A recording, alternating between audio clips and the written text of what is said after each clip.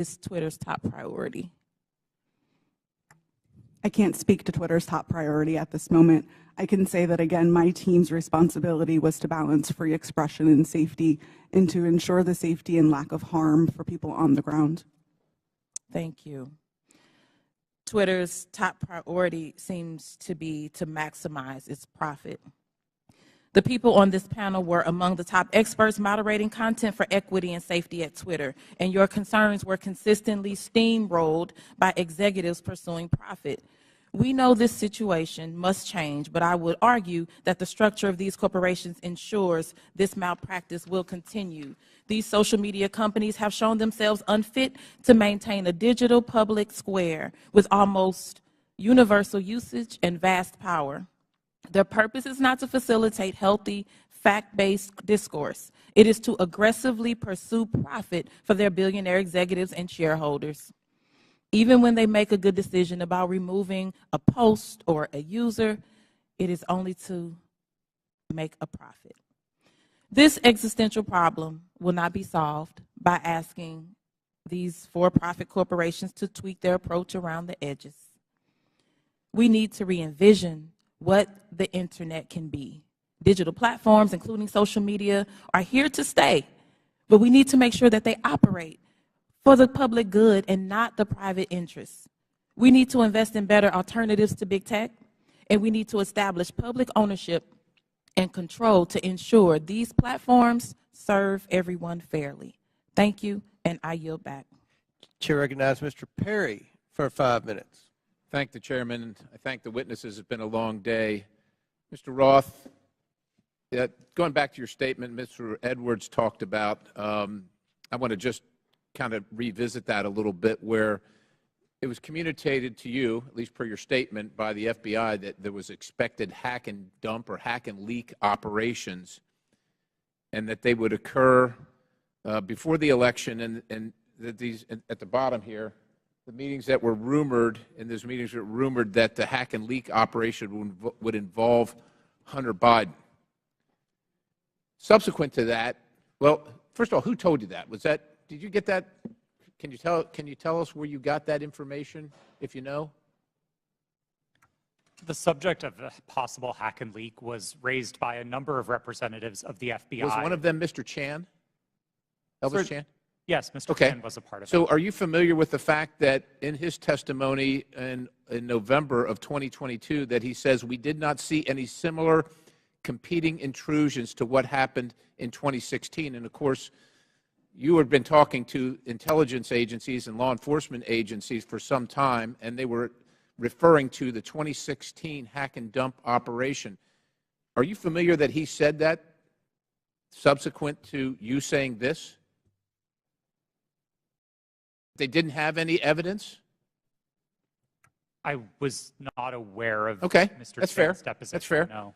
Did they ever give you any evidence of the hack and dump operation that happened in 2016? And what I think I'm referring to is the allegation that the Clinton campaign, the DNC server was hacked, and that information was spread about through WikiLeaks or other information channels. Did they ever give you any evidence of that occurrence during these discussions?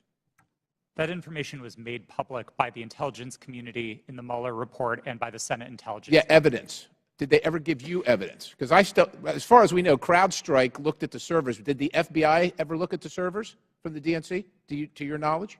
I think that would be a question better directed at the Fair FBI. enough, but the point is you never saw any evidence, right? You're just taking it on, and I'm not blaming you, because a lot of people want to believe the FBI. I've always wanted to believe the FBI. The question is, did they ever give you any evidence to believe that? Because they're making the case. They're making the case that there's a hack and leak operation coming, and it's going to be about Hunter Biden right before the election. Did they ever give you any evidence? It didn't come up. Okay, yeah, I didn't figure it did. And then you all set up a secret channel between Twitter and the FBI. Who did that from the FBI? Was that Roth? Or you're Roth. Was that Elvis? I'm sorry. Mr. Chan was a part of that work, yes. Yes, he was part of that. And so you set up, and you actually set up a war room as well, right? I believe the FBI operated a war room. Okay, fair enough. I didn't And you join participated in that? No, sir, I did not. You did not. Did Twitter participate in it? I believe Twitter may have sent a representative. Okay, fair enough. And then you did this table talk exercise about Hunter Biden and about a leak about Hunter Biden that would come out right before the election, essentially 10 days, and that happened in September, right before the election. And you participated in that, right? Yes, I did.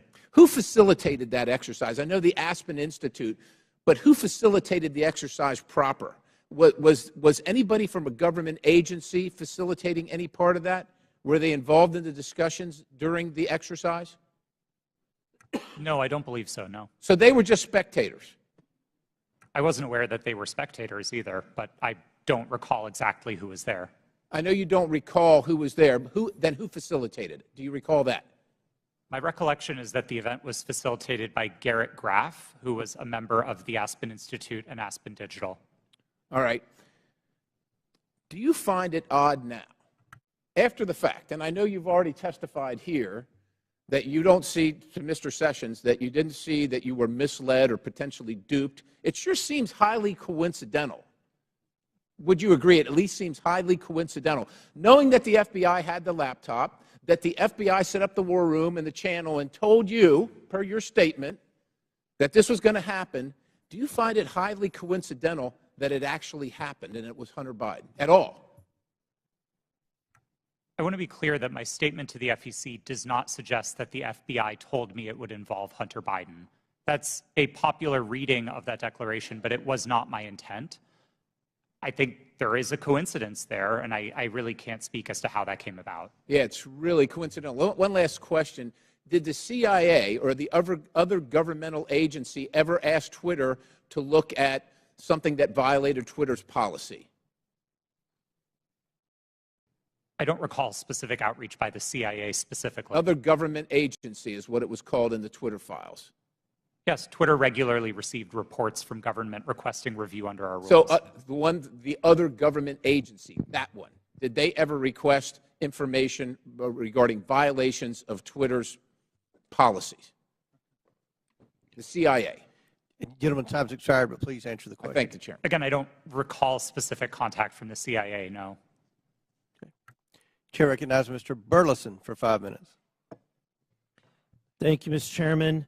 I've sat here listening. I'm glad to be last in rank. I get to listen to all the testimony. And what's become clear to me, there are a few things, and that is that the censorship efforts of the big tech, the intelligence community, and the media were all working in concert to affect the 2020 election.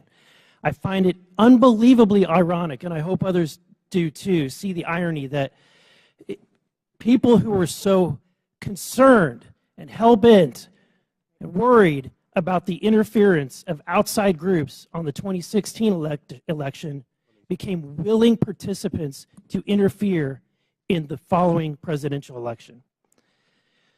These three groups worked together, and it's clear, worked hand in hand to hide the truth from the American people.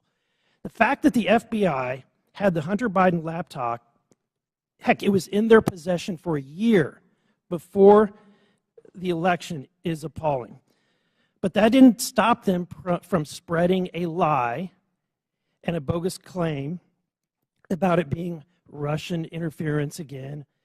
And you know, it's clear to me why they reached out to you, because they knew you would buy the lie. They knew that an organization with 99% of its employees donating to Democratic candidates and efforts would absolutely not look at any information with a jaundiced eye. You would take it as the gospel truth. And so they knew that, because it was clear from your tweets before that you have an opinion about the president, you have an opinion about the Republican Party.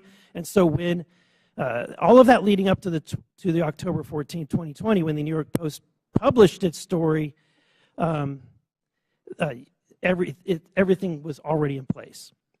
So, Mr. Roth, my question to you is, when 51 intelligence officials told us that the Hunter Biden laptop was Russian disinformation, the Democrats, the mainstream media, the president, all repeated this lie. Now that you know what you know years later, Do you still believe that the Hunter Biden laptop is not real? Or do you believe it's real? Sir, I never held that belief. Do you believe that the story is Russian disinformation? No, sir. I didn't then, and I don't now. Okay. I have a question for Mr. Baker. You started your role as Twitter's deputy general counsel in June of 2020, correct? Yes, sir. Who hired you for that role? Who specifically hired me? My boss was a person named Sean Edgett, who was the general counsel. Sean Edgen? Edgett, Edgett. E-G-E-T-T. And that's who you interviewed with? I interviewed with numerous people, but Sean was my boss. Anyone that comes to mind outside of Sean? Ms. Gotti I interviewed with. You're saying other people that I interviewed with at Twitter? But ultimately, the hiring agent was Sean Edgen. I'm not sure exactly who made the decision, to be frank with you, but Sean was my boss. Okay. My next question is, when you were fired from Twitter in December of 2022, after the release of the first installment of the Twitter files, did you destroy any internal communications related to that first batch of the Twitter files? As I said in my testimony, I didn't destroy any documents, period. What reason were you fired? You'll have to ask Mr. Musk about that. That was not given. You were not given any information. He made a public statement about it in a tweet, but I think you would have to ask him for the precise reason. Okay, thank you. Back to Mr. Roth. Is it true that Twitter whitelisted accounts for the Department of Defense to spread propaganda about its efforts in the Middle East? Did they give you a list of accounts that were fake accounts and asked you to whitelist those accounts? That request was made of Twitter. To be clear, when I found out about that activity, I was appalled by it. I undid the action, and my team exposed activity originating from the Department of Defense's campaign publicly. We've shared that data with the world, and research about it has been published. Was that only in efforts against foreign entities, or were there any efforts against citizens of the United States? I think the nature of public social media activity means that anybody might have seen it, but my understanding was the activity was predominantly focused outside of the United States. Okay, thank you. And Mr. Chairman, I want to just say thank you for this hearing. I would hope that we would be asking for documents or in communications, whether it's on personal devices or private devices, between these individuals and government officials. So noted. Very good. Thank you. Chair recognizes Ms. McClain for 5 minutes. Thank you, Mr. Chairman, and thank you all for being here today. It is a long day. I'm going to try and make this quick and easy. Mr. Roth, part of your job at Twitter dealt with assessing dis and misinformation, correct? Yes. Here today. It is a long day. I'm going to try and make this quick and easy. Mr. Roth, part of your job at Twitter dealt with assessing dis and misinformation, correct? Yes. Wonderful. How did you determine what disinformation and misinformation was? What's your criteria for making that decision? Twitter had established policies covering each of those areas, and I'll take them in turn. We used the term we actually generally didn't use the term disinformation, but we focused on platform manipulation. So behaviors like running inauthentic accounts out of a Russian troll farm, we would address as the behaviors that they are, and we would look for technical signs of that type of manipulation, and we would remove those accounts. So technical, it was all technical? On that side of things, yes. Okay. When it comes to misinformation, which broadly is a question of the content of tweets, Twitter would establish written policies. Which was? I'm sorry? Which was? Which policies did Twitter maintain? Yeah.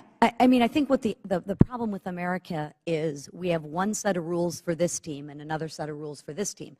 So we're trying to look at what is the equal playing field. I'm under the assumption that when we use disinformation and we use criteria, the criteria is the same for both sides. So I'm trying to figure out what is the criteria that you had in place to determine which information was misinformation, and did you apply that equally, equitably, inclusively, so to speak, to all sides?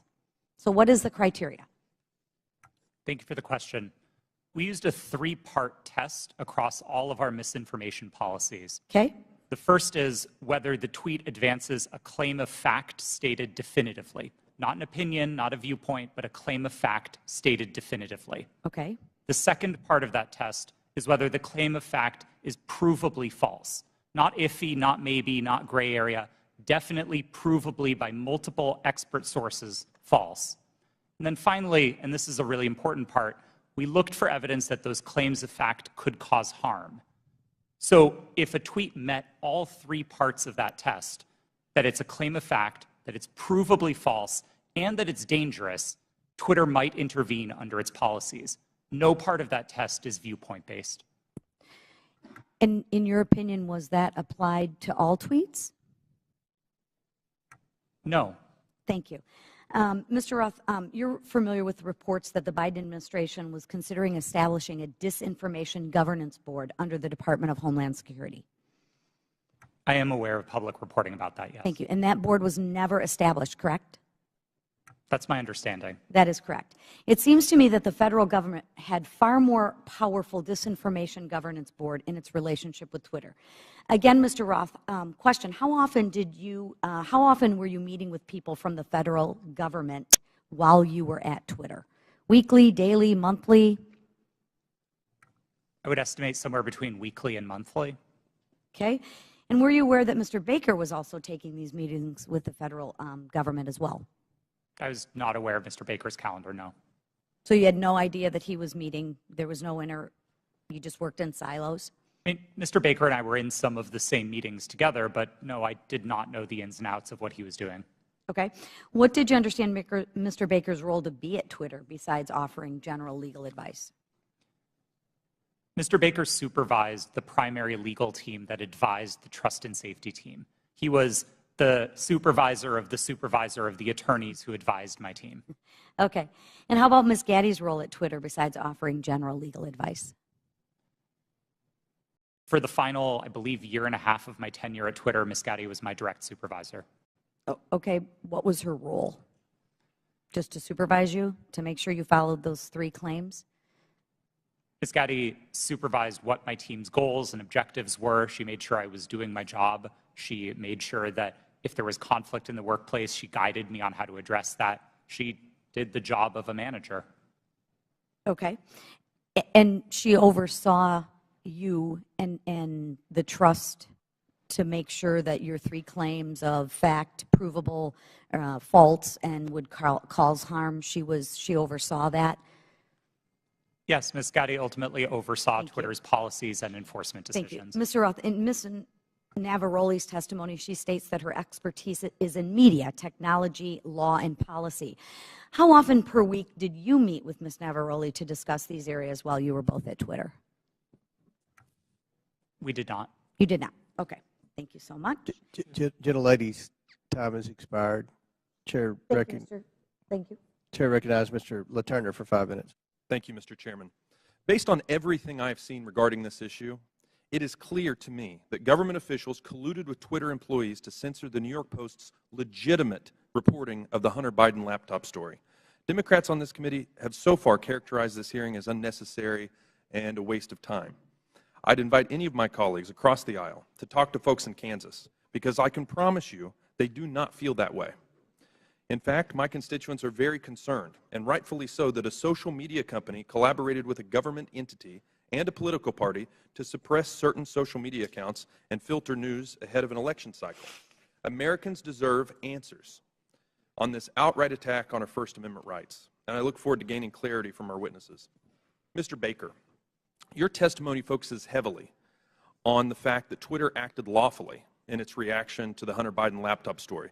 But this isn't a criminal trial. It's a congressional hearing. I'm here because my constituents are genuinely concerned that they will be kicked off these platforms for any statement that managers at those companies disagree with. They feel that social media companies like Twitter are forcing them to play a game that they don't know the rules to. I want to know your opinion on if you think it is appropriate for people in positions of power to determine what information gets shared. If not, what criteria is acceptable for making those determinations? Excuse me, sir. That's a very broad question on people in power. I'm not sure I can answer that effectively and address your. Could you try? Well, I mean, Congress is in power. Congress is restricted by the Constitution of the United States. Congress passes laws. Those laws impact how, for example, private sector actors exercise their power or spend their money, that type of thing. Government agencies have to act in accordance with the Constitution, the laws you pass, internal regulations, executive orders. There's a whole panoply of ways that, that people in power, writ large, are held accountable and have to comply with rules and regulations and laws in the Constitution. Mr. Chairman, I would like to yield the rest of my time to Mr. Jordan. Mr. Jordan. I thank the gentleman. Mr. Roth, I want to go back to your statement in your declaration to the FEC. I learned that a hack and leak operation would involve Hunter Biden. Who did you learn that from? My recollection is it was mentioned by another technology company in one of our joint meetings, but I don't recall specifically whom. You don't know the person's name? I don't even recall what company they worked at. No, this was a long time ago. And you're confident that it was from a tech company, not from someone from the government? To the best of my recollection, yes. Did anyone from the government in these periodic meetings you have, did they ever tell you that a hack and leak operation involving Hunter Biden was coming? No, Did Hunter Biden's name come up at all in these meetings? Yes, his name was raised in those meetings, but not by the government, to the best of my recollection. Okay. Mr. Baker, I want to go back to the question we had a few hours ago. But I want to frame it in a way I think you can answer. Did you ever tell the FBI that they had no legitimate interest in enforcement of Twitter's policies?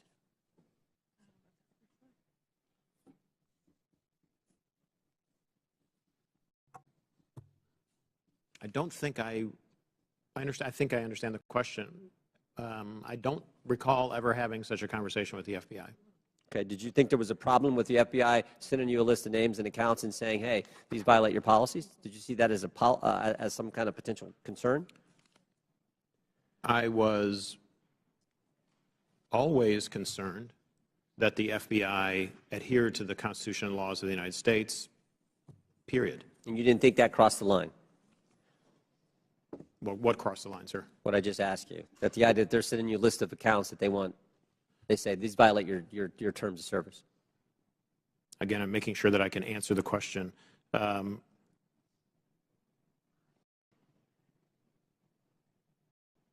Had I thought that they were doing something unlawful, I would have taken appropriate steps to address it. Okay, Mr. Roth, why were you reluctant, based on what I read in the Twitter files, why were you reluctant to work with the GEC? It was my understanding that the GEC, or the Global Engagement Center of the State Department, had previously engaged in at least what some would consider offensive influence operations. Not that they were offensive as in bad, but offensive as in they targeted entities outside of the United States.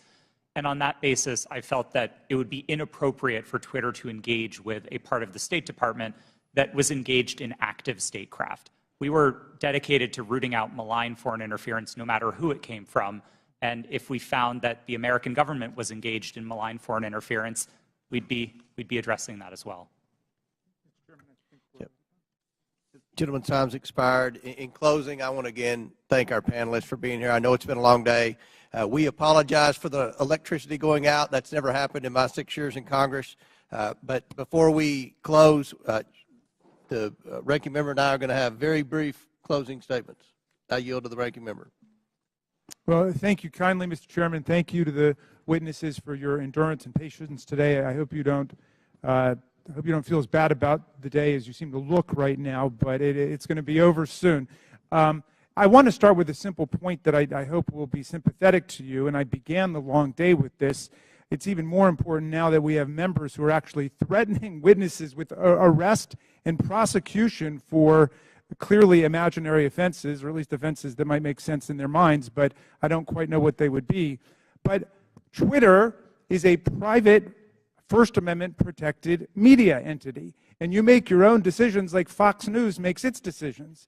And I might get kicked off of Fox News, or they might not cover me, or Wall Street Journal or MSNBC. I've got no constitutional right to go there. So I think there's just a fundamental legal fallacy and logical fallacy that pervades most of the questioning today. And my friend, the chairman, and my friend, Mr. Jordan, certainly know that under our First Amendment, there's a state action requirement. There is no state action here.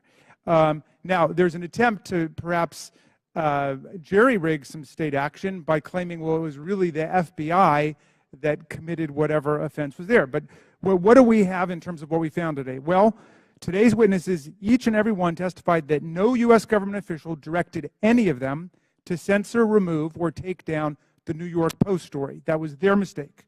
2, today's witnesses all testified that the Biden campaign did not direct Twitter to take action against the New York Post story. And 3, the whole hearing was predicated on the idea that the FBI directed Twitter to take down the New York Post story to protect Biden, but once again, not a single witness testified that the FBI even communicated with Twitter about the New York Post story. So to me, this has been a wild cyber goose chase all day. It has turned up absolutely nothing, but there was one serious point made by our witness, Ms. Navaroli, who said that the violence and the chaos that was wreaked upon this institution, not far from where we sit today, on January 6th, the attempt to topple a presidential election and install someone who had not been elected as president, was facilitated by Twitter and other social media entities. And at Twitter, at least, the brass there specifically rejected the pleas of employees to take seriously all of the signs and clues of coming violence in the insurrectionary action that took place. That's a serious problem that we're going to have to deal with at some point at a serious hearing, Mr. Chairman. I yield back to you. Gentleman yields back. I will conclude by reminding my friend, the ranking member, that you've gone through quite the transition at the beginning of the hearing. You, as well as many of your colleagues, said this was a conspiracy theory. After listening to the witnesses, now you say it's a simple mistake they made in suppressing the laptop story. Twitter is a private company, but they enjoy special liability protection, Section 230. They also, according to the Twitter files, receive millions of dollars from the FBI, which is tax dollars, I would assume.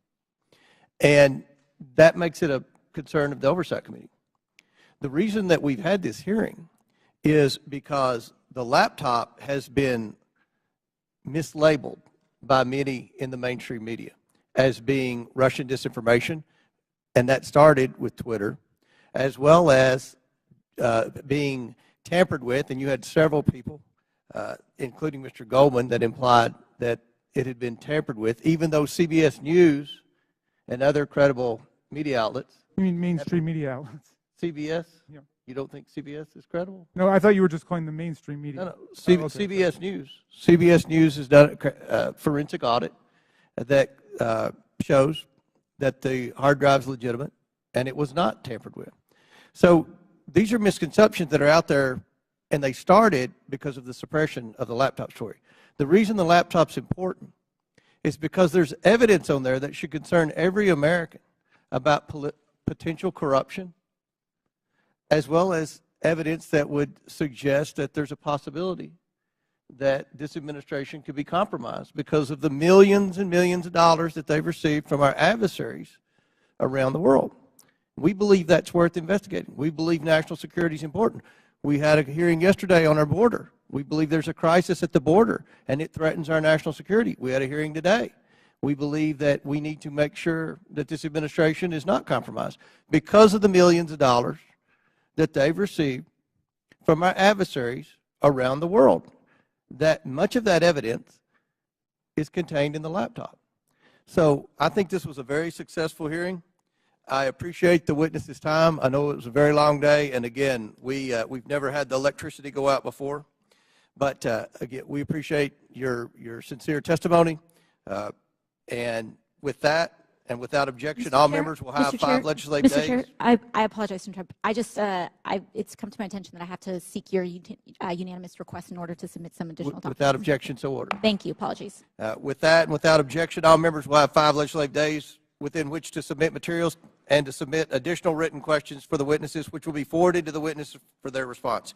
If there's no further business, without objection, the committee stands adjourned. Other big tech companies and reporters attended as well. This exercise prepared them for their future collusion to suppress and delegitimize information contained in Hunter Biden's laptop about the Biden's family business schemes. On October 14, 2020, the New York Post published its first story based on information contained in Hunter Biden's laptop story. The Post provided proof of the laptop's legitimacy by releasing a computer repair store's signed receipt for the laptop and the federal subpoena used by the FBI to retrieve it in 2019. The article revealed that a top executive at Burisma, who was paying Hunter Biden $50,000 a month, had spent time with then Vice President Biden in Washington, D.C. Throughout his presidential campaign, Joe Biden assured the American people that he had never spoken to his son about his overseas business dealing. However, the details exposed in the Post article indicate that Joe Biden lied to the American people. Immediately following the story's publication, America witnessed a coordinated campaign by social media companies, mainstream news, and the intelligence community to suppress and delegitimize the existence of Hunter Biden's laptop and its contents. That morning,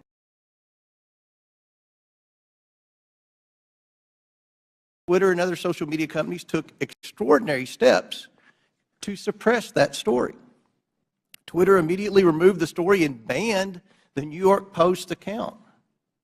Twitter also banned accounts who shared the story, including White House Press Secretary Kayleigh McEnany, and blocked its transmission via direct message. This episode marked the first time Twitter directly limited the spread of information from a mainstream news organization. And the New York Post would not get its account back for 2 weeks.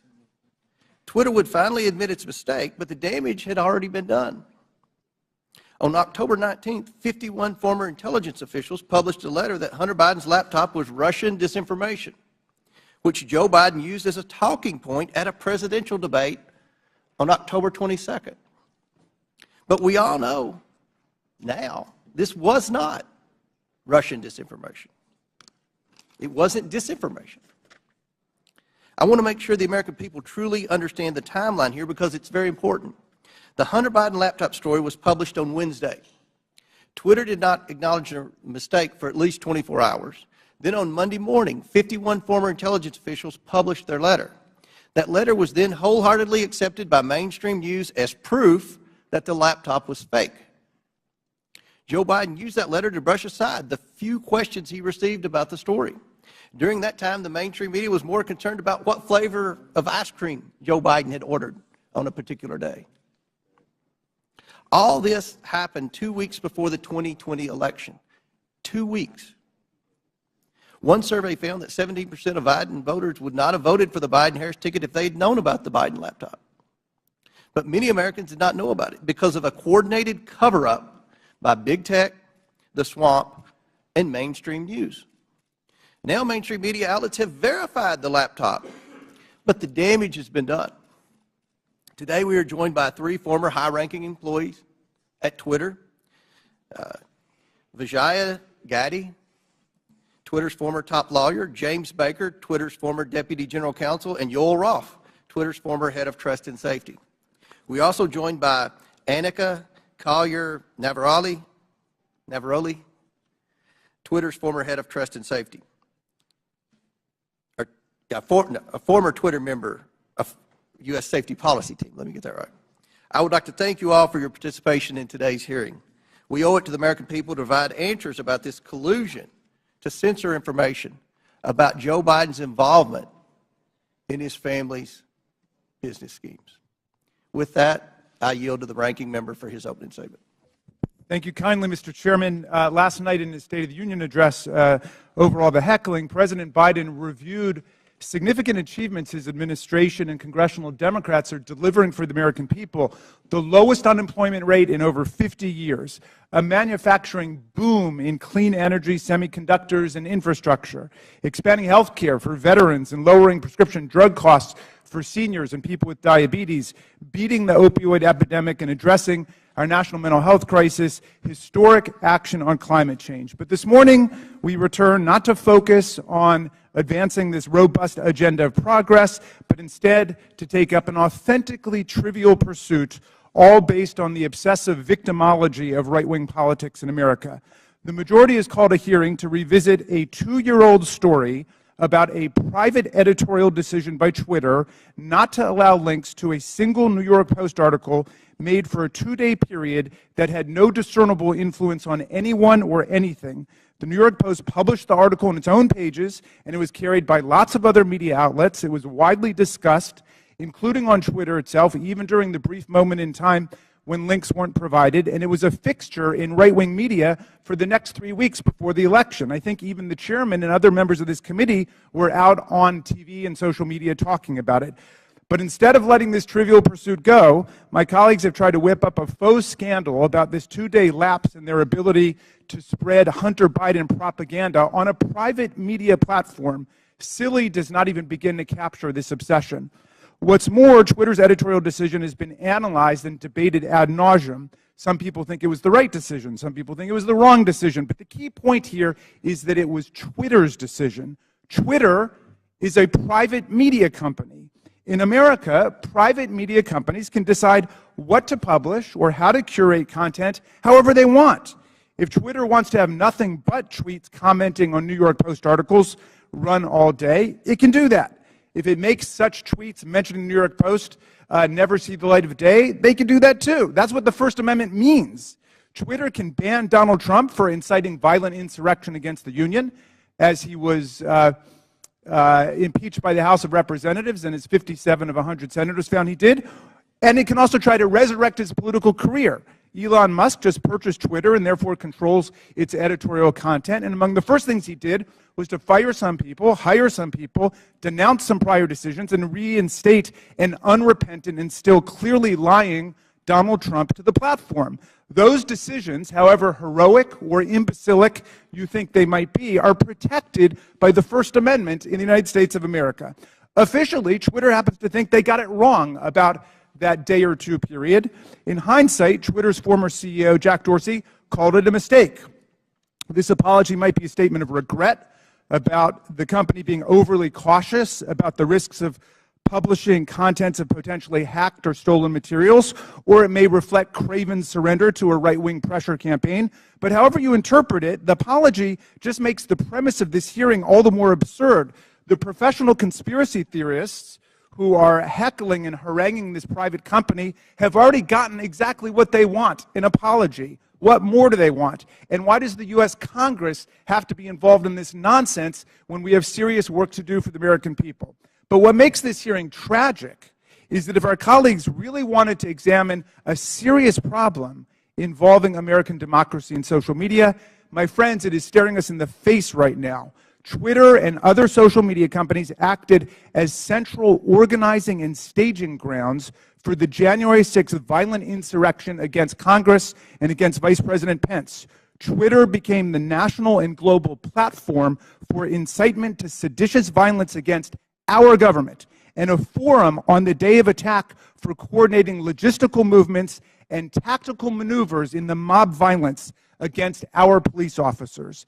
In the lead up to January 6th, Twitter decided to allow Donald Trump and countless MAGA extremists to use the platform to spread Trump's ridiculous big lie and disinformation about the election. And soon the internet was replete with incitement for civil war, race war, insurrection, revolution, and mob violence.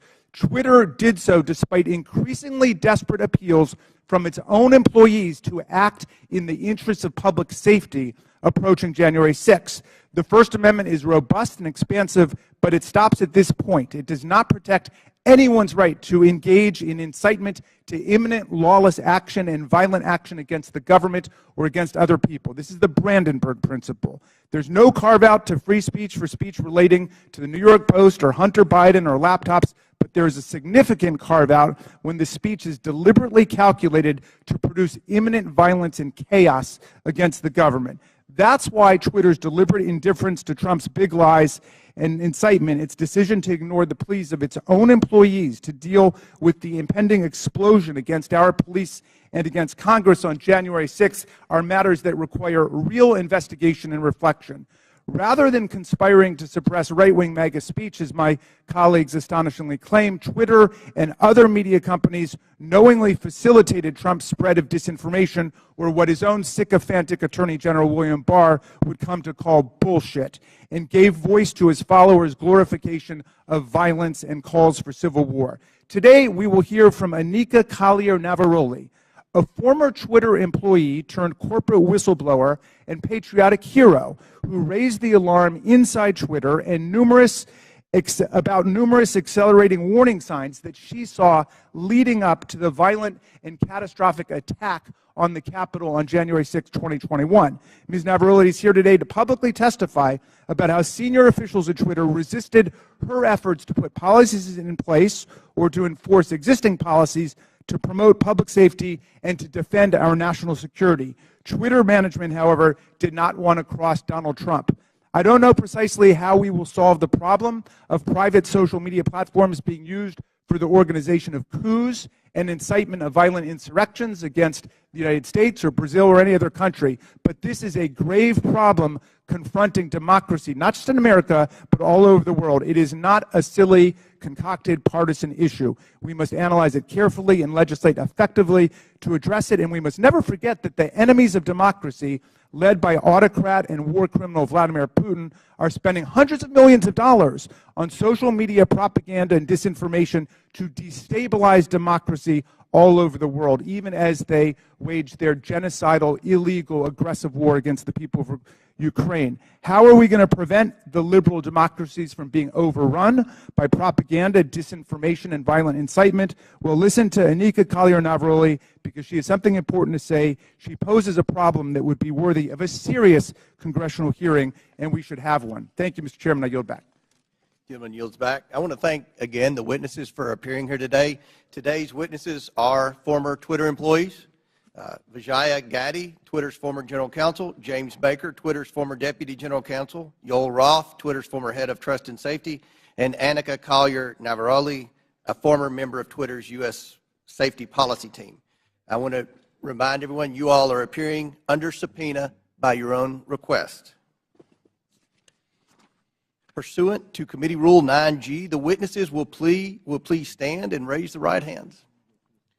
Do you solemnly swear or affirm that the testimony you are about to give is the truth, the whole truth, and nothing but the truth, so help you God?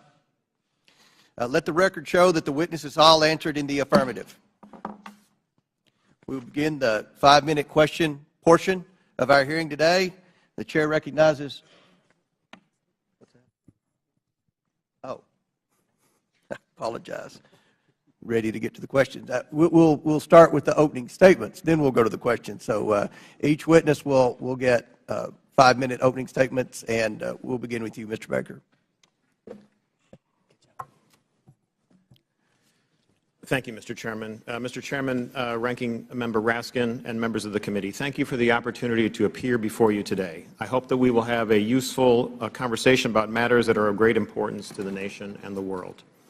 My main goals for this statement are simply to attempt to set the record straight with respect to certain false assertions that have been made about me in the public arena, and to offer a suggestion with respect to potential legislation in the area of social media regulation. As the committee is aware, however, based on the advice of counsel, I believe in good faith that I'm constrained today by my legal and ethical obligations as a former lawyer for Twitter, as well as by certain non-disclosure agreements. Within those constraints, however, I will endeavor to respond to the committee's questions as fully as I possibly can. And I believe I can make the following statements. First, I was not aware of and certainly did not engage in any conspiracy or other effort to do anything unethical, improper, or unlawful while I was at Twitter, period. I did not act unlawfully or otherwise inappropriately in any manner with respect to Hunter Biden's laptop. Indeed, documents that Twitter has disclosed publicly reflect that I urged caution with respect to the matter and noted that we needed more information to fully assess what was going on and to decide what to do. Hardly a surprising piece of advice from a corporate lawyer. Moreover, I'm aware of no unlawful collusion with or direction from any government agency or political campaign on how Twitter should have handled the Hunter Biden laptop situation. Even though many disagree with how Twitter handled the Hunter Biden matter, I believe that the public record reveals that my client acted in a manner that was fully consistent with the First Amendment. I think that the best reading of the law is that as a private entity, the First Amendment protects Twitter and its content moderation decisions. And I do not believe that the facts in the public record indicate that Twitter became a state actor, as that concept is defined under existing precedent, such that the First Amendment would have constrained it. Second, I believe that at all times I executed my duties and responsibilities to my client, Twitter, lawfully and ethically. At no time was I an agent or operative of the government or any political actor when I worked at Twitter. To the contrary, I believe that I worked zealously and diligently within the bounds of the law in pursuit of my client's best interests. Third, I did not destroy or improperly suppress any documents at Twitter regarding information important to the public dialogue. At all times, I sought to help my client understand and comply with its legal obligations. It is worth noting that the public record indicates that after I left the company, attorneys or other unidentified third parties collected and/or reviewed the contents of at least some of the Twitter files prior to their release. Fourth, Twitter disclosed publicly emails between me and Yoel Roth regarding one of Donald Trump's tweets about COVID. I do not have access to my Twitter emails, so I do not know if or how I responded to Mr. Roth. To the best of my recollection, I do not recall directing or urging him to take action with respect to Mr. Trump's tweet. Instead, what I recall is that I asked him a question so that I could better understand how he and others were implementing Twitter's COVID misinformation policy. Asking questions and learning more about what a client's activities are is what I think good lawyers should do, and again, hardly surprising. Fifth, the Twitter files reference prior investigations of me. It is true that the Department of Justice investigated certain aspects of my conduct while I was employed by the FBI related to the handling of certain information. Because I believe in the accountability for government officials, I cooperated with the department, including sitting for lengthy interviews. Eventually, the department closed the matter. No adverse action was taken with respect to me, and my security clearances while a government employee were never restricted because of the matter. In closing, Mr. Chairman, I want to return briefly to the general topic of government interaction with social media companies. The law permits the government to have complex, multifaceted, and long-term relationships with the private sector. Law enforcement agencies and companies can engage with each other regarding, for example, compulsory legal process served on companies, criminal activity that companies, the government, or the public identify, such as crimes against children, cybersecurity threats, and terrorism, and instances where companies themselves are victims of crime. When done properly, these interactions can be beneficial to both sides and in the interests of the public. As you, Mr. Chairman, Mr. Jordan, and others have proposed, a potential workable way to legislate in this area may be to focus on the actions of federal government agencies and officials with respect to their engagement with the private sector.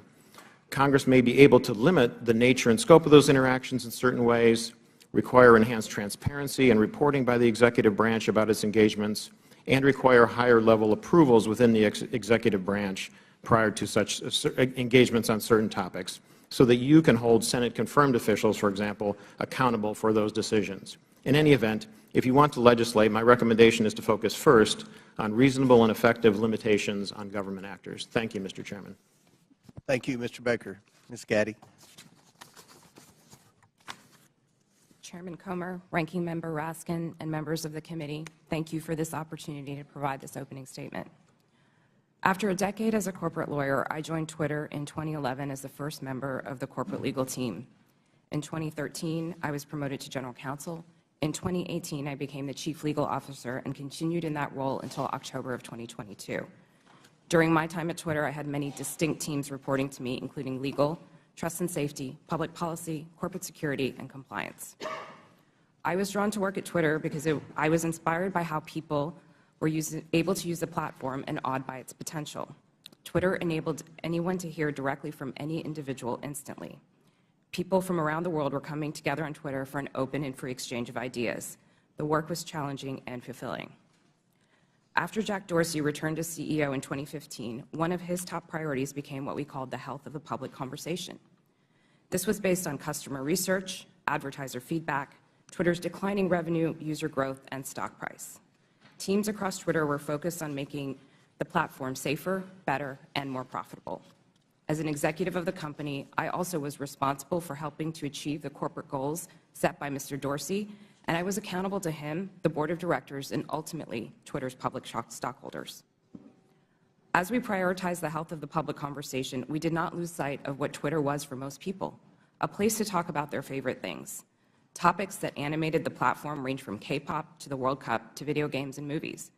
We needed to ensure that differences of opinion would not cross the line, for example, into sending death threats to soccer players who missed important goals, distributing non-consensual intimate photos, or cyberbullying so vicious that it could compromise a teenager's mental health.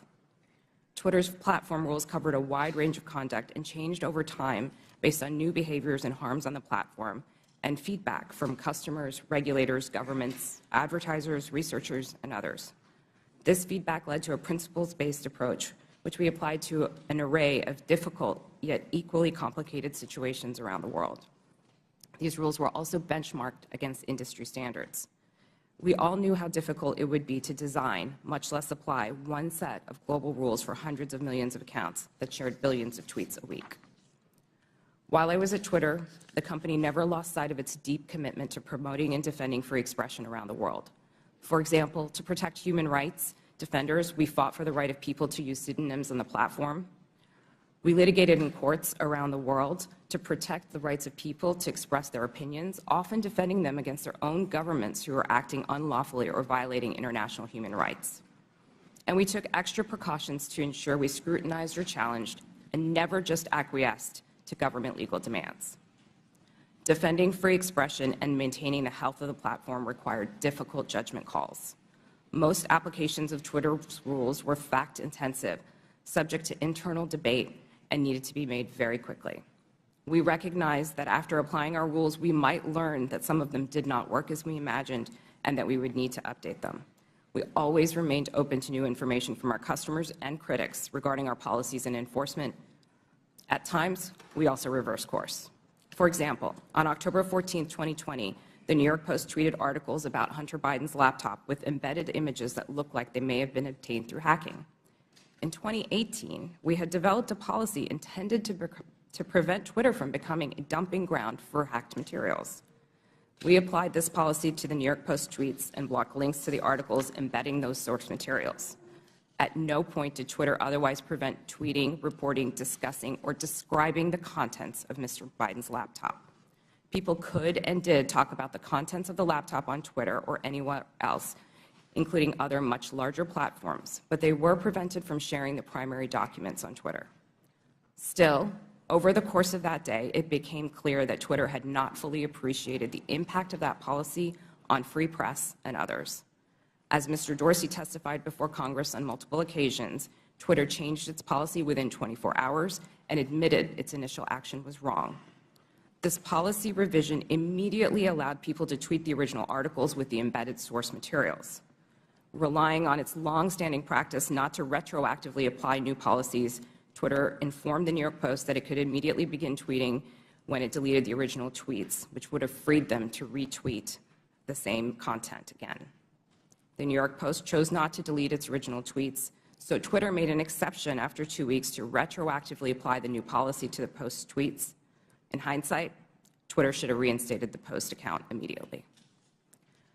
There is no easy way to run a global communications platform that satisfies business and revenue goals, individual customer expectations, local laws, and cultural norms, and get it right every time. Still, while I was at Twitter, we worked hard every day to make Twitter a healthy platform and ultimately a healthy business. Thank you for your attention. I look forward to your questions. Thank you very much. Mr. Roth. Thank you, Chairman Comer, Ranking Member Raskin, and members of the committee for the opportunity to speak with you here today. In nearly 8 years at Twitter, I worked in and led a division called Trust and Safety. Trust and Safety's core duty is content moderation, removing tweets that violate Twitter's terms of service and suspending users who repeatedly break the rules. This work is sometimes dismissed merely as censorship, but it represents a key way that Twitter and other companies live up to their responsibility to keep the users of their products safe. Much of this work is uncontroversial. For example, taking down accounts that engage in child sexual exploitation or promote terrorism. The gray area of this work, though, is when trust and safety teams have to make decisions about so-called lawful but awful material, content that may be legal in many jurisdictions, but isn't something most people would want to experience. Think of things like posting someone else's home address without their permission, or bullying somebody for a disability or for how they look. A free speech absolutist might say, yes, that kind of content is unpleasant, but it's not against the law. What right do you have to remove it? The answer is the need to make Twitter an appealing product for millions of people. Consistently, in its own research, Twitter found that users were unhappy with the company's approach to content moderation, and that this dissatisfaction drove people away from the service. This has consequences for what we mean by free speech on social media. Again and again, we saw the speech of a small number of abusive users drive away countless others. Unrestricted free speech, paradoxically, results in less speech, not more. And it was our job in trust and safety to try to strike an appropriate balance. But the importance of this work goes far beyond Twitter's business prospects and into the realm of national security. In 2017, I led the team at Twitter that uncovered significant interference in an American election by agents of the Russian government. Their mission was to stoke culture war issues on social media to try to further divide Americans. My team and I exposed hundreds of thousands of these accounts from Russia, but also from Iran, China, and beyond. It's a concern with these foreign interference campaigns that informed Twitter's approach to the Hunter Biden laptop story. In 2020, Twitter noticed activity related to the laptop that, at first glance, bore a lot of similarities to the 2016 Russian hack and leak operation targeting the DNC. And we had to decide what to do. And in that moment, with limited information, Twitter made a mistake. Under the distribution of hacked material policy, the company decided to prevent links to the New York Post stories about the laptop from being shared across the service. I've been clear that in my judgment at the time, Twitter should not have taken action to block the New York Post's reporting. And just 24 hours after doing so, the company acknowledged its error. But the decisions here aren't straightforward, and hindsight is 20/20. It isn't obvious what the right response is to a suspected but not confirmed cyber attack by another government on a presidential election. I believe Twitter erred in this case because we wanted to avoid repeating the mistakes of 2016. And so the basic job of trust and safety is to try to strike this balance between the harms of restricting too much speech and the dangers of doing too little. I'll be the first to admit that we didn't always get it right. Even rare mistakes add up when you're carrying out content moderation at the scale of hundreds of millions of unique posts per day. While I was head of trust and safety at Twitter, I strove to do this work with impartiality and with a commitment to the fair enforcement of Twitter's written rules. But whether it's me or Elon Musk or someone else in the future, someone will have to make choices about the governance of online spaces. Those decisions should not be made behind closed doors or based on personal whims. I hope that we can work together to find ways to bring greater trust and transparency to social media, and I look forward to answering the committee's questions about any of these topics to the best of my ability. Thank you. Ms. Navaroli. Good morning, Chairman Comer, Ranking Member Raskin, and members of the committee. Thank you so much for the opportunity to speak with you all today. I'm here because there is an urgent need for us to understand the impact that social media companies are having on our democracy. I will be very clear. I was not involved in the decision around Hunter Biden's laptop, but I was involved in decisions that were made leading up to, during, and after the January 6th attack on the Capitol. If we are going to talk about social media in the government, we need to talk about Twitter's failure to act before January 6th. I am here to tell you that doing nothing is not an option. If we continue to do nothing, Violence is going to happen again. My background is as a trained lawyer and journalist, and my expertise over the past decade has been in the areas of media, technology, law, and policy, with a particular focus on social media and free expression. I joined Twitter in 2019, and by 2020, I was the most senior expert on Twitter's US safety policy team. My team's mission was to protect free speech and public safety by writing and enforcing content moderation policies around the world. These policies included things like abuse, harassment, hate speech, violence, and privacy. So if no other algorithm or no other human could decide if a tweet violated my team's policies, the safety team policy acted as the final moderators. If a high-profile individual like any member of this committee or President Trump tweeted something controversial, it was sent to my team's desk.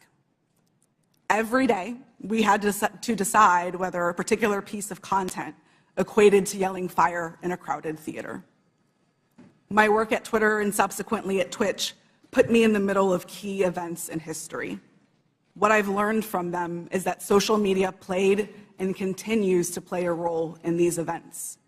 And 2 years after January 6th, we still need to better understand the role that Twitter played in order to prevent it from happening again. So what do we need to understand? First, Twitter's leadership bent and broke their own rules in order to protect some of the most dangerous speech on the platform.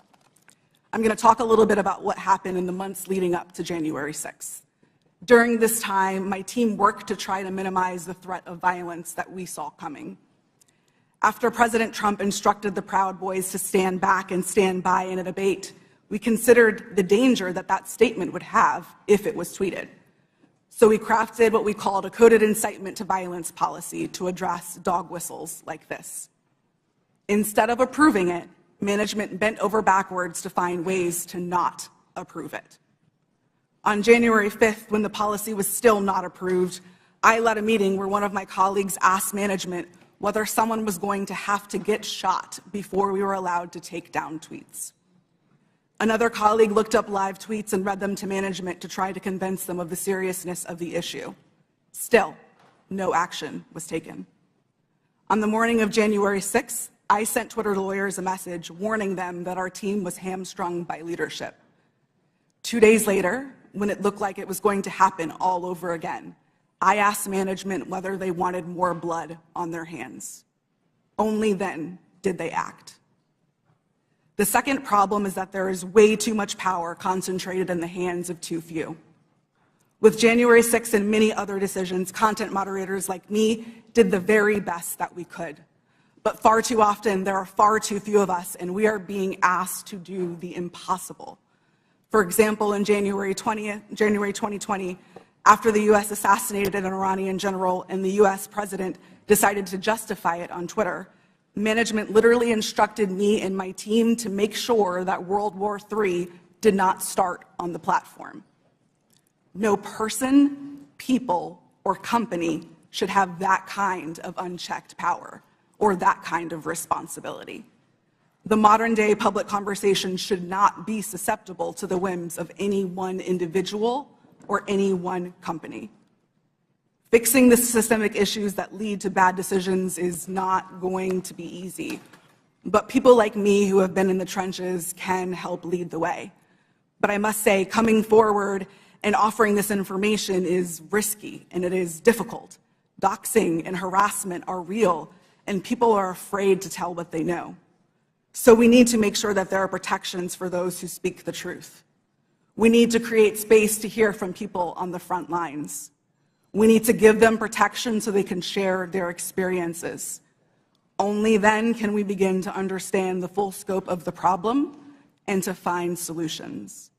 There is far too much at stake for us to do nothing. Thank you. Thank you all. Excellent opening statements. Now we'll begin with the question portion. We'll begin by recognizing Mr. Biggs for 5 minutes.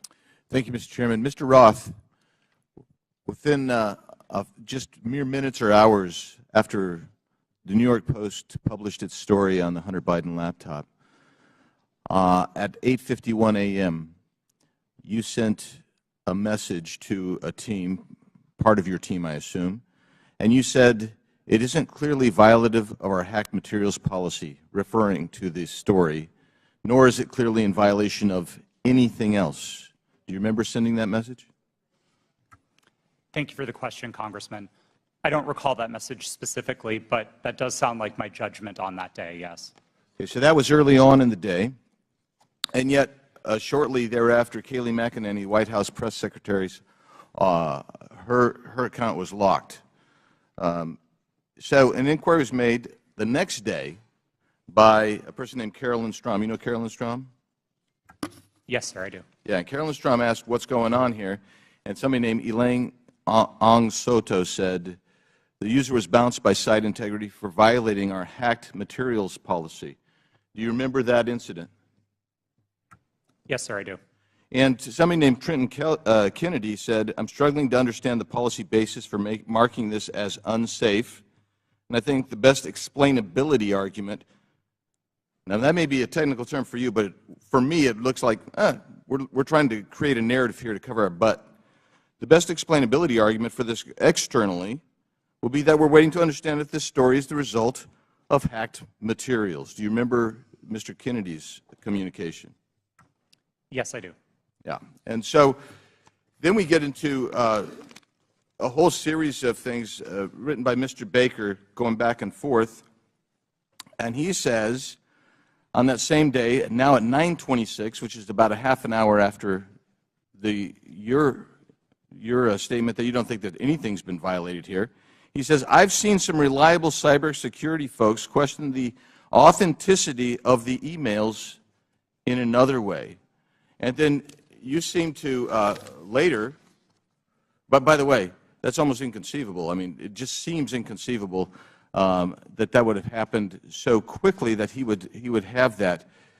And then you sent out something right after that that said, the key factor informing our approach is consensus from experts monitoring election security and disinformation that this looks a lot like a hack and leak that learned from the 2016 WikiLeaks approach. I'm wondering if you can name for me today any of the experts that seem to have a consensus at 10:12 a.m. on the morning of October 14th that you put out saying that we're going to rely on some group of experts. Who were they? Thank you for the question.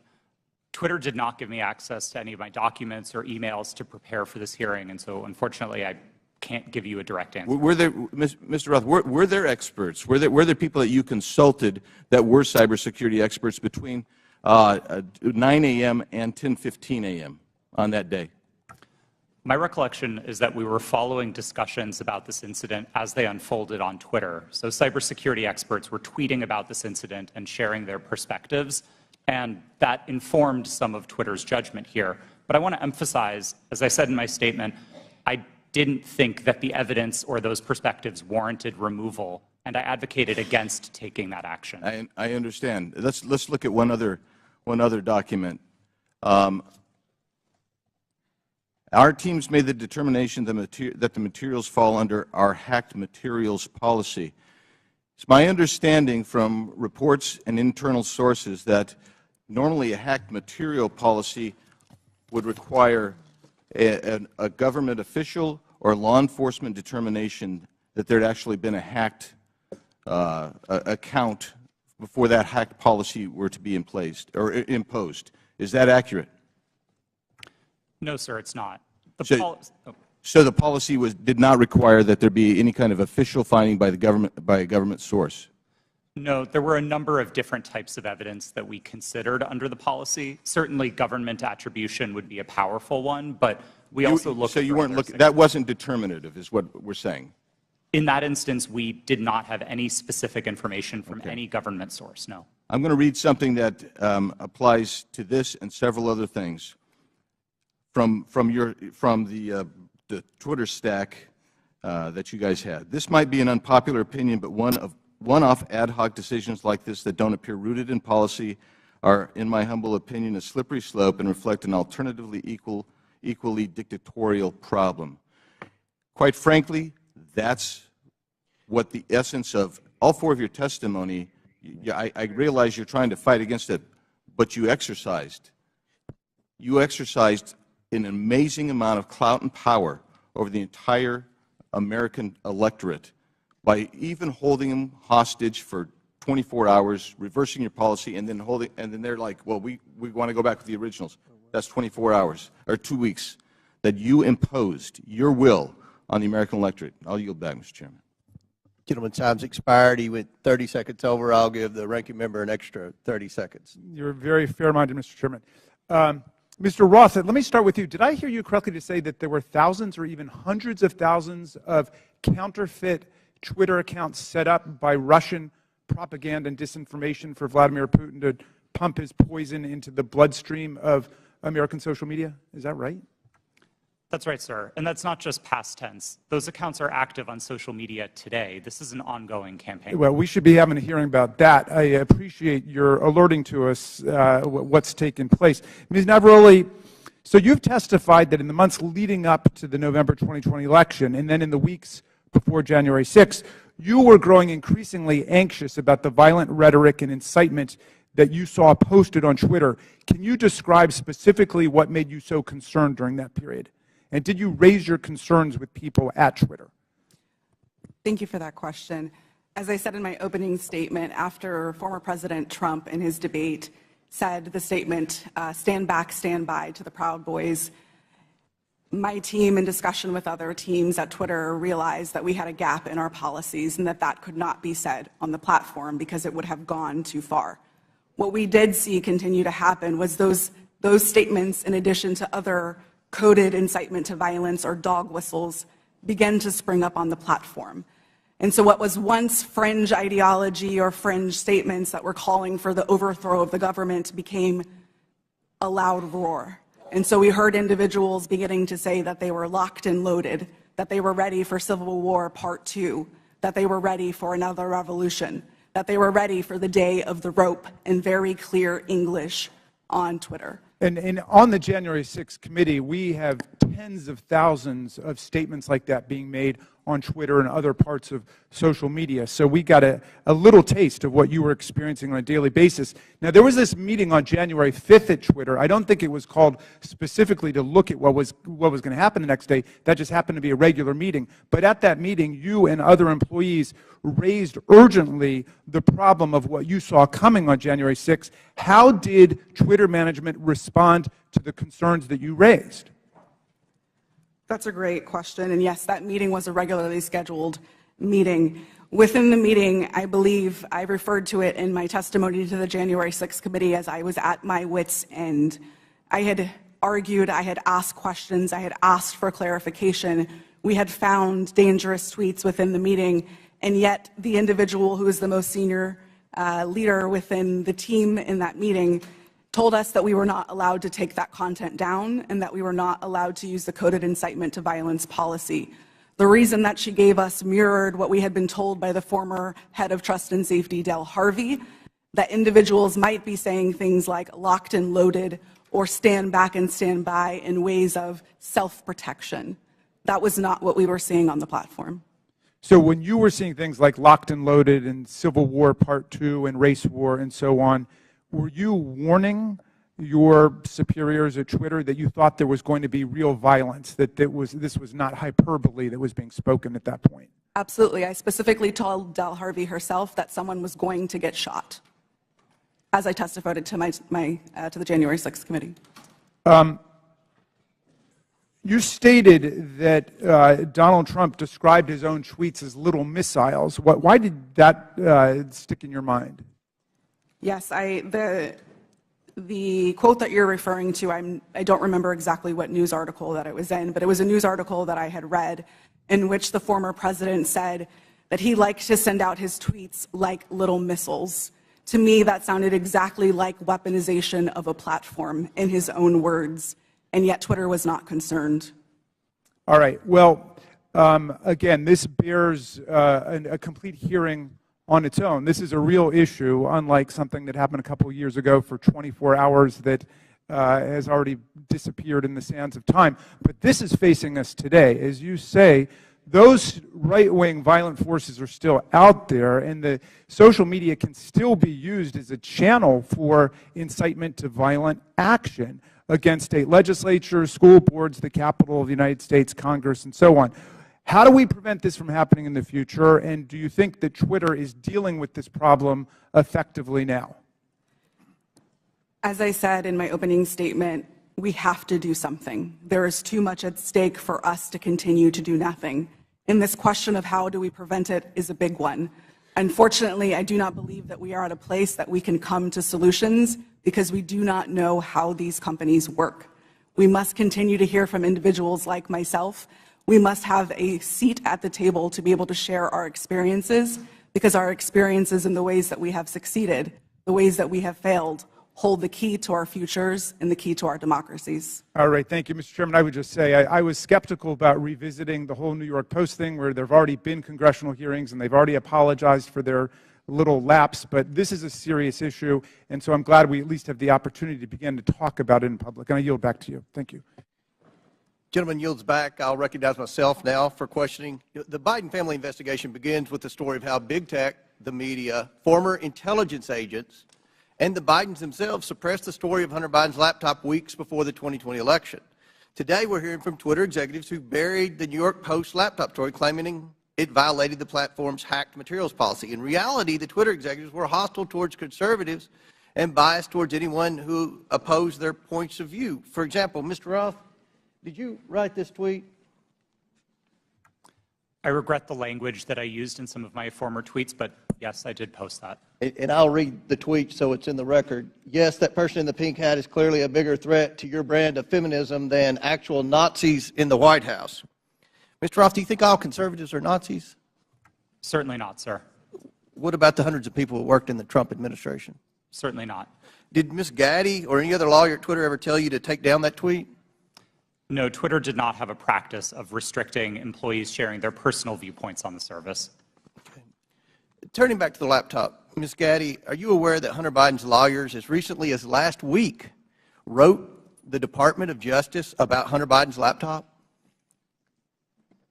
I've seen some articles about that. Yes, they did. And it appears that Hunter Biden's attorney is admitting that the laptop and emails on it are authentic. So, Ms. Gaddy, on October 14, 2020, did Hunter Biden report to Twitter that he was the victim of a hack? No, I don't believe he did. Ms. Gaddy, when the New York Post initially broke the story about the laptop, did you call Hunter Biden's lawyer to ask if it was authentic? No, I did not. Isn't it correct that the Biden campaign had contact with Twitter in the run-up to the 2020 election? Not to my knowledge. And you're telling this committee that you didn't ask any Biden representative if the laptop was real or for Hunter Biden's attorney's phone number to confirm its authenticity? We did not speak to anybody related to that. Mr. Baker, are you aware that the FBI had Hunter Biden's laptop since December of 2019? I'm sorry, am I aware of that now? Well, were you aware then? Then, no. I don't believe, sir, that to the best of my recollection, I don't think I knew. But you're aware now? I've heard that now, yes. Mr. Baker, did you call any of your contacts at the FBI to ask whether or not they knew if the material had been hacked? I don't recall contacting them about that on that day. Mr. Roth, Ms. Gaddy, and Mr. Baker, it appears to me that you failed at your jobs. You were entrusted with the highest level of power at Twitter, but when you were faced with the New York Post story, instead of allowing people to judge the information for themselves, you rushed to find a reason why the American people shouldn't see it. In a matter of hours, you were deciding on the truth of a story that spans years and dozens of complex international transactions. You did this because you were terrified of Joe Biden not winning the election in 2020. That's what it appeared. I can assure you this committee will succeed in holding the Bidens accountable. So much of the evidence of wrongdoing from this family is located in that hard drive that you all led the American people to believe was Russian disinformation, when in fact it was not. Now, I agree with Mr. Baker's opening statement.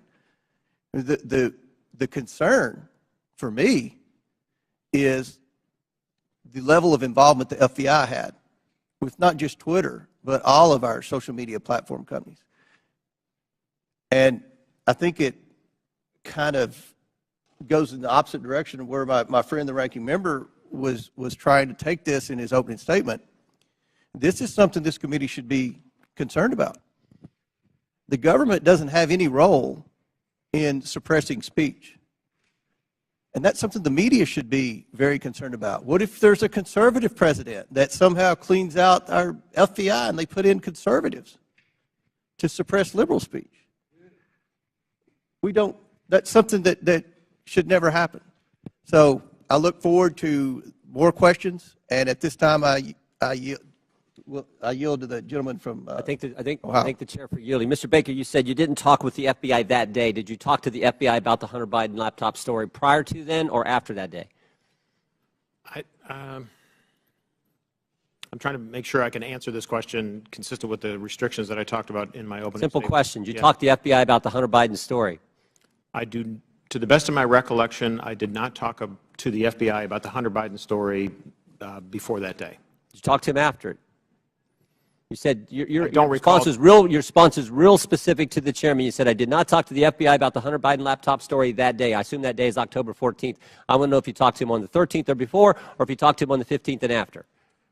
I don't recall speaking to the FBI, sitting here today, I don't recall speaking to the FBI at all about the Hunter Biden matter.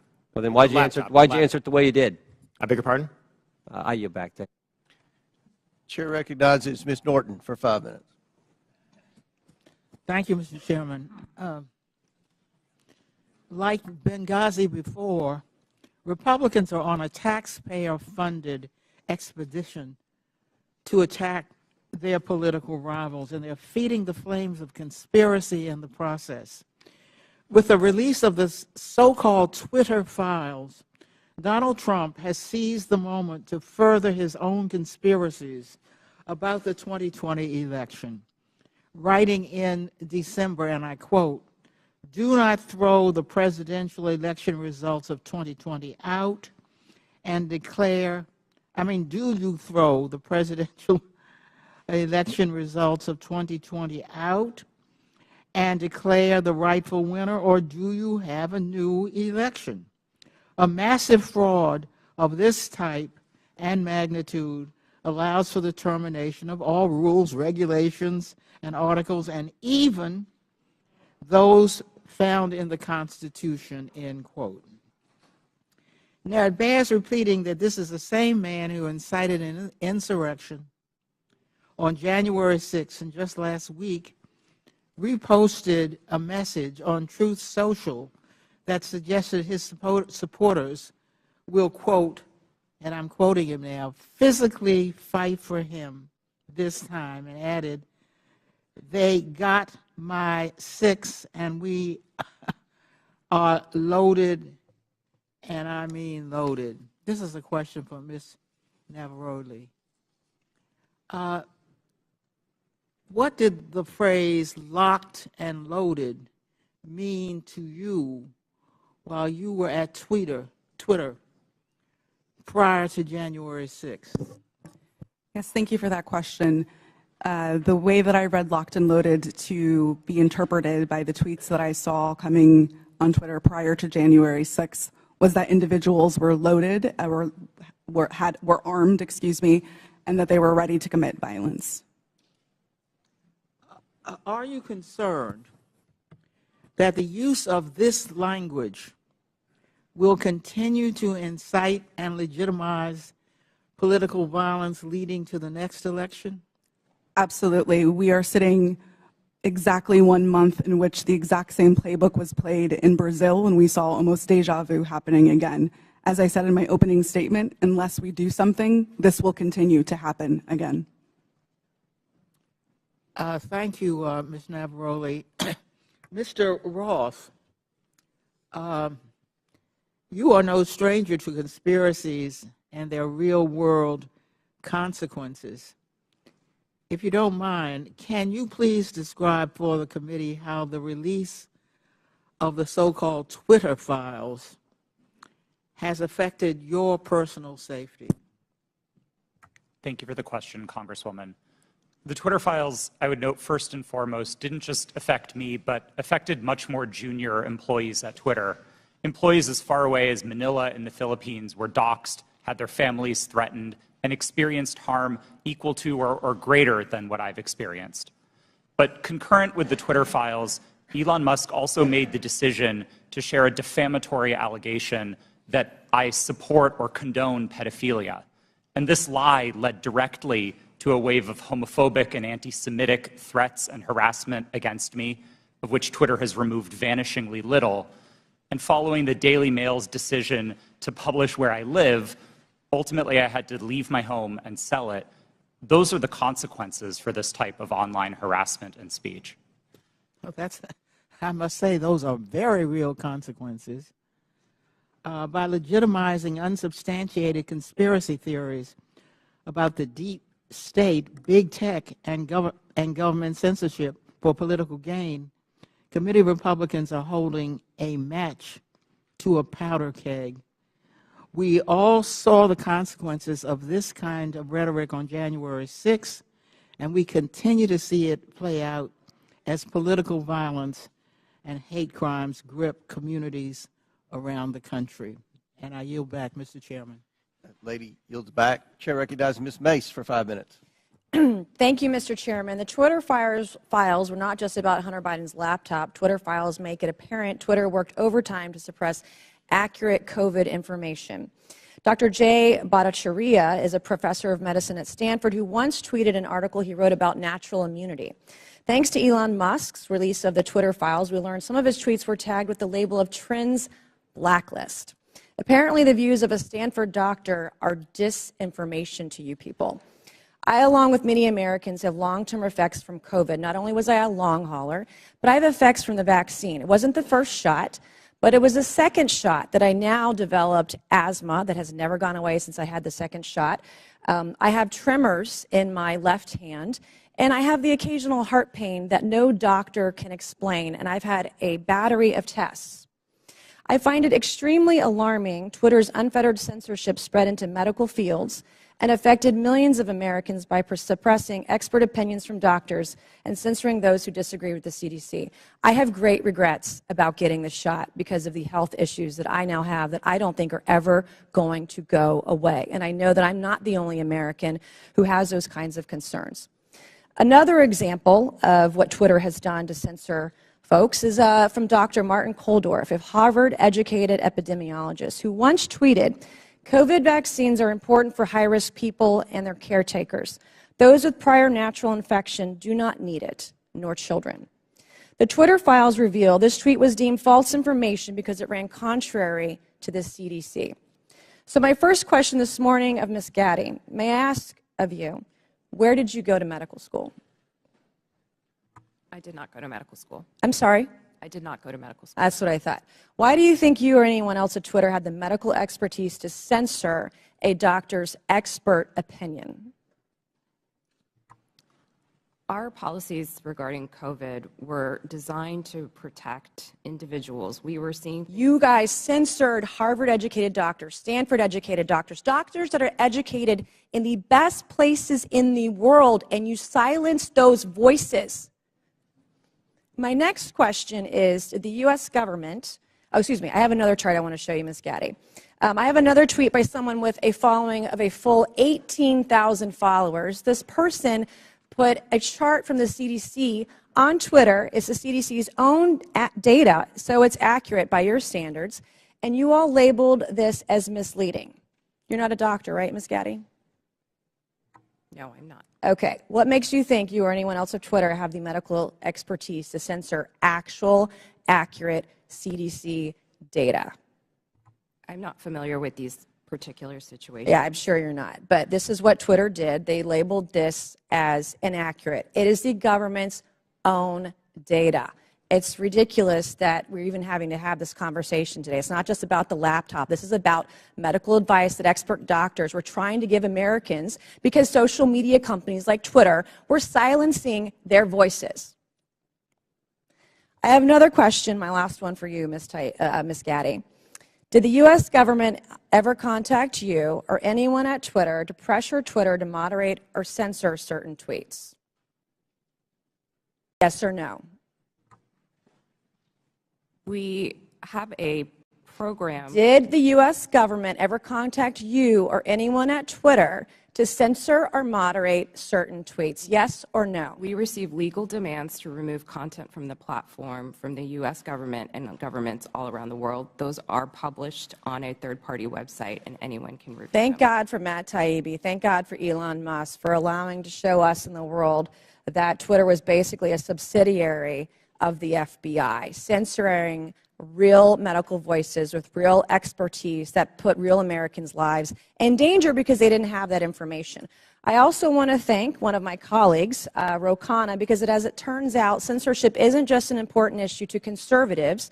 Some of my colleagues on the other side of the aisle, like Ro, found this censorship very concerning, and even wrote to you and to folks at Twitter that he was concerned about the First Amendment being censored. So I want to thank him for speaking up and speaking out about this issue, because this should not be a partisan issue. This should be an issue that's an American issue.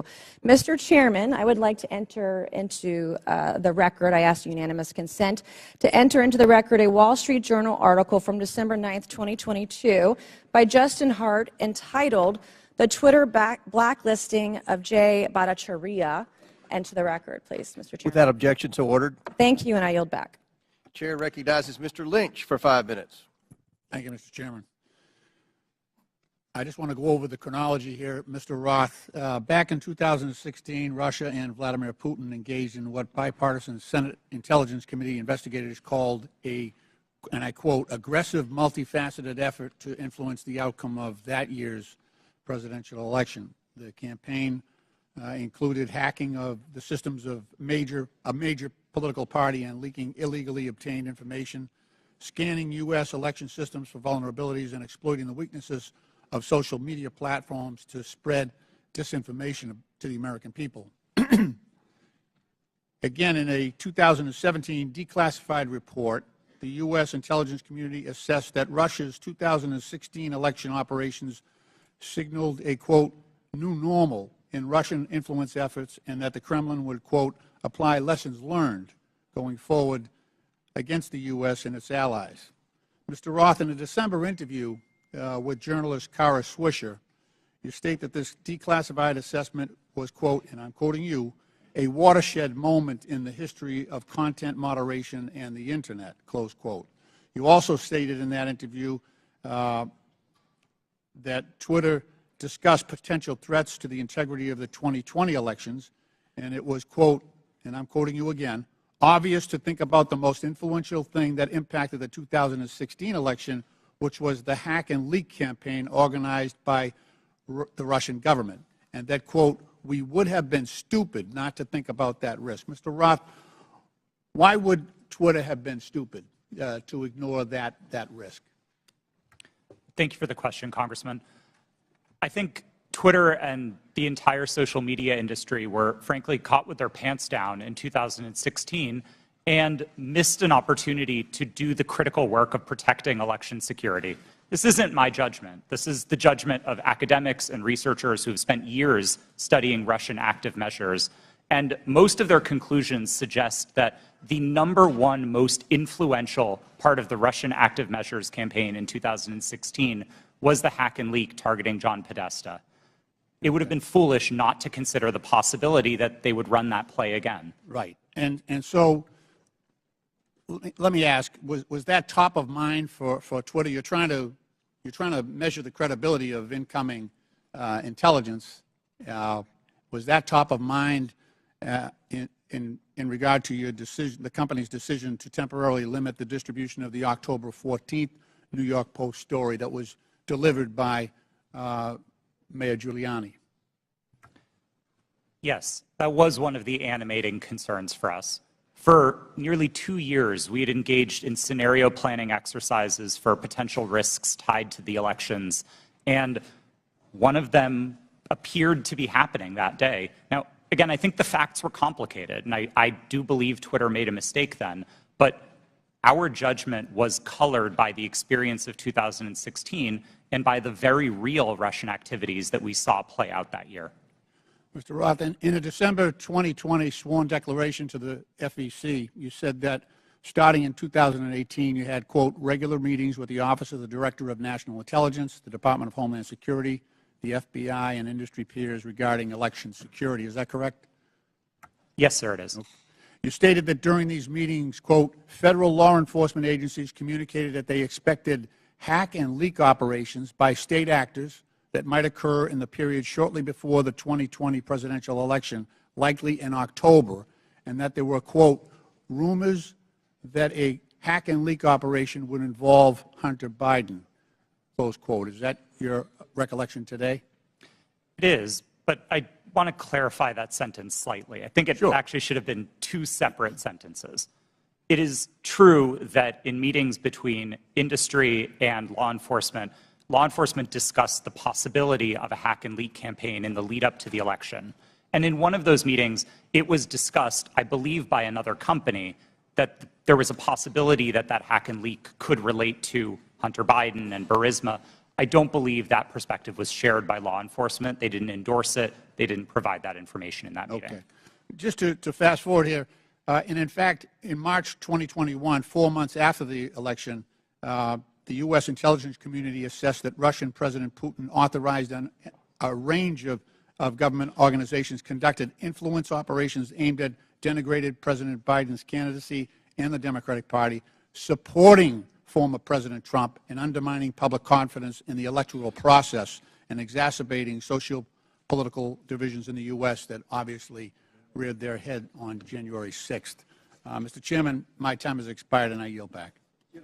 Gentleman yields back. Chair recognizes Mr. Jordan for 5 minutes. Thank you, Mr. Chairman. Mr. Roth, did the government tell you that the Biden laptop story was fake? No, sir, they did not. Did they tell you it was hacked? No, sir, they did not. On October 14, 2020, Twitter blocks the New York Post story on the Hunter Biden, the New York Post story on Hunter Biden, and suspends their account. The night before, FBI Special Agent Elvis Chan sends you an email. The email says this: heads up, I will be sending a teleporter link for you to download 10 documents. It's not spam. Please confirm receipt when you get it. 2 minutes later, 6:24 p.m., you respond back, received and downloaded, thanks. What were those 10 documents? Twitter didn't give me access to my laptop, but Special Agent Chan has said publicly, and the FBI has confirmed, that those documents did not relate to Hunter Biden, and that's my recollection of them. What did they relate to? My interactions with Agent Chan and with the FBI almost entirely focused on what the FBI called malign foreign interference, things like Russian troll farms and Iranian involvement in the elections, not on any type of domestic Any of the activity. information on there classified? No, sir, I do not hold a security clearance, and so I would not have received any classified information. Who does hold a security clearance? I'll just go to the second email here. I'm just curious about this. What I propose is that 30 days out from the election, this is another email to you from Mr. Chan. 30 days, we get temporary clearances. You pick who they are. Who were the people at Twitter who had a security clearance? To be honest, sir, I'm not sure, and we never ultimately followed through on this plan to get temporary clearances. Did anyone at Twitter have a security clearance? It's my understanding that at least some current or former employees did hold clearances, but I wasn't certain about that. Ms. Gaddy, do you know if anyone took up Mr. Chan's offer to hand out security clearances 30 days before the 2020 election? Not that I'm aware. So we don't know how many people had security clearances. Twitter, do we know? Mr. Baker, Mr. Gaddy, Ms. Gaddy, anyone know how many people at Twitter had a security clearance in the 30 days prior to the election? I don't know the answer to that question, Ms. sir. Gaddy? I do not know. Mr. Roth, you don't know? No, sir. Well, how about the last one? Ms. Navaroli, do you know? No. I mean, it seemed like the offer was to sort of just hand them out like candy. I just wondered who had them. No one knows? Okay. So the FBI didn't tell you that it was fake, didn't tell you that it was hacked. And Mr. Roth, did the story violate your policies? In my judgment at the time, no, it did not. Yeah, that's what you said. Said what I would propose, is you said it isn't clearly a violation of our hack materials policy, nor is it clearly a violation of anything else. So I think what a lot of people are wondering is if it didn't violate your policies and they didn't tell you it was fake, didn't tell you it was hacked, why'd you take it down? the company made a decision that found that it did violate the policy. It wasn't my personal judgment at the time that it did, but the decision was communicated to me by my direct supervisor, and ultimately, I didn't disagree with it enough to object to you know what I think happened, Mr. Roth? I think you guys got played. I think you guys wanted to take it deep down. We saw what the chairman put up where you said, you know, everyone in the White House is a fascist. I think you guys wanted it to be taken down. I think you meet with these guys every week. We know that's been established in the Twitter files. You had weekly meetings with Mr. Chan in the run-up to the election. They send you all kinds of emails. They send you documents on the super secret James Bond teleporter. You get information on that. I think you guys wanted to take it down. I think you guys got played by the FBI. And that's the scary part. Because we had 50, I mean, this to me is the real takeaway. 51 former intelligence officials 5 days after you guys take down the Hunter Biden story and block the New York Post account. 5 days later, 51 former intel officials send a letter and they say, the Hunter Biden story has all the classic earmarks of a Russian information operation. The information operation was run on you guys, and then by extension run on the American people. And that's the concern. And to Mr. Raskin's point that you guys aren't bound by the First Amendment because you're a private company, okay, maybe so, but your terms of service don't have to comply with the First Amendment. Would that be right, Mr. Roth? They don't have to. You've said that as much in your testimony. My understanding of the First Amendment is that it protects people and businesses from government, not forms how the... In your terms of service. So here's what I want to know. Here's what I want to know. Is this a violation of the First Amendment when the government, Mr. Chan, again, sending you an email saying, we think these accounts need to be looked at because they violate your terms of service? That's a different standard. So you got the government saying your terms of service, which don't have to comply with the First Amendment, but the government saying we don't think these accounts comply with your terms of service, please take them down. You see a problem there, Mr. Roth? Mr. Chairman, I'm seeing a flashing red light. I'm happy to answer the question. Do I think that that's a valuable use of the FBI's time? No, but I don't see in a request for review a problem under the First Amendment, no. I sure do. I thank the gentleman. I yield back. Chair recognizes Mr. Conley for 5 minutes. Thank you, Mr. Chairman.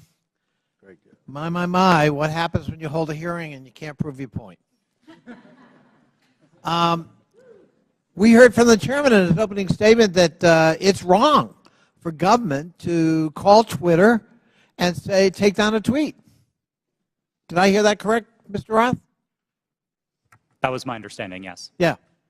So on May 27th, 2020, President Donald J. Trump tweeted, and I quote, Republicans feel that social media platforms totally silence conservatives.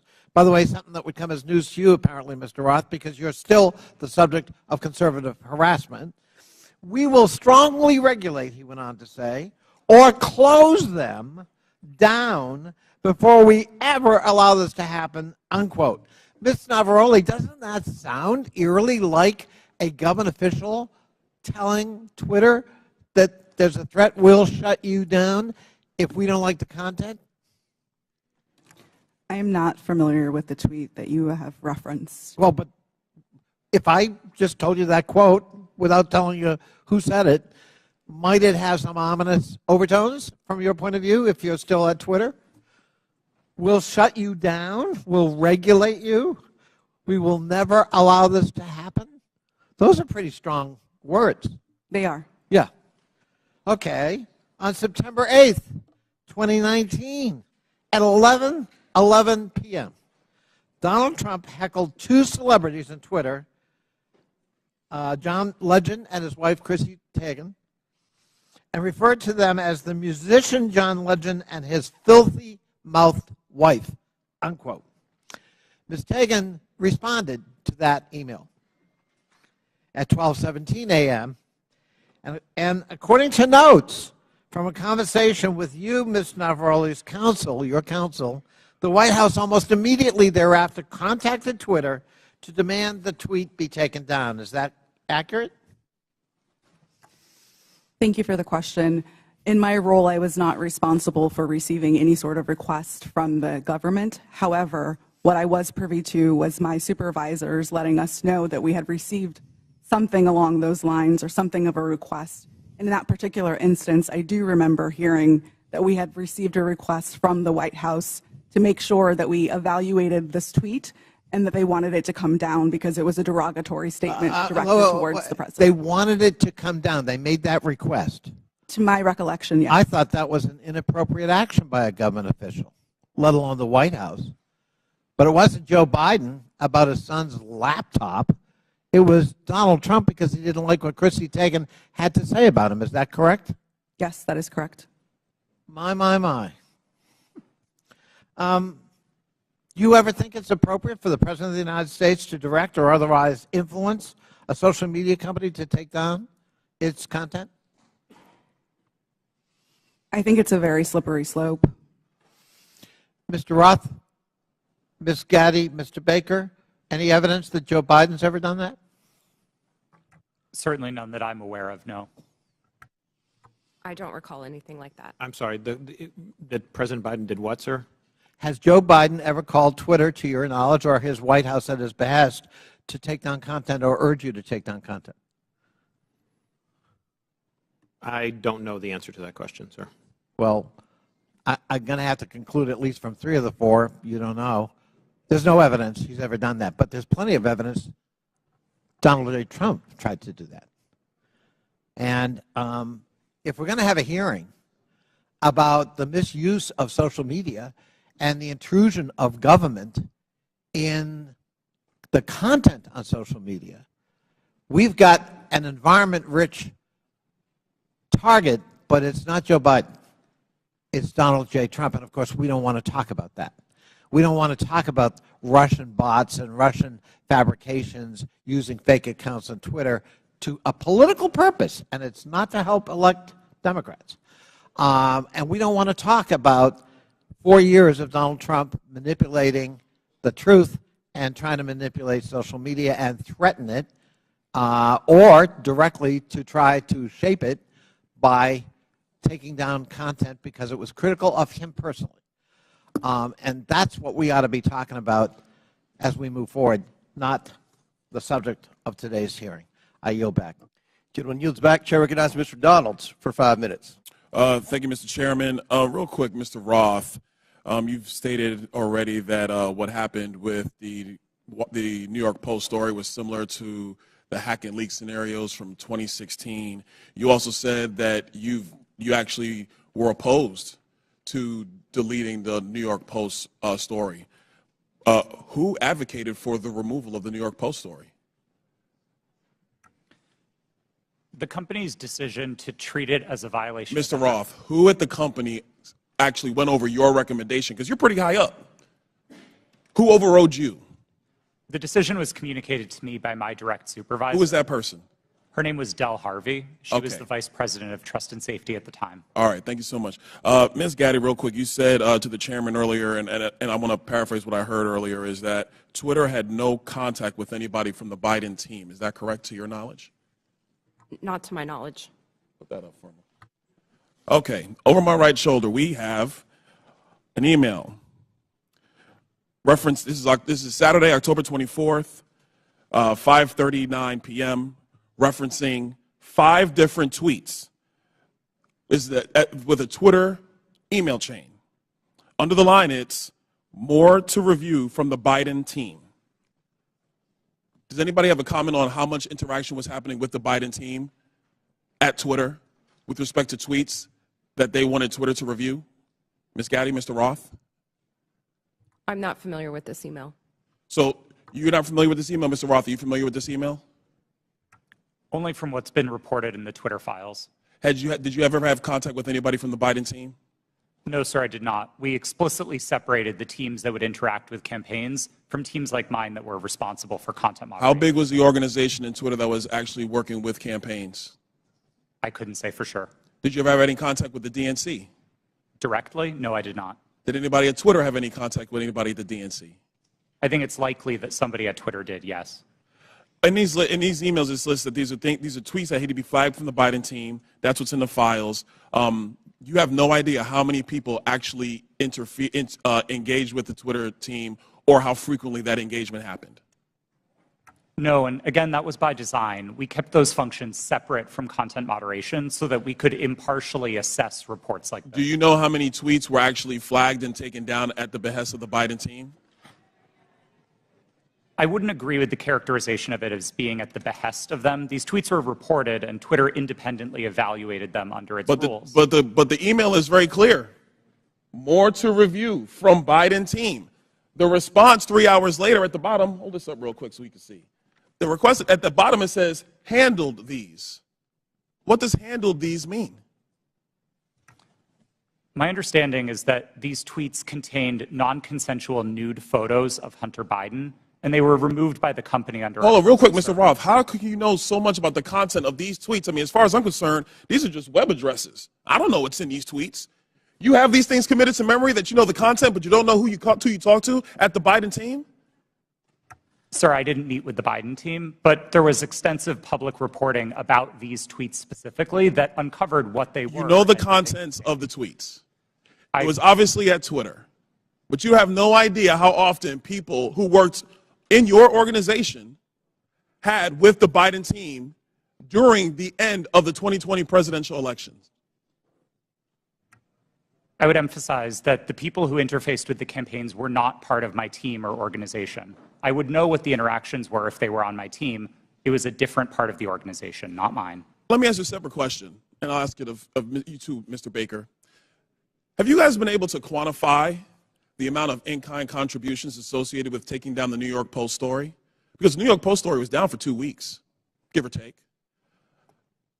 Do you have any understanding of how much that story was limited by Twitter and also by other social media companies? What the impact of an in-kind contribution that would be to the Joe Biden presidential election in 2020? I don't know the answer to that question, sir. Do you think it's big? I don't know the answer. Do you think it's more than a maximum contribution to a campaign? I wouldn't want to speculate. Would you call it 25,000? I don't know the answer to that question. 100,000?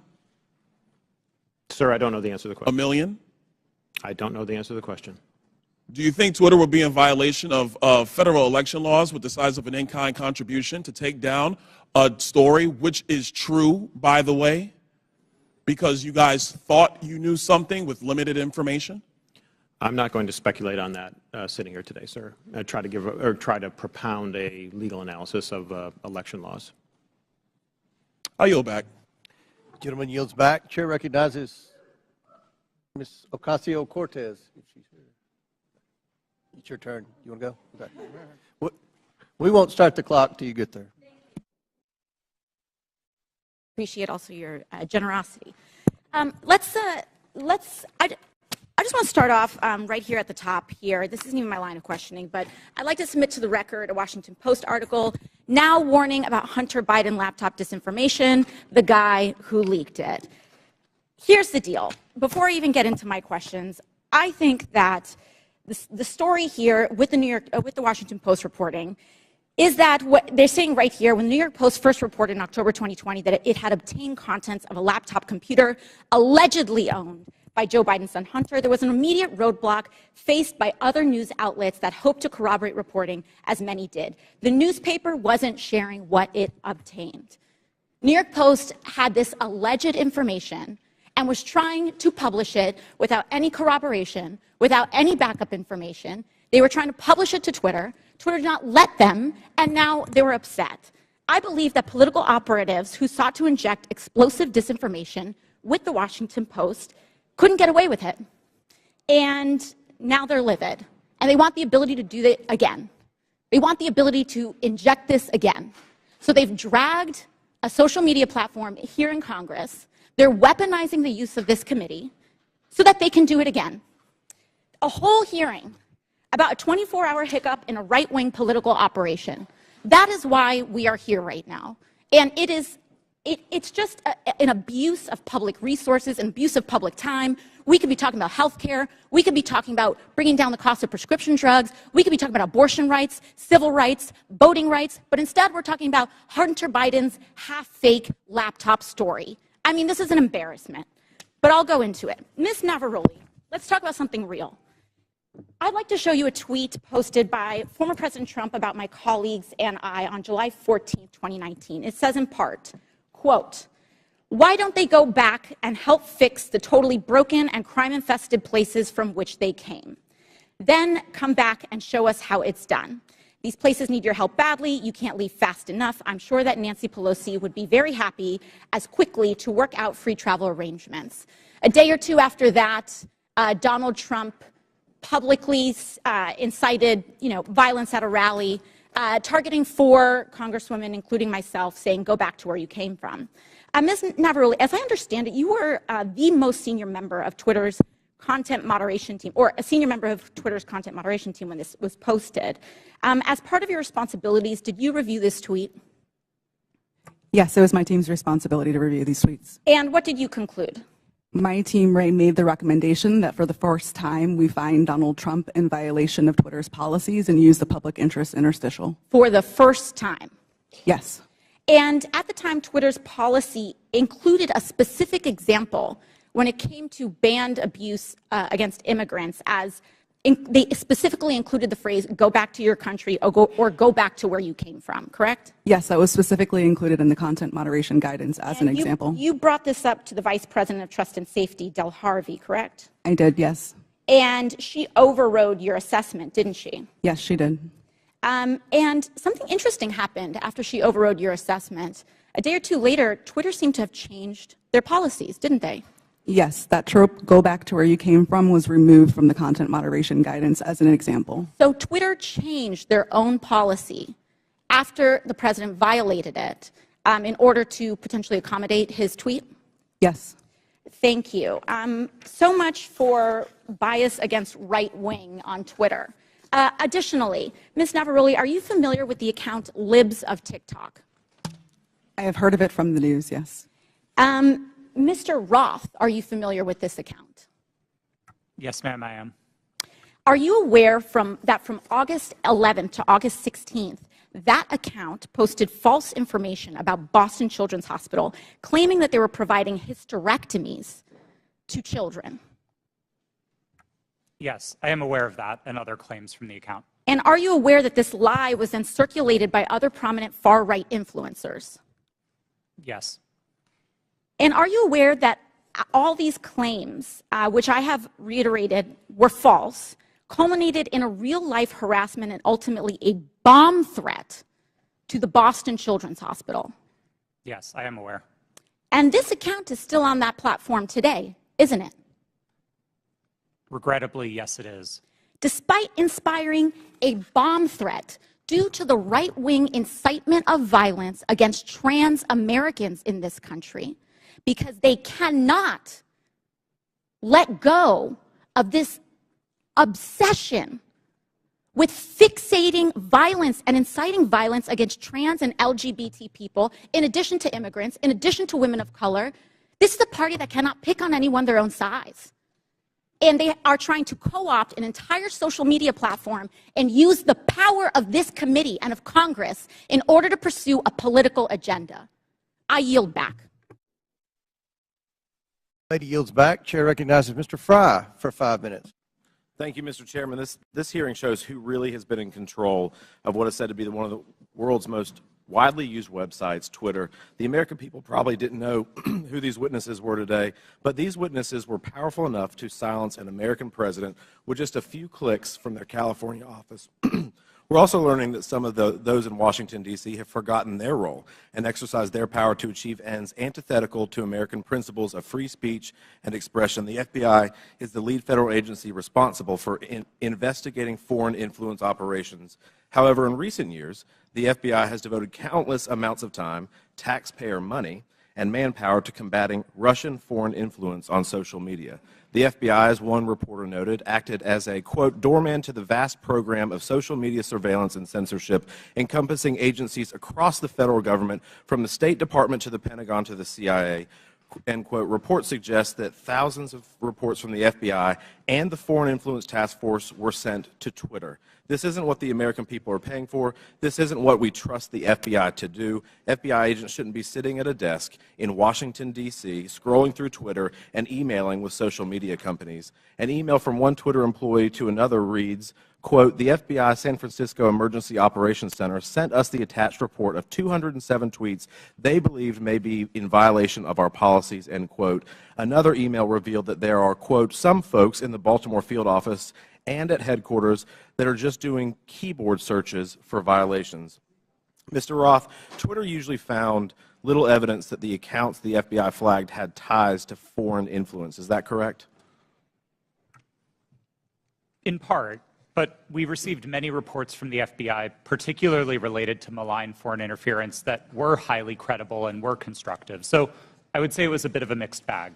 And you pushed back to the FBI when they would send you a list of American-based accounts. Is that correct? Politely, but yes.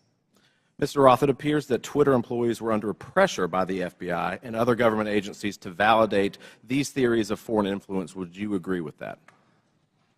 No, I wouldn't agree with the word pressure. The FBI was quite careful and quite consistent to request review of the accounts, but not to cross the line into advocating for Twitter to take any particular action. So flagging American accounts, in your view, is not foreign or theories of foreign influence. There's not pressure there just by flagging it to you. Again, domestic accounts. I don't think it's a great use of the Bureau's time, but I wouldn't characterize how they communicated with us as pressure. Mr. Roth, you enjoyed these meetings with the FBI, it seems, based on the tweets behind me or the communications behind me. In internal communications at Twitter, you said, definitely not meeting with the FBI, I swear. Is that correct?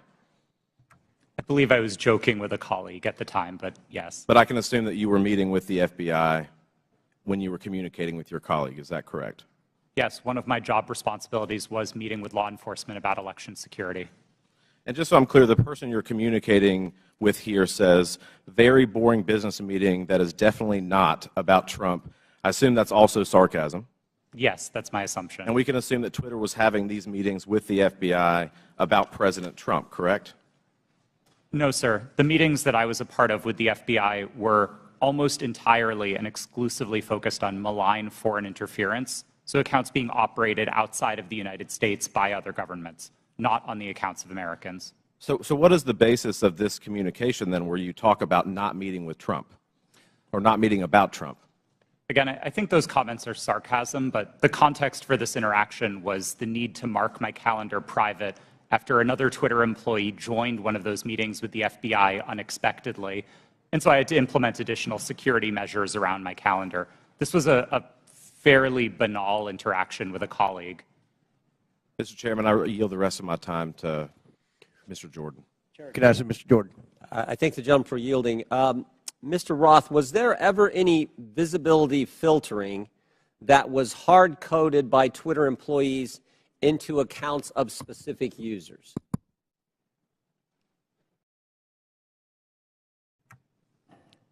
Twitter employees were responsible for building the systems that performed visibility filtering, and then that filtering would have been applied either automatically. I'm asking a very specific question. I'm asking, was the code written in a way that for certain accounts, those accounts, unique in and of themselves, would be visibility filtering, to use your term, so that they wouldn't have as much reach or as much influence?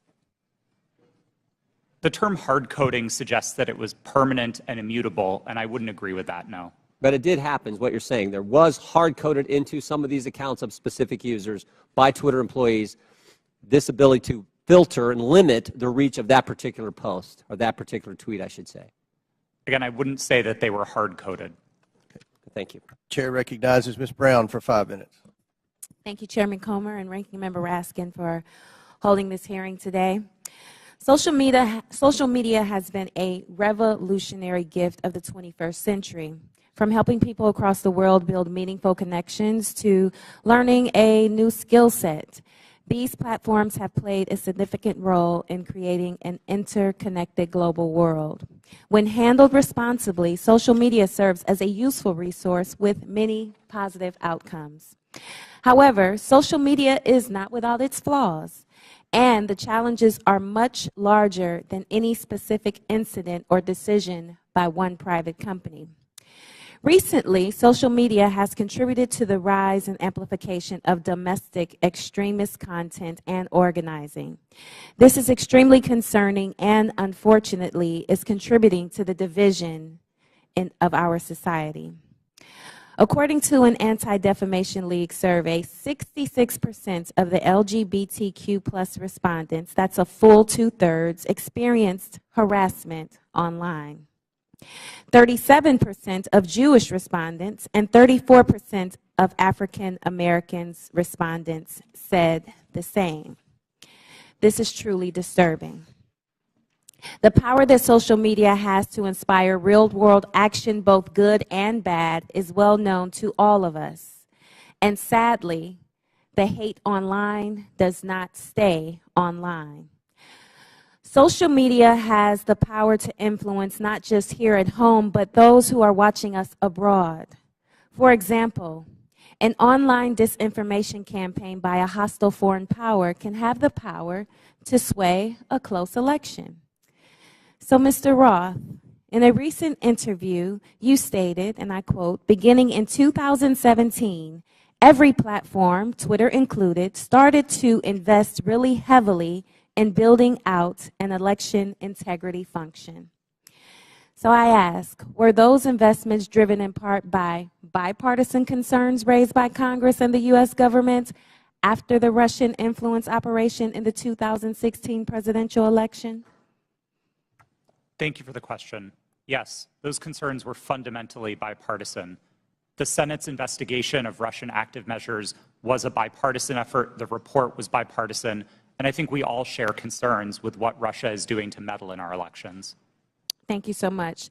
Did those investments include better information sharing mechanisms with the federal government? Yes. I think one of the key failures that we identified after 2016 was that there was very little information coming from the government and from intelligence services to the private sector. The private sector had the power to remove bots and to take down foreign disinformation campaigns, but we didn't always know where to look without leads supplied by the intelligence community. That was one of the failures highlighted in the Senate Intelligence Committee's report and in the Mueller investigation, and that was one of the things we set out to fix in 2017. Thank you for that. And Mr. Roth, were those communication channels useful to Twitter as it worked to combat foreign influence operations? Absolutely. I would say they were one of the most essential pieces of how Twitter prepared for future elections. Thank you so much. So clearly, we must come together as a committee to stand up and protect our country from foreign election interference and disinformation. I sincerely look forward to spending more time with this committee, working to understand how to fight back against our adversaries and strengthen our democracy. And with that, Mr. Chairman, I yield back. Thank you very much. Chair recognizes Ms. Green for 5 minutes. Thank you, Mr. Chairman. Mr. Baker, Ms. Gaddy, Mr. Roth, and Ms. Navaroli, you can consider your speech canceled during my time because you canceled mine. You see, you permanently banned my personal Twitter account, and it was my campaign account also. So let's talk about election interference, shall we? January 2nd, 2002, you permanently banned my Twitter account. This was the account that I would put my campaign ads on, raise money on, fight back when attacked with lies, and be able to talk to my voters in my district. But you banned it. And then let me explain. My account was not reinstated until November 21st, 2022. That was after my election on November 8th. You know, at your company or your former company where you worked, Twitter employees, over 98% of them donate to Democrats. So while you coordinated with DHS, the FBI, the CIA, our government, and outside groups to permanently ban, shadow ban conservative Americans and candidates like me and the former President of the United States, President Donald J. Trump, you were censoring and wrongfully violating our First Amendment free speech rights. Guess what?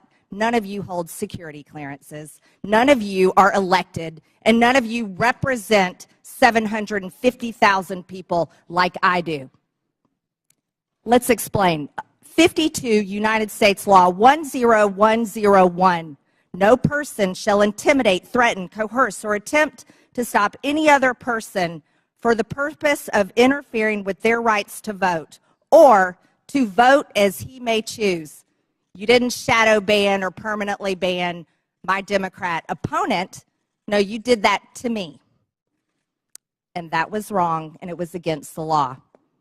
You see, not only that, was it me that you violated my First Amendment rights? You violated countless conservative Americans. These were doctors that were trying to tell the truth about COVID, doctors that were having success treating people with ivermectin that you all would not allow to be talked about on your platform.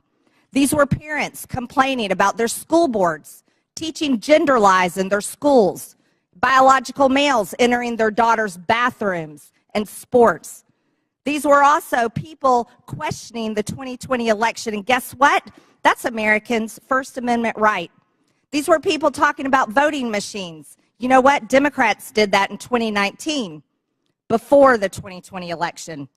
On Twitter, people could question elections such as 2016, saying Hillary won, but in 2020, no one could question elections saying Trump won. You abuse the power of a large corporation, big tech, to censor Americans. And you want to know something? Guess what? I'm so glad that you're censored down. I'm so glad you've lost your jobs. Thank God Elon Musk bought Twitter. And you know what? Let's talk about something a little bit further.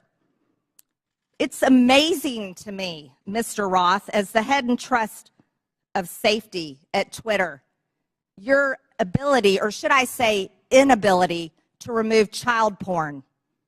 Now, here's something that disgusts me about you.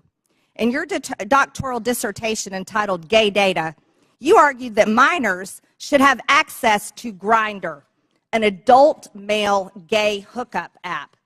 Minors? Really? You know, Elon Musk took over Twitter and he banned 44,000 accounts that were promoting child porn. You permanently banned my Twitter account, but you allowed child porn all over Twitter. Twitter had become a platform, you said, connecting queer young adults. You also wrote on Twitter in 2010, can high school students ever meaningfully consent to sex with their teachers? In 2021, while you were the director of trust and safety on Twitter, an underage boy and his mother announced a lawsuit against Twitter because Twitter was benefiting from and refused to remove a lewd video featuring this boy and another minor. That is repulsive. But you violated me. What were my tweets? Okay, let's talk about them. I was talking about the deaths being reported on VAERS. By the way, that's on the CDC website. I was also saying that I didn't think any entity should enforce a non-FDA approved vaccine or mask. Guess what? A lot of people agreed with me, but you called that COVID misinformation. By the way, I'm a member of Congress and you're not. I also said the controversial COVID-19 vaccines should not be forced on our military. You want to know something? Republicans stopped that in the NDAA. Ladies, time has expired. And your time has expired. I yield back. Thank you, Mr. Chairman.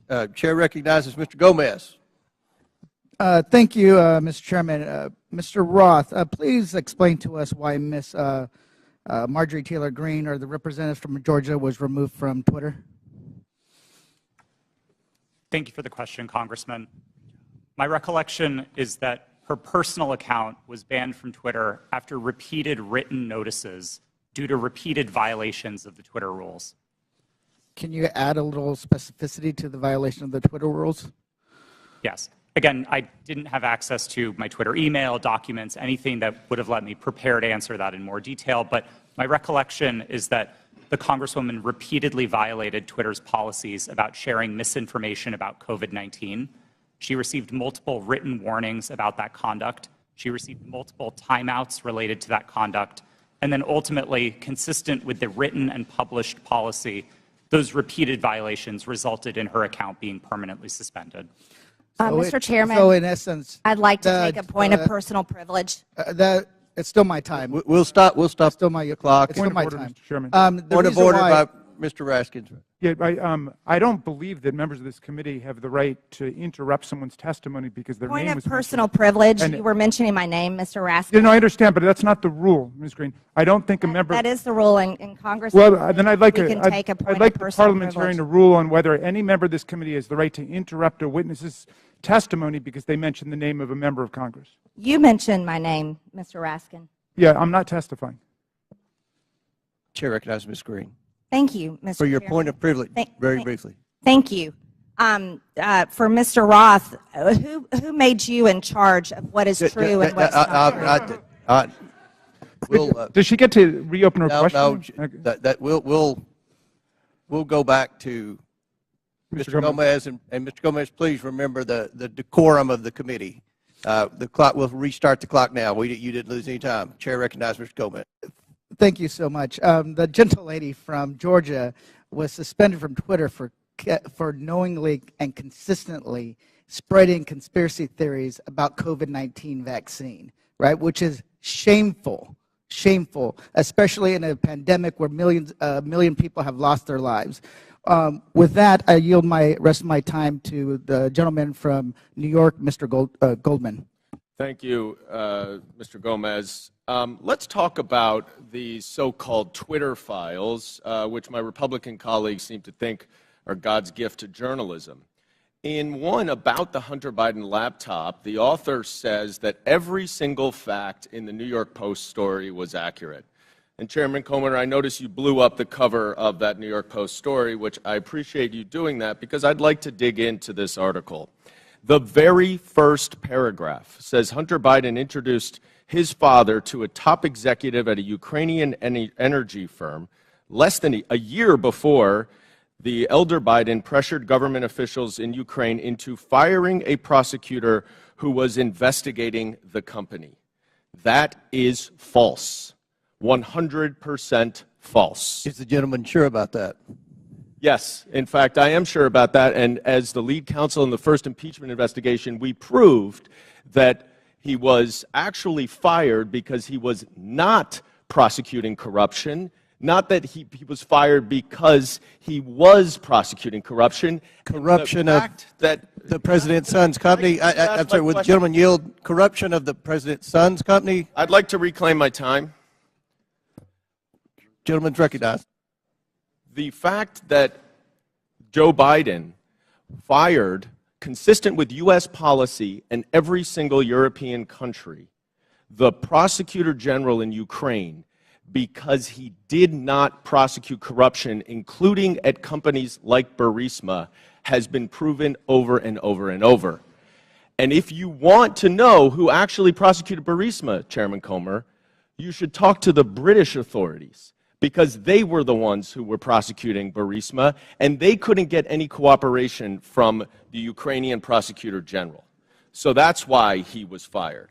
So right off the top, the very first paragraph of this so-called bombshell story is completely false. Now, what is the allegation that we are hearing from our Republican colleagues about the connection to Joe Biden and Burisma? It is an email from a Burisma employee thanking Hunter Biden for organizing a meeting with the Vice President Biden. We know nothing about the substance of that meeting. We know nothing about how long they met. It was not on Vice President Biden's schedule. And in fact, I would ask my Republican colleagues, do you meet with foreign businessmen? Do you meet with foreign diplomats? If we were to say to you every single time you met with somebody that you discussed something that you're voting on, how would you react? It's preposterous. And Chairman Comer, you have said in your opening statement that Joe Biden lied to the American people. That is a bold, bold accusation. And so far, we've seen no actual evidence of any lies or any support for Joe Biden being involved in anything having to do with Ukraine other than promoting U.S. foreign policy. And I hope that you are not abusing the power as chairman of this committee, and that you are not wasting taxpayer dollars on a fishing expedition into a civilian child of a president for political purposes. I yield back. The gentleman yield to a quick question. You don't have to. It's your choice. You yield. Yeah, please. So I would love to discuss this. are you admitting that Joe Biden did get the prosecutor in Ukraine fired? I think it's very clear that Vice President Biden, along with all of our allies in Europe, pressured Ukraine to fire a corrupt prosecutor general who was not charging corruption cases that would have included potentially Burisma. Corruption with his son's company? Yes. In fact, if what he wanted was the prosecutor general to prosecute corruption, and the allegations that you are making and that the Russians are making, because this is all part of Russian propaganda, is that Burisma was corrupt and Joe Biden was trying to stop an investigation into Burisma. That is categorically false, and there is no evidence of it. Mr. Chairman, we're going to recognize one more speaker. We've been requested by the presenters for a brief bathroom break. If you'll allow us, we have one more questioner, and then we'll take that break. Chair recognizes Mr. Timmons for 5 minutes, and then we'll have a 5 to 10 minute break. Mr. Timmons. Thank you, Mr. Chairman. We have a big picture problem right now, and we're talking about Twitter specifically and Hunter Biden's laptop, but it's not just that. It's the general trend of the media, social media, the FBI, DOJ, doing one side's bidding. That's the issue.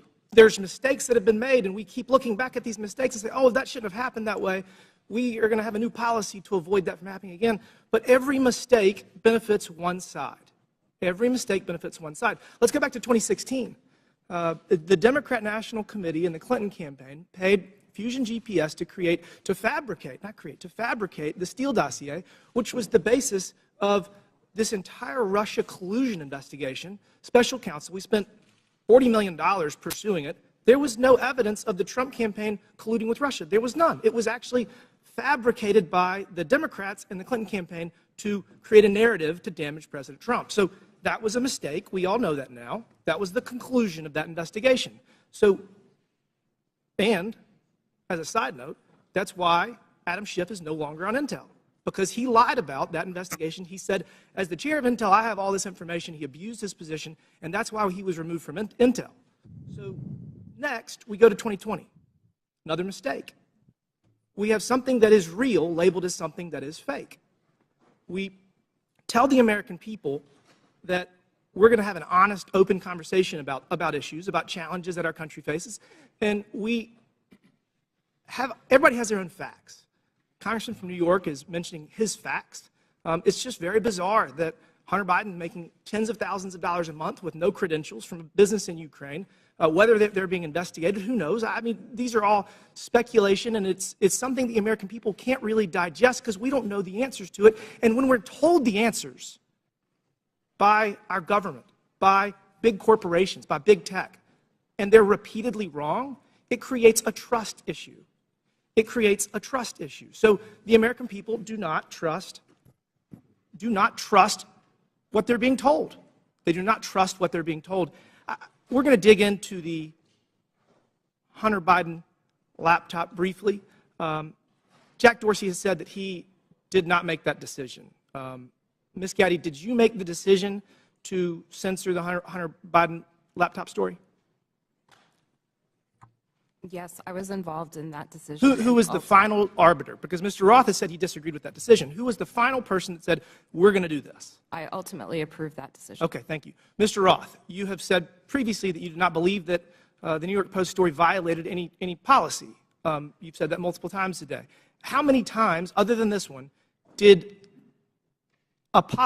something get banned or flagged that you disagreed with? Is this the only one? No, sir, not at all. Okay, so these are Twitter challenging. Twitter repeatedly banned and censored material that you thought shouldn't be censored. Is that fair? These are challenging judgment calls, and I think reasonable minds can differ about whether a given piece of content. Okay, but on this does one you or did doesn't. disagree. I just want to say the American people need to have valid information to process decisions. I would argue that denying the American people the substance of Hunter Biden's laptop story was Hunter Biden's laptop was wrong. You got photos and text messages of Hunter Biden committing multiple felonies, which was never actually criminal. There were no criminal charges. Must be nice. Hunter Biden and James Biden were negotiating deals with Chinese Communist Party agents, one of whom Hunter Biden classified as the spy chief of China. We have evidence at least one of Hunter's deals with Chinese Communist Party linked entities.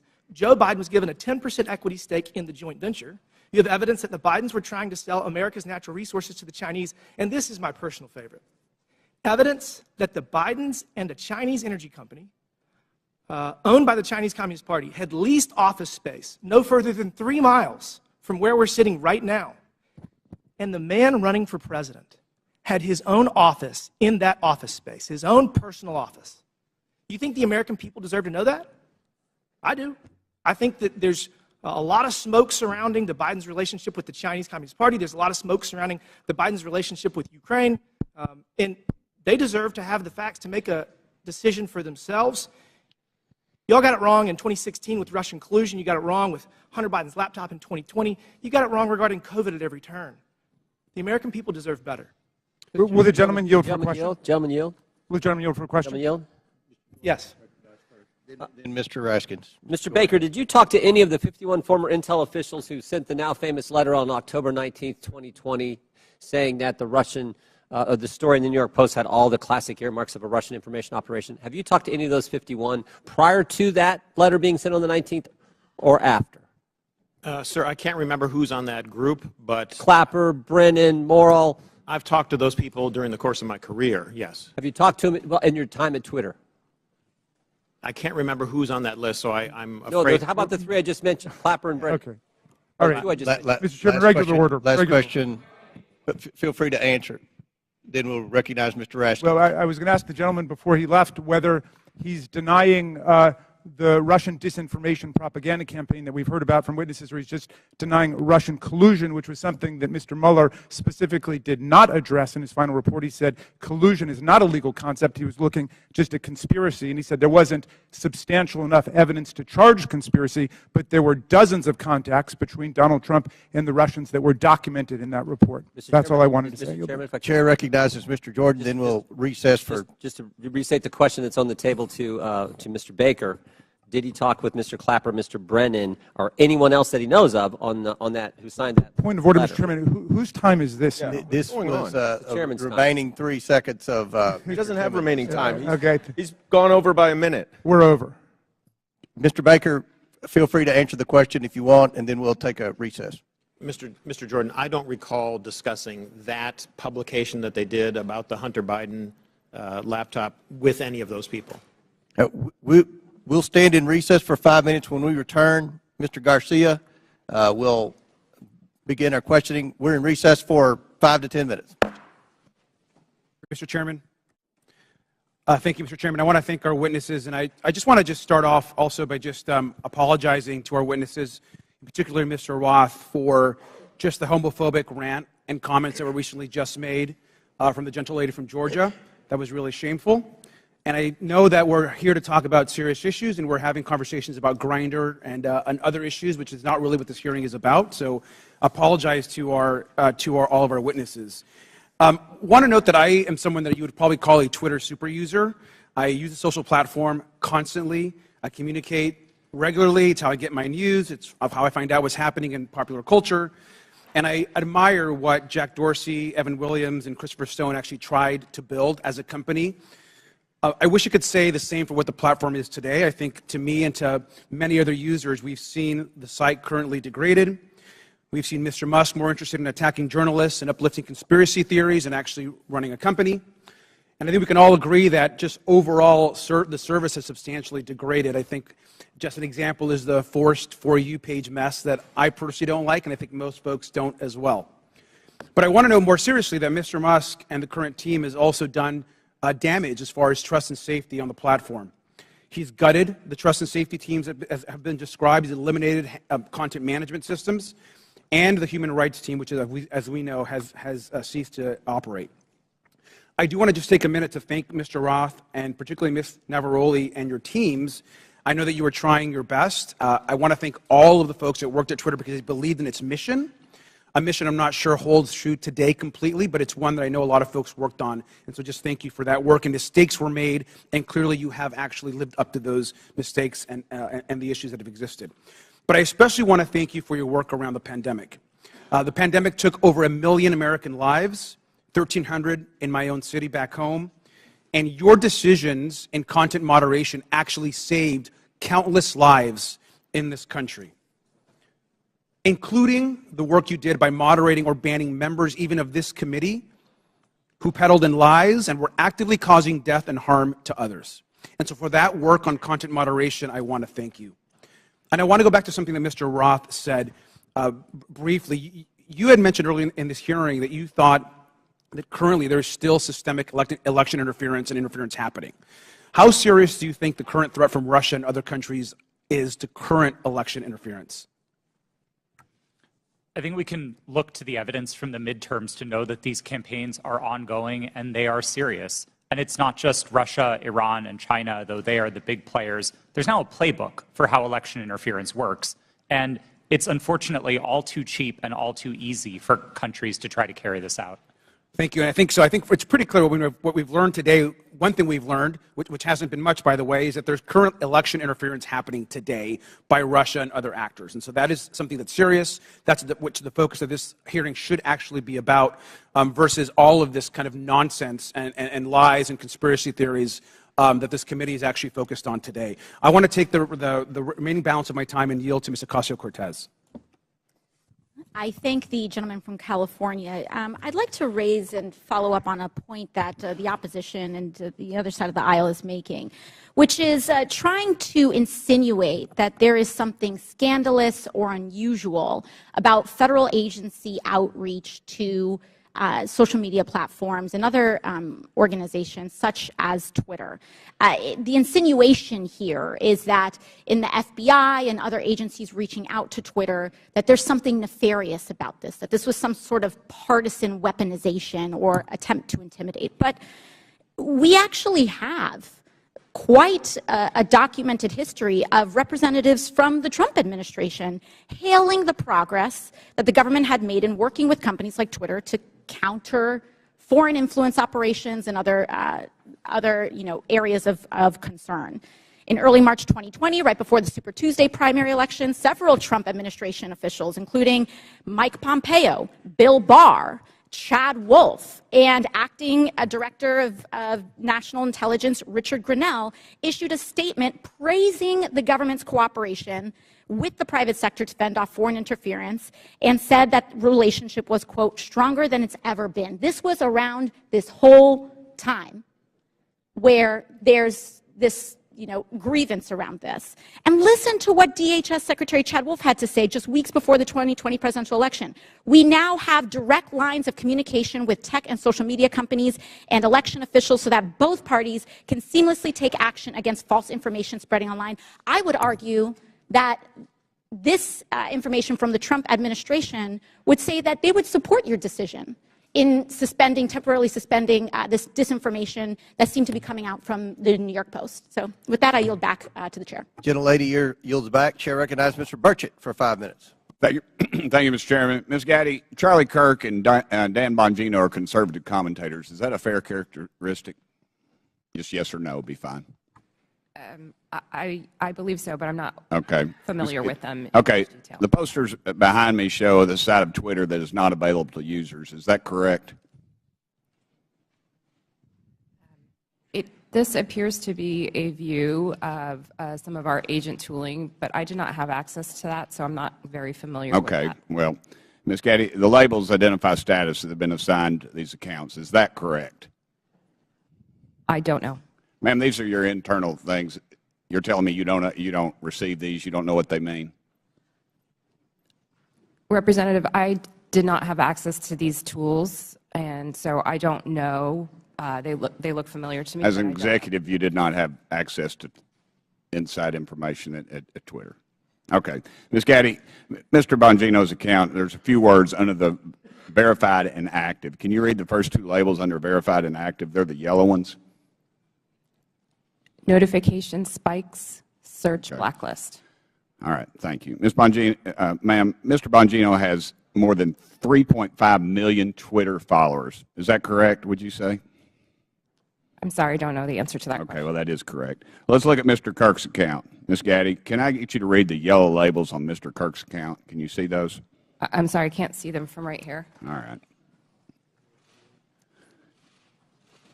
Do you know that Mr. Kirk has almost 2 million followers? I was not aware of that. Okay. Let me ask you, what is a search blacklist? I do not know specifically what that is, but I could make a guess if that would be helpful. Why don't you make a guess for me, please? We do, when I was at Twitter, there was an ability to prevent something from appearing in one of the tabs of search results. Okay, thank you. What does do not amplify mean? To the best of my recollection, when I was at Twitter, it would mean that we would not recommend or amplify that content in the parts of Twitter where Twitter was making recommendations. Thank you, ma'am. In 2018, you said that Twitter does not shadow ban. Twitter did, however, engage in what is called visibility filtering. One Twitter employee described visibility filtering as a way for us to suppress what people see to different levels. Do you agree with that characterization? I'm sorry, can you please repeat the question?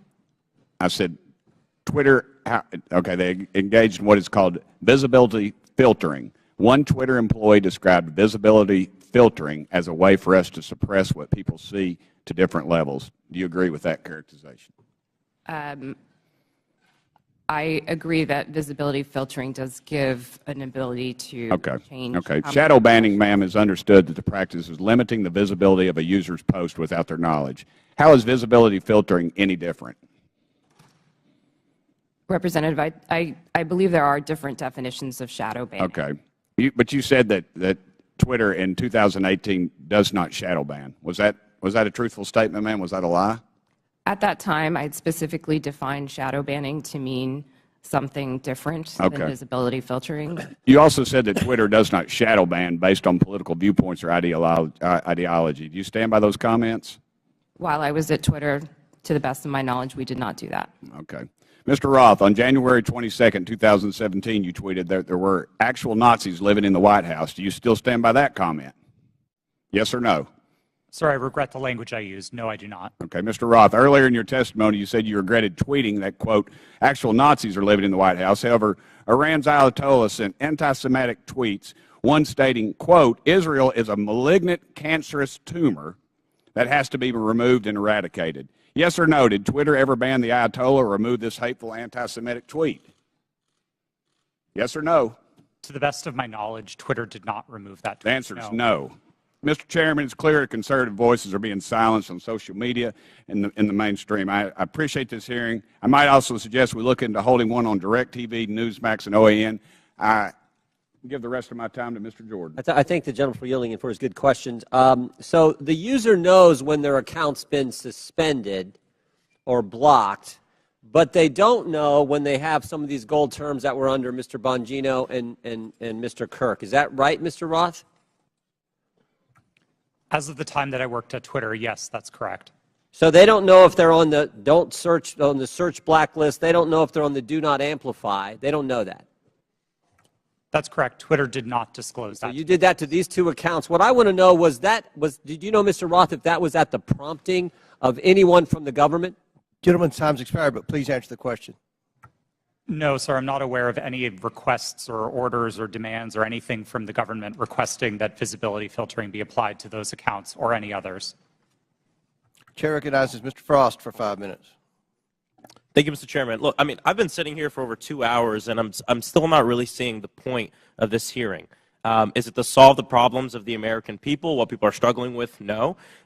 We get it. My Republican colleagues wish that the Hunter Biden story would have helped them win the 2020 election, and that didn't happen. And so they're angry about it, and that's the point of this hearing. You know, it was actually the foundation of the chairman's opening statement. It's why he brought up that poll on the 2020 election. That's what this is all about. And so I want to say to my colleagues, don't worry. There's still many platforms you can spread disinformation on, Parler, Truth Social, that have questionable editorial policies but aren't here today. There was no collusion, as the witnesses have said, under oath. There was no pressuring from the United States government, as we heard under oath. We're wasting our time here bullying former Twitter employees. So that way, it's calling the ref. So that way, in the future, when they want disinformation to be put on the internet, social platforms will be scared to call them out down the road. It's called calling the ref. But let's talk about the root of this hearing. My Republican colleagues would have folks believe that Democrats are preparing for some sort of major culture war. And there's a difference between a culture war and how culture naturally changes, culture change. Some on this committee are very resistant to culture change. I mean, just yesterday we heard a member equate immigration negatively to changing our culture, black and brown folks coming to our country. The reality is that culture changes, it adopts, it welcomes more people, it becomes more understanding, and it also decides to reassess what's acceptable behavior and rhetoric. It could be different now than it was in, say, the 1950s. In this supposed culture war, they often conflate the right to free speech with the non-existent right to not be criticized or held accountable for what you say on the internet or even in real life. And just because it's legal to say something and the government won't throw you in jail for it, doesn't mean the rest of the world, and sometimes even your own family, have to associate themselves with you or your comments. Mr. Roth, you helped set up content moderation policy at Twitter. What type of user tweets were more likely to get limited? Did it have to do with racism, sexism, homophobia, violence, or were y'all looking for people who were supporting Donald Trump, President Trump, and limiting those? Our policies were built fundamentally to be viewpoint neutral. They were focused on harm reduction, looking to things like the Universal Declaration of Human Rights with a focus on protecting people's safety, people's right to free and fair elections, people's rights to free speech. And we built concern with those rights into our policies. So being a decent human being. That's certainly what we tried to do. Gotcha. Yes. Ms. Naravoli, earlier you testified about a 2019 tweet that was about President Trump, and I think it was from Ms. Teagan. What was the tweet about? Would you like me to give the direct quote? Yeah. Please excuse my language, this is a direct quote, but Chrissy Teigen referred to Donald Trump as a pussy-ass bitch. Okay. Free speech. And what happened after Ms. Teagan posted her tweet? What did the White House do? What did the Trump White House do? From my understanding, the White House reached out to ask that this tweet be removed. It was my team's job.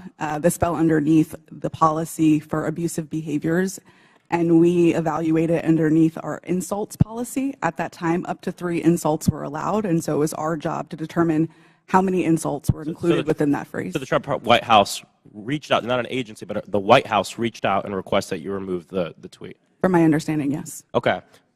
Mr. Roth, you mentioned a serious problem of foreign interference in our elections. Did you see that mass interference work more in support of right-wing candidates like President Trump in 2016 or President Biden in 2020? Thank you for the question. It's an important one, and I don't think there's a clear or easy answer to this. We saw Russian operatives playing both sides and often playing them against each other. One of the most enraging interactions that my team saw were accounts operated out of the same Russian troll farm arguing with each other. And they were manufacturing drama both on Democratic sides and on the Republican So it's still a huge issue. Absolutely. 100%. Well, there you have it. There's issues of big tech. There are serious issues we need to litigate. Hunter Biden's laptop is not one of them. And like many of my colleagues have said, we need to talk about these issues, how January 6th maybe could have been prevented if Twitter had taken action due to the hateful speech, and how we have foreign interference in our elections. Why are folks on this committee so obsessed with Twitter's editorial decision on Hunter Biden's laptop? Would they hold the same hearings of the editorial decisions of Fox News and Newsmax? Free speech is about the government limiting speech around about the public. My governor, Ron DeSantis, is doing that right now. I have a venue in my district that he's revoking the liquor license of, trying to close because they had a drag show. We have teachers who are not able to teach the curriculum that they want because they disagree with Ron DeSantis and his view of the world. That is limiting free speech. And I'd love to see this committee bring in some of these governors who are abusing their power, like Governor DeSantis in my state of Florida, to limit the free speech of people. I yield back. Gentleman yields back. Chair now recognizes Mr. Gosar for 5 minutes. Thank you, Mr. Chairman, for this important hearing, and thank you for our witnesses for appearing as well. I want to be clear. Despite claims in witness testimonies, government cannot deputize the private sector for actions that would be otherwise be restricted by the Constitution. In this case, the censorship of lawful speech. Now I want to direct you to a tweet over my shoulder sent by President Trump on October 5th, 2020, before Twitter banned him from the platform. This was after President Trump had become infected with COVID and received treatment at Walter Reed Medical Center. It says in part, "Don't be afraid of COVID. Don't let it dominate your life," end of quote. Do you see that, Mr. Roth? Yes, sir, I do. Less than an hour later, you received an email from James Baker at Twitter, reproduced behind me as well, saying, quote, "Why isn't this POTUS tweet a violation of our COVID-19 policy, especially the don't be afraid COVID statement," end of quote. Isn't that correct, Mr. Roth? Yes, I believe that's the email displayed. Now, Mr. Baker, was it your understanding that the Twitter COVID-19 policy was people should be afraid of COVID? Sir, my recollection. Yes or no? Could you repeat the question, sir? Was it your understanding that Twitter's COVID-19 policy was, quote, people should be afraid of COVID? Yeah. At that point in time, I did not fully understand what Twitter's COVID misinformation policy was, and so I was trying to understand. I'm recapturing my time. So maybe you thought that Twitter's policy was that it should dominate people's lives. Is that what you thought? I'm sorry, I'm having a hard time hearing you, sir. So is it the fact that Twitter, don't let it dominate people's lives? Is that the problem with the tweet? I didn't, at that point in time, I did not understand fully. I was relatively new at Twitter, and I was trying to understand what the policy was, and therefore I was. I just want to ask you, the other two were asked, where did you go to medical school? I beg your pardon? Where did you go to medical school? I did not go to medical school. Good. Now, I'd like to have a yes or no from each of the witnesses on these following questions. Did you or others at Twitter communicate with government officials by means of disappearing messaging systems like Signal, Snapchat, or Wickr? Mr. Baker, yes or no? Have I ever communicated with a government official using those? Yes or no? I don't recall. Ms. Gaddy? Not to the best of my recollection. Mr. Rao? Yes. Mr. Rowley? Not to my recollection, no. Once again, did you or others at Twitter receive requests from federal law enforcement to allow criminal activity or content whose distribution is criminal to proceed on Twitter? Mr. Baker? I'm sorry, I don't understand the question, sir. Ms. Gaddy?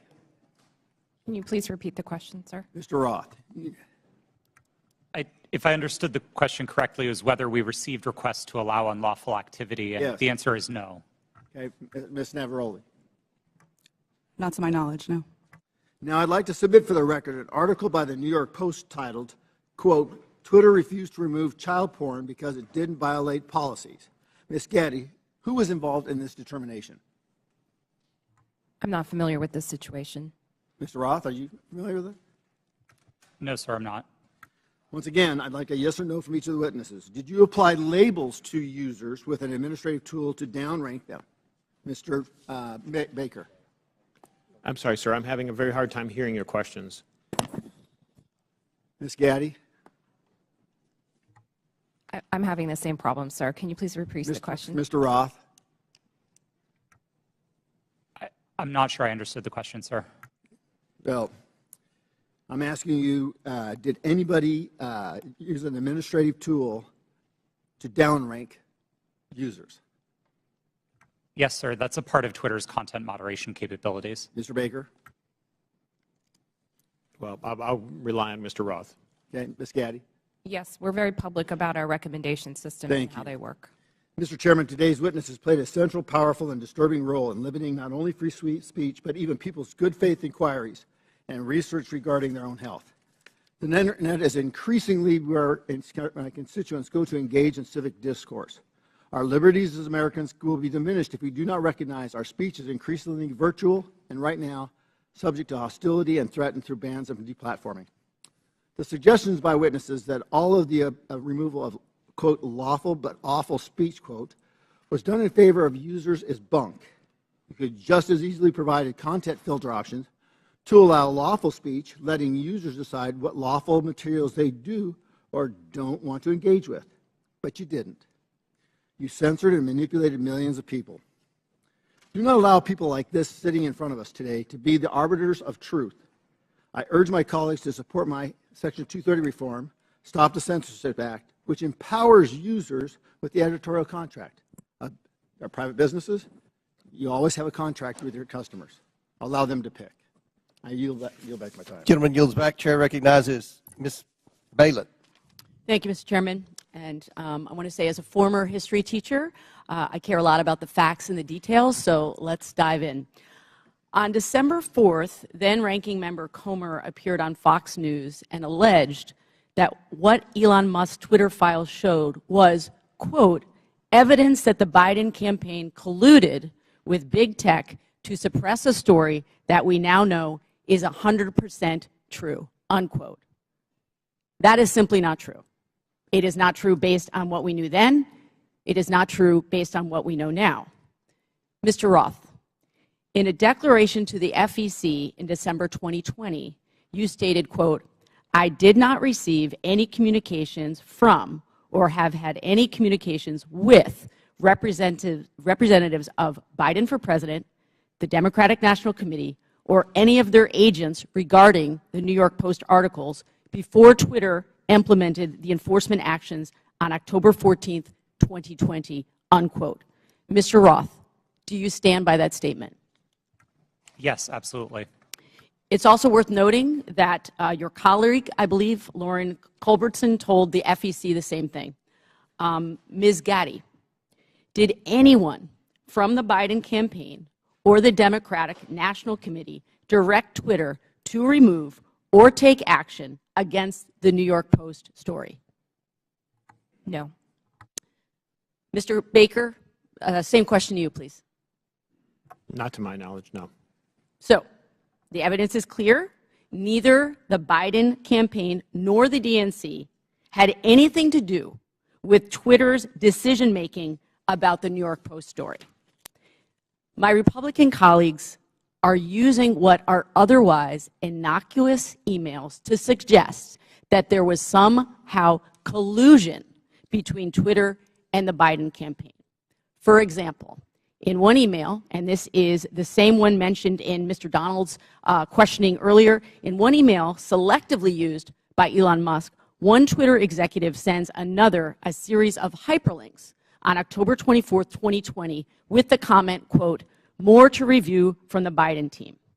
For the record, this is tweet number 8 in the first installment of the so-called Twitter files. So, Ms. Gaddy, are you familiar with this email? No, I'm not. Okay. So, just to be clear, this email has nothing to do with the New York Post story. It is dated October 24th, 2020, after Twitter had both made and reversed its decisions about the New York Post story. Mr. Baker, do I have that right? Based on, I think, the exhibit that was shown earlier, that sounds correct, yes. So, Ms. Gaddy, can you clarify for the record, if you're able to, what's happening here? Can you please be more specific about? With this email. I don't believe I was a recipient of that email or reviewed it during my time at Twitter, so I'm sorry I don't have familiarity with that situation. That's okay. Mr. Baker? To the best of my understanding, these were tweets that the campaign had concerns about. I don't know the details of those, and they were referred to Twitter as, I'm not sure exactly why, but I can't get inside their heads, but they were referred to Twitter, and Twitter reviewed them, and someone, again, going off the exhibit from earlier, said they were handled. I don't know what that means in terms of whether they took any action or didn't take any action, but at least they addressed the matter. So I believe that's what I construe from that email. Appreciate that. So from my understanding of everything that we've heard today, it's really not uncommon for outside entities, including, as we've heard, Mr. Trump's campaign, to request that Twitter remove content that violates the company's terms of service. Is that correct, Ms. Gaddy? That is very common globally. Thank you. So to the best of your ability to answer, Ms. Gaddy, were any decisions approved or acted upon based on the political party making the request? No, our teams were trained to enforce our rules consistently and fairly without regard to any sort of political ideology. Thank you. So I believe that what's happening here is my Republican colleagues know that the premise of this whole hearing is misleading. There is no evidence that the Biden campaign had anything to do with the Hunter Biden New York Post story. And the evidence we do have simply shows that the Biden campaign did what the Trump campaign and millions of Twitter users do routinely: flag content and ask Twitter to conduct its own review to determine whether it violates Twitter's own rules and policies. I yield back. Lady Yield, Chair recognizes Mr. Palmer for 5 minutes. Thank you, Mr. Chairman. I'd like to submit a June 22 study conducted by Princeton University called Powered by Twitter, the Taliban's Takeover of Afghanistan. Without objection, so ordered.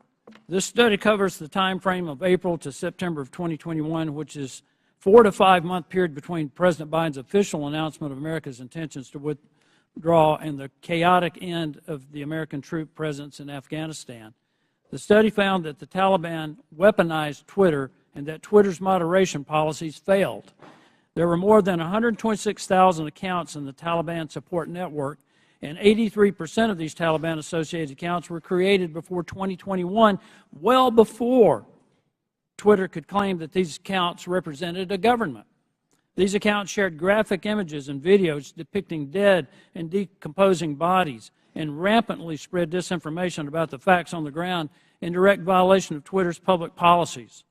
Taliban tweets were shared millions of times in the summer of 2020. The study also found that 3/4 of Taliban content was produced by only 20 accounts, which is suggestively straightforward. By the way, the U.S. government classifies the Taliban as an insurgent group, in case some of my colleagues don't understand what real insurgencies are. Mr. Roth, why wasn't Twitter more effective at curtailing the clear-cut content violations by Taliban Twitter accounts? Thank you for the question, sir. At the time that you referenced, I wasn't responsible for Twitter's work on counterterrorism. Do you have any idea why Twitter would allow clear-cut violations by an insurgent group? And by the way, they carried out multiple suicide attacks during the time frame they were sending out these tweets, killing dozens and injuring hundreds. It's my understanding that Twitter's policies at the time distinguished between some of the more violent portions of the Taliban and some of the more political portions of it. I'm not rendering judgment on it. That stuff's still up on Twitter, and I just wonder how many content moderators were assigned, if any, to check on these accounts. Additionally, it appears that Twitter was profiting from Taliban's presence on the platform in the lead-up to the overthrow of the Afghan government. Twitter placed ads from U.S. companies, including Amazon, Disney, McDonald's, and on the Twitter accounts of the Taliban news organization and their spokespersons and their senior leaders. Ms. Gaddy, did Twitter make money off placed ads on Taliban Twitter accounts on August 26, 2021, when 13 U.S. men and women died in a suicide bombing? I have no knowledge of this matter. You don't have any knowledge about whether or not these ads were up? I do not. According to Twitter, the decision to ban President Trump was after a close review of his tweets and the context around them, specifically how they are being received and interpreted on and off Twitter. On June 3rd... Minutes remaining. So I now yield 3 minutes to Mr. Palmer. Thank you, Mr. Chairman. Let's try this again. According to Twitter, the decision to ban President Trump was after a close review of his tweets and the context around them, specifically how they are being received and interpreted on and off Twitter. On June 3rd, 2018, the Iranian Ayatollah Khomeini tweeted, "Israel is a malignant, cancerous tumor in the West Asian region and has to be removed and eradicated. It is possible and it will happen." This tweet remains on Twitter to this day. Mr. Roth, how do you believe this tweet from the leader of Iran calling for the eradication of Israel was received and interpreted on and off Twitter? I couldn't say for sure how that tweet was interpreted. You would have a pretty good idea, though, of how many retweets and the amount of traffic it got. Only from what I can see in that illustration. Why does the Iranian leader who has explicitly pledged to eradicate the Jewish state of Israel get to remain on Twitter? Mr. Roth. Like all of Twitter's users, the Ayatollah is subject to the same set of rules. And while I can't speak for Twitter's decisions today, I can say that Twitter took a number of enforcement actions against the Ayatollah's account, the same way that we would against That's still up. else's. You understand how hypocritical this is, right? You banned a sitting U.S. president and a sitting member of Congress, Marjorie Taylor Greene, while a man who has pledged death to America and can openly call for the death of millions of Jewish people and yet not be removed from Twitter. Do you understand how that looks? How hypocritical that is? I'm asking Mr. Baker, Ms. Gaddy, Mr. Roth, Ms. Navarro. That's amazing. But it shows the hypocrisy at Twitter. I want to pivot here, Mr. Chairman. Mr. Goldman made a very troubling statement claiming that as Vice President Joe Biden fired the Attorney General of Ukraine, since he had knowledge of this prior to becoming a member of Congress, Mr. Goldman should provide to the committee documentation about this action. We should know who authorized Vice President Biden to take this action against the Ukrainian Attorney General. We need to know, was there an investigation to justify the firing of the Ukrainian Attorney General, and if yes, who conducted it? He needs to provide all details involving this action, including Vice President Biden's threat to withhold $1 billion of U.S. funding if the Ukrainian AG was not fired, and who authorized Vice President Biden to make that threat. I would request that the committee look into this, and I yield back. Gentleman yields back. Chair now recognizes Ms. Lee for 5 minutes. Thank you, Mr. Chair. This has been an incredibly electric hearing. It'd be funny if it weren't real life. I understand my colleagues on the other side of the aisle want to be victims so very badly. But Ms. Navaroli, if I understand you correctly, public criticism and allegations of anti-conservative bias are actually making Twitter and other social media companies less willing to enforce their own policies against political conservatives, correct? Yes, that was my understanding based on research that was done at Twitter. Meaning the same Republicans insisting on making themselves a victim is working? Could you repeat the question? The same Republicans, folks on this panel who are insisting on making themselves victims in this conversation about Twitter censorship and other accusations they've made, is this working because of the conservative bias and the implications of it? Or the allegations of conservative bias? In other words, are the allegations of conservative bias making it harder for those in Twitter or those who are working there to enforce these policies against folks who incite hate speech or make... Thank you for rephrasing that question, and thank you for asking it. Yes, these allegations are very much having an impact on the leadership within every social media company as they hope to not receive allegations of being biased or in any way being politically leaning. Thank you. I'm not the only lawyer in the room, so you all know that while the Constitution does provide us the right to free speech, there are, of course, limitations. As Ms. Navaroli pointed out, we cannot yell fire in a crowded theater. Compromising freedom of speech may seem dangerous until we weigh that compromise against the men and women massacred in Buffalo, for instance, or the many other places where radicalized violent extremists found their motivation to kill on social media. This isn't about oppression. It's about public safety. This isn't about censorship. It's about protecting our democracy from misinformation. Ms. Navaroli, it was your job to decide whether someone was yelling fire in the theater. Could you describe the coded incitement to violence policy Twitter did not implement?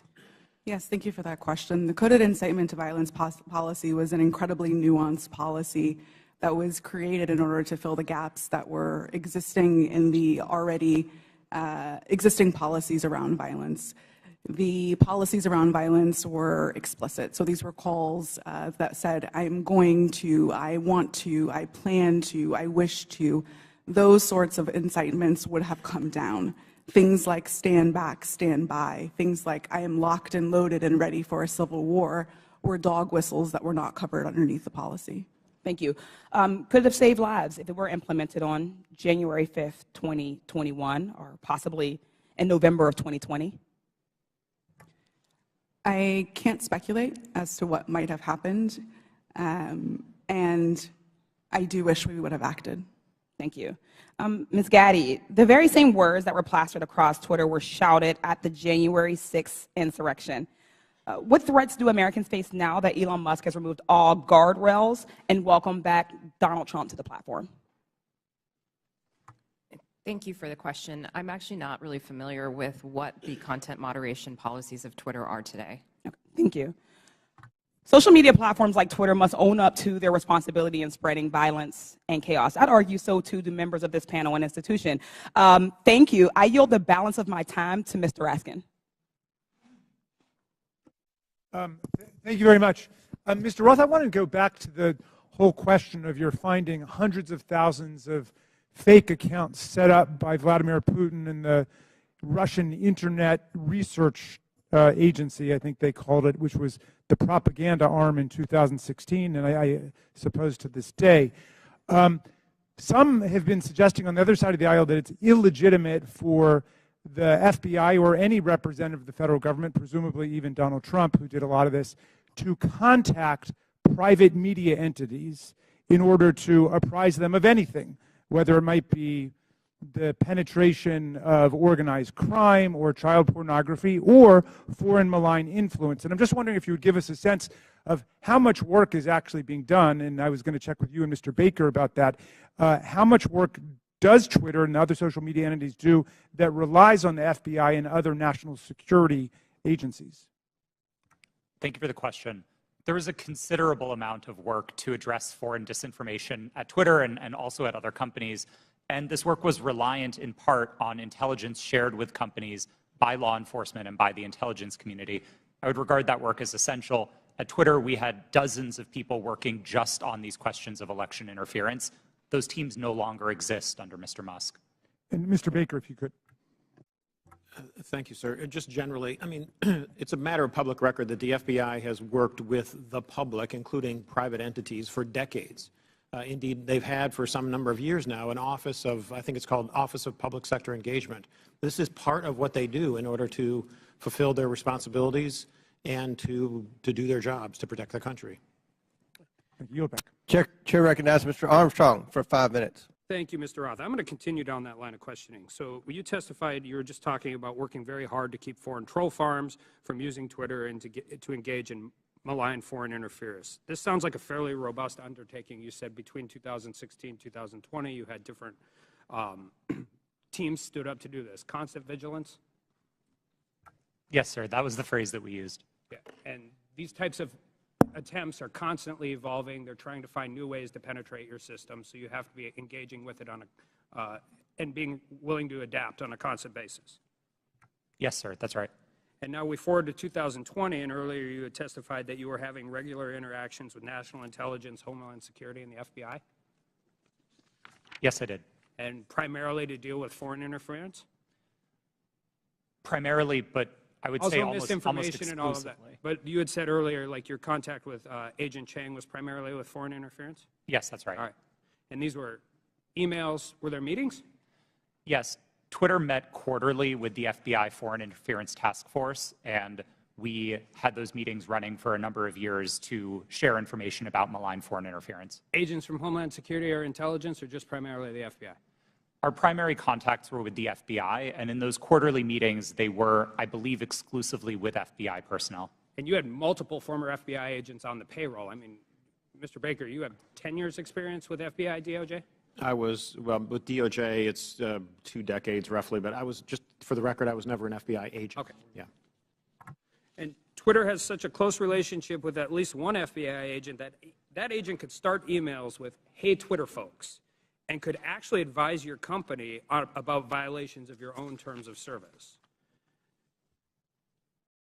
Mr. Roth, I think it's safe to say that you had a consistent dialogue with the FBI for the weeks and months prior to the New York Post. Is that fair? I had ongoing conversations with the FBI for years, I would say, about election security. And in response to Mr. Fry earlier, you said you would not categorize the FBI communications as pressure.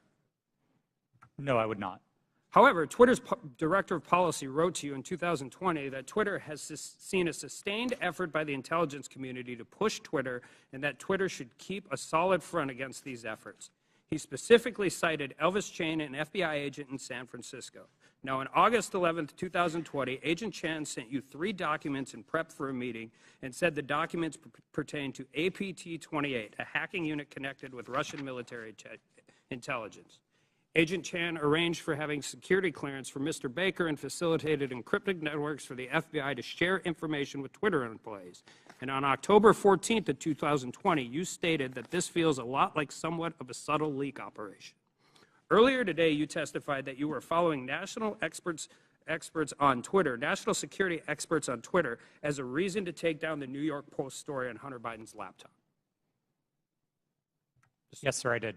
So, after 2016, you set up all these teams to deal with Russian interference, foreign interference. You're having regular meetings with the FBI. You have connections with all of these different government agencies, and you didn't reach out to them once? Is that question in reference to the day of the New York Post Yeah. article? That's right. We generally did not reach out to the FBI to consult on content moderation decisions, especially where they related to domestic activity. It's not that we wouldn't have liked that information. We certainly would have. It's that I don't believe it would have been appropriate for us to consult with the FBI. In December of 2020, you did a declaration to the Federal Election Commission that the intelligence community expected a leak and a hack operation involving Hunter Biden. Recently, Mark Zuckerberg confirmed that the FBI warned Meta that there was a high effort of Russian propaganda, including language specific enough to fit the Hunter laptop Biden security story. You're talking to these people for weeks and months, years prior to this leaking. They have specifically told you in October that there's going to be a leak potentially involving Hunter Biden's laptop. They legitimately and literally prophesized what happened. And you didn't contact any of them? No, sir, I did not. Did they reach out to you? On and around that day, to the best of my recollection, no, they did not. So after the story was taken down and you guys did it and you personally disagreed with it, Ms. Gaddy, you said you did. Did you contact them and say, hey, is this what you were talking about?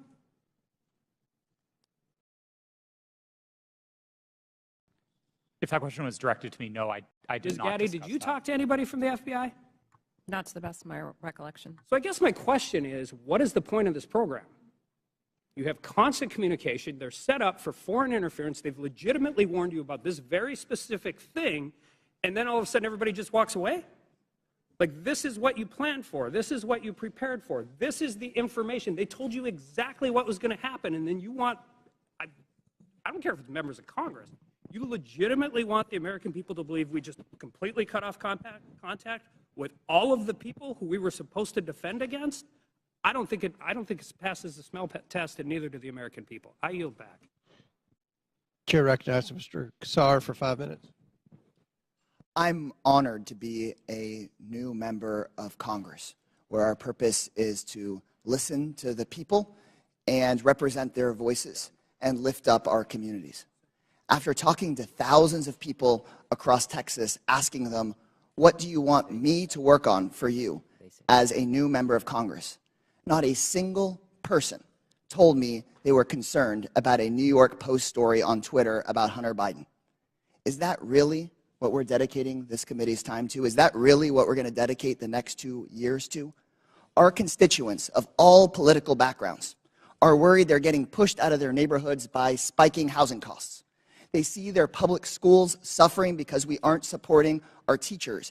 In my state, our rural hospitals are closing. We have more uninsured people than anywhere in the country. We have the highest number of food insecure kids, and reproductive rights have been stripped away. We're talking about none of that. It seems to me that we're having these hearings so that people can beat their chest about Hunter Biden, maybe do some fundraising, get some headlines, and ironically post those on Twitter. If that's what House Republicans want to spend their time on, then that's their prerogative. but to me it's a damn shame. We're here for a bigger purpose than that.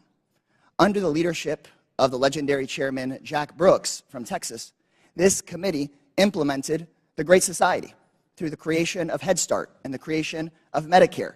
They investigated Watergate. They built the U.S. space program. Anything is possible if we all come together to work on what our constituents demand, if we make sure that we say to our constituents that your voice matters here. We could be ensuring that the historic investments in infrastructure and domestic manufacturing create good union jobs where we need them the most. We could take on free speech and civil liberties issues at home and across the world. We could be investigating and taking a look at these real threats of domestic terrorism and civil unrest. We could be making sure that our constituents' lives are better. But instead, we're focusing today on Twitter. The American people deserve better. I yield back my time to Mr. Raskin. Thank you very much, Mr. Kassar. Let's go back to this point about the Russian disinformation campaign. And just to refresh everybody's recollection, Mr. Roth, you learned, was it before 2016 or after 2016, that Vladimir Putin had commanded an entire campaign to try to invade the American election with social media messages on Twitter, Facebook, and so on? Was that before the election you learned or after? While there was some public discussion of it before the election, most of the confirmed information was only declassified after Election Day. Okay, so there was this powerful, massive campaign unleashed by a malign foreign actor interested in undermining American democracy with a specific electoral objective, right? Did you find that? Was he just trying to create chaos, or did he want to put the thumb on the scale with his intervention for either Hillary Clinton or Donald Trump? A bit of both, honestly. I think there was a significant amount of the troll activity on social media in particular that wasn't tilted one way or the other. It played both sides and it played them off of each other. And I think that's bad for America and it's bad for democracy. I think the hack and leak campaign was a bit more skewed because that focused very specifically on the DNC and on John Podesta. Okay, and so the hack and leak campaign against the DNC and Hillary Clinton was one meant to damage Hillary Clinton's campaign. Is that right? That's what most research concludes was the objective, yes. All right. So some people are suggesting that if the U.S. government finds out about a malign foreign influence disinformation or propaganda campaign in our elections at any level, the government shouldn't say anything to the public or the news media about it. What do you think about that proposition? I believe that would be a profound failure. I think there's a collective responsibility across the private sector and the public sector to address our shared threats, and Russian interference in American democracy is one of those shared threats. Okay. Ms. Gaddy, do you agree with that? Yes, I do. Okay. And just back to you, Ms. Navaroli, for a moment. Did you follow the attempt to overthrow the official election result in Brazil? I was not working at Twitter at the time, but I paid attention to the news, yes. Okay, and were you struck by any of the resemblances between what happened in Brazil and what happened here on January 6th? Yes, it was the exact same playbook that was played on January 6th, in which a ruling party claimed that an election was stolen and that misinformation continued to spread and lead to political violence. Thank you. I yield back, Mr. Chairman. Chair recognizes Mr. Fallon for 5 minutes. Thank you, Mr. Chairman. If there was ever, if there's ever a time where our government becomes the sole arbiter of truth, then we've lost the United States. Twitter's become the virtual town square. It now has the power to transform public opinion like no other medium in history, with their algorithms shaping and molding the public mind to their own ends. Mr. Roth, to the best of your knowledge, what percentage of your colleagues when you worked at Twitter donated to Democratic causes or candidates in 2020? I don't know, sir. We have it here. It was 98.4% of Twitter employees gave to Democratic candidates or causes in the 2020 election cycle.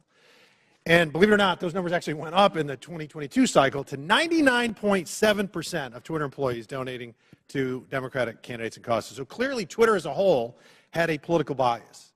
Mr. Roth, do you personally think that you have a political bias, and did you have one when you worked at Twitter? A personal political bias? No, sir. You didn't. That's remarkable, because it's pretty obvious you did have strong biases when you compared, ironically using Twitter, people that worked in the Trump White House to Nazis. They were good folks that you simply disagreed with politically in our representative republic, and you compared them to the most evil people on the planet that murdered 60 million people, or at least were responsible for those deaths. You think that was a little bit hyperbolic? Yes, I do. As I said, I regret the language. I agree with you. It was. And so your political opinion spilled over into censorship work at Twitter. I think your biases had consequences, which you intentionally expressed through your propaganda and censorship role at Twitter. Additionally, you may have collaborated with U.S. intelligence community regarding stories that y'all didn't want the public to see. So namely, what we refer to as the Hunter Biden laptop story that ran in the New York Post. So I'll ask you, Mr. Roth, did you receive 10 confidential documents from Special Agent of the FBI, Elvis Chan, the night before the Hunter Biden laptop story ran? Yes. You did. See, because it's interesting, with the immediacy with which you all acted to censor the New York Post Hunter Biden laptop story seems to be very indicative of foreknowledge. And the story was seismic, and it was rushed to be suppressed, knowing full well it was not Russian disinformation, as some here said. It was truth that was denied the American voter.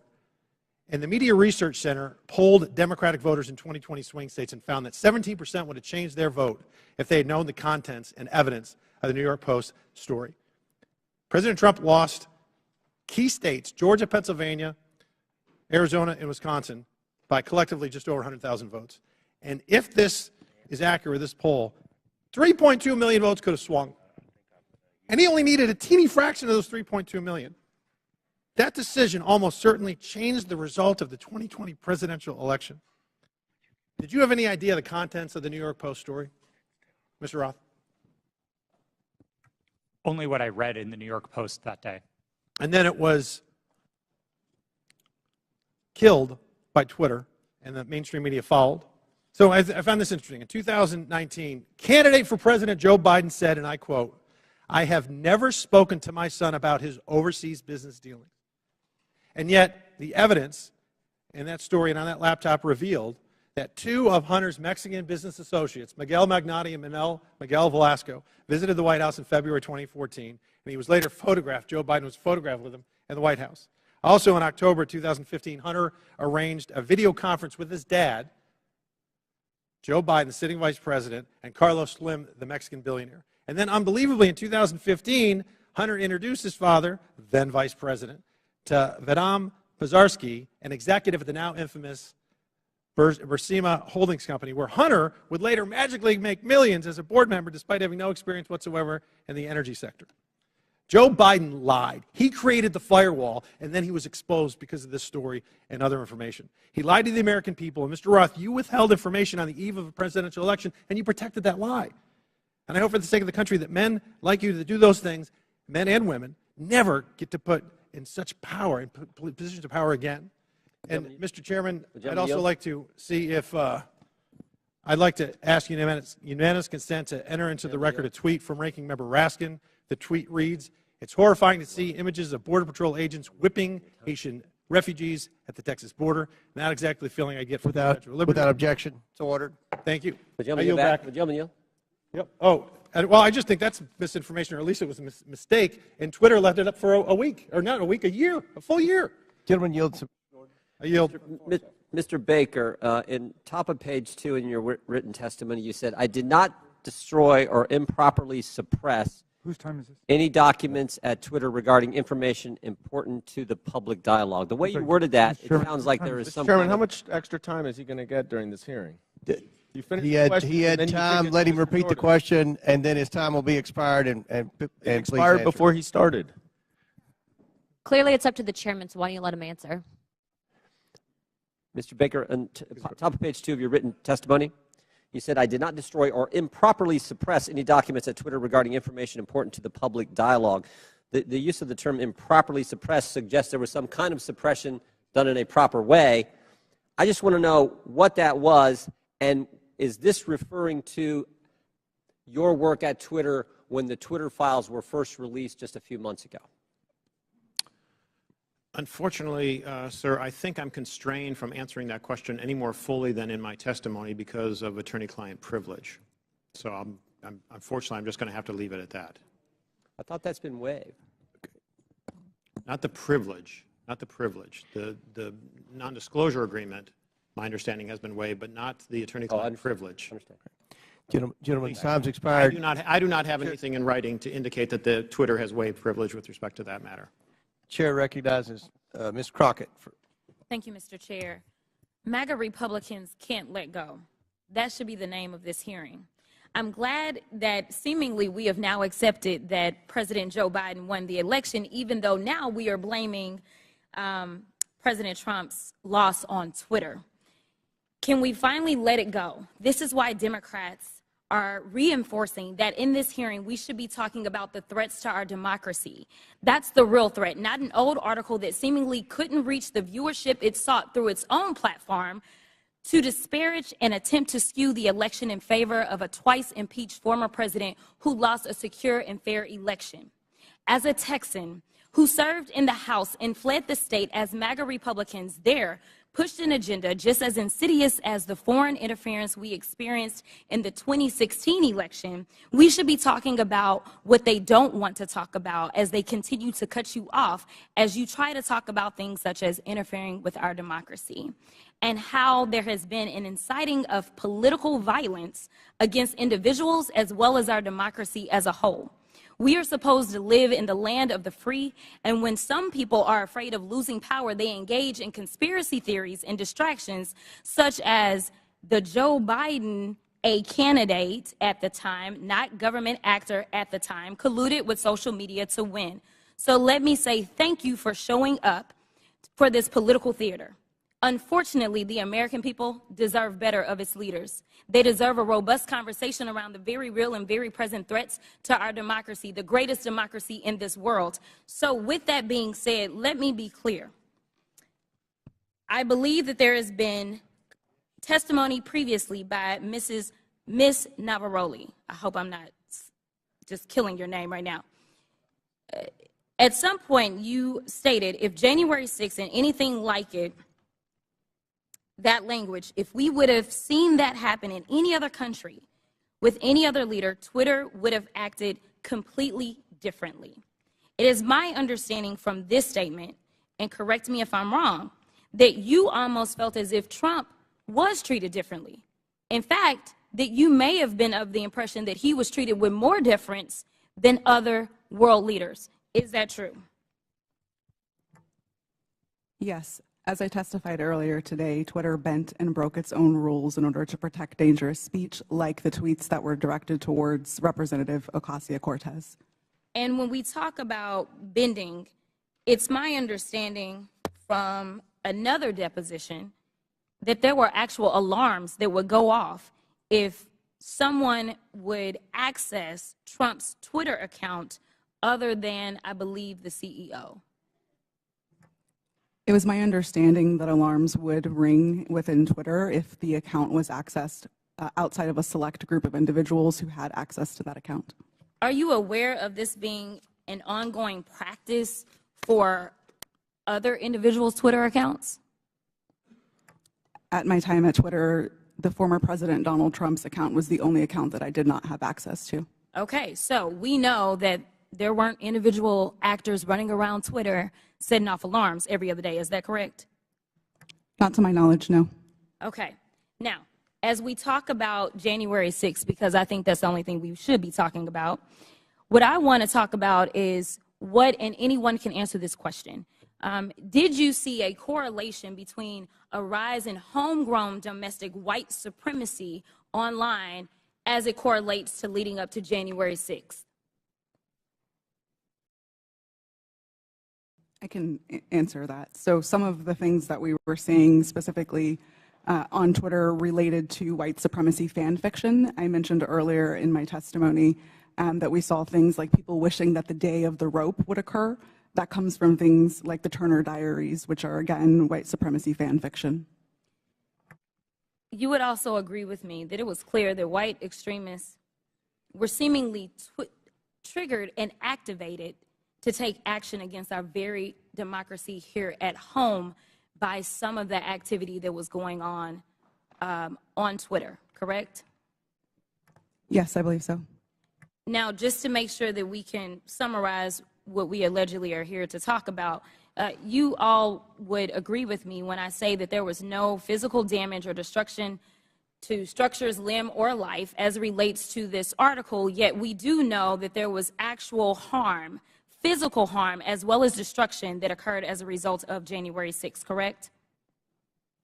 Yes, people died on January 6th. Thank you. With that, I'll yield the remainder of my time to Chairman Raskin, or Ranking Leader Raskin. Thank you. Mr. Chairman, I would just use the second to ask unanimous consent to submit for the record an extraordinary article just published called "Twitter Kept Entire Database of Republican Requests to Censor Posts," published on February 8th. It was just published by Rolling Stone. So for everybody's reading enjoyment, if people think it was biased against conservatives, this would lead us to believe it was definitely biased against liberals and progressives. Didn't have you pegged for a Rolling Stone reader, but without objection, so ordered. Chair recognizes Mr. Groffman. First of all, just a comment. When we talk about the Pledge of Allegiance, one of the lines in there is, "To the republic for which we stand." Ben Franklin, when he was asked about our Constitution, he said, "We give you a republic if you can keep it." Just two lines that maybe some people around here haven't heard. Now, this is kind of a little story for the three of you on the left here. In January of 2021, the Christian magazine called The Daily Citizen tweeted about President-elect Joe Biden's announcement that Dr. Rachel Levine was his nominee for Assistant Secretary of Health. They commented that Dr. Levine is a transgender woman. This was banned from Twitter. Are you familiar with this story? I'm not familiar with it, sir. Do you have any reason why it would have been banned?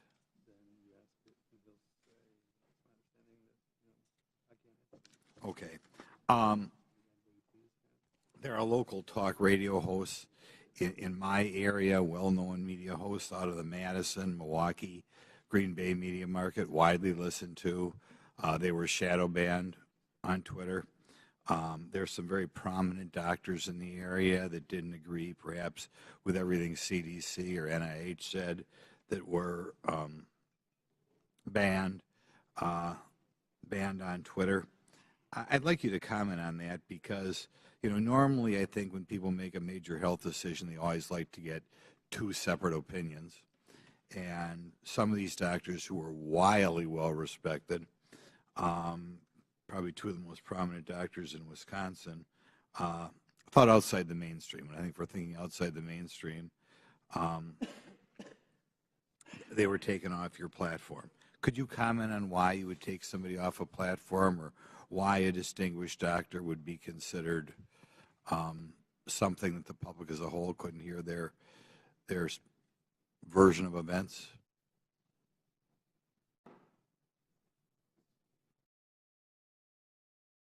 No, you're not aware that ever any doctors who commented outside the mainstream version of what was going on with COVID, going on with the vaccine, going on with treatments, that there were people who disagreed with the NIH recommendations and you took them off of Twitter? You're not familiar with that?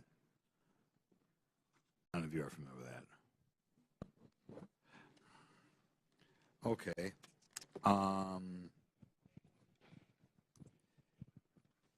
I'll yield some time to Jim Jordan then. I thank the gentleman for yielding. Mr. Baker, Mr. Roth earlier said he thought it was a waste of time for the FBI to be sending you accounts that they thought violated Twitter's terms of services and Twitter's policy.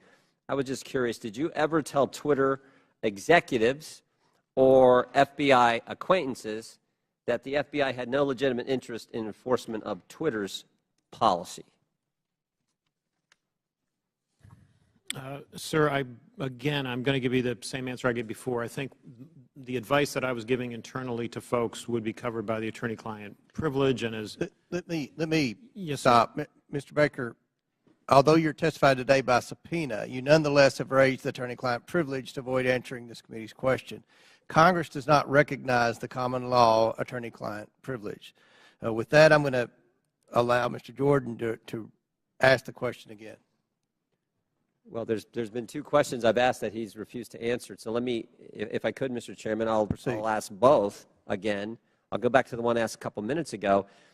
Top of page 2 of your testimony, you said, quote, "I did not destroy or improperly suppress any documents at Twitter regarding information important to the public dialogue." I would like to know what you're referring to that you, in your mind, properly suppressed, and when that took place, specifically if it took place during the time that the Twitter files were first being released just a few months ago.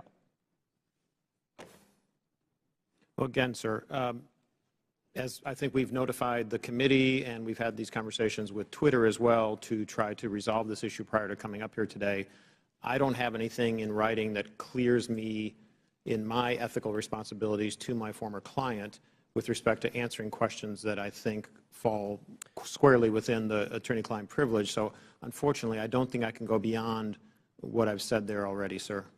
Unfortunately, Mr. Baker, your assertion that the attorney-client privilege, it's overruled as to this particular question and answer. So will you please answer the question by Mr. Jordan? Point of order, Mr. Chairman. State your point. Well, as I understand it, because we just went through this in the January 6th committee where multiple witnesses asserted attorney-client privilege, including people who weren't covered by it at all. Ultimately, that's for a court to decide. So I don't think there's anything we can do within the committee at this point, unless I'm missing something. We'll give you one more chance to answer the question. If you don't answer it, then we'll have to deal with it after the committee hearing. Mr. Baker, could you answer the question, please? I apologize, but I believe I have ethical responsibilities to my former client, and I don't think I can go beyond what I've said already, unfortunately. Yeah, I just said that. All right. Mr. Baker, you did suppress documents then that, in your language, was important to the public dialogue? I'm going to give you an extra minute, Mr. Goldman. Oh, thank you very much. I'm sorry, sir. Could you repeat the question? Again, going on what your written testimony. So you did suppress documents at Twitter regarding information that was important to the public dialogue. That's a yes or no.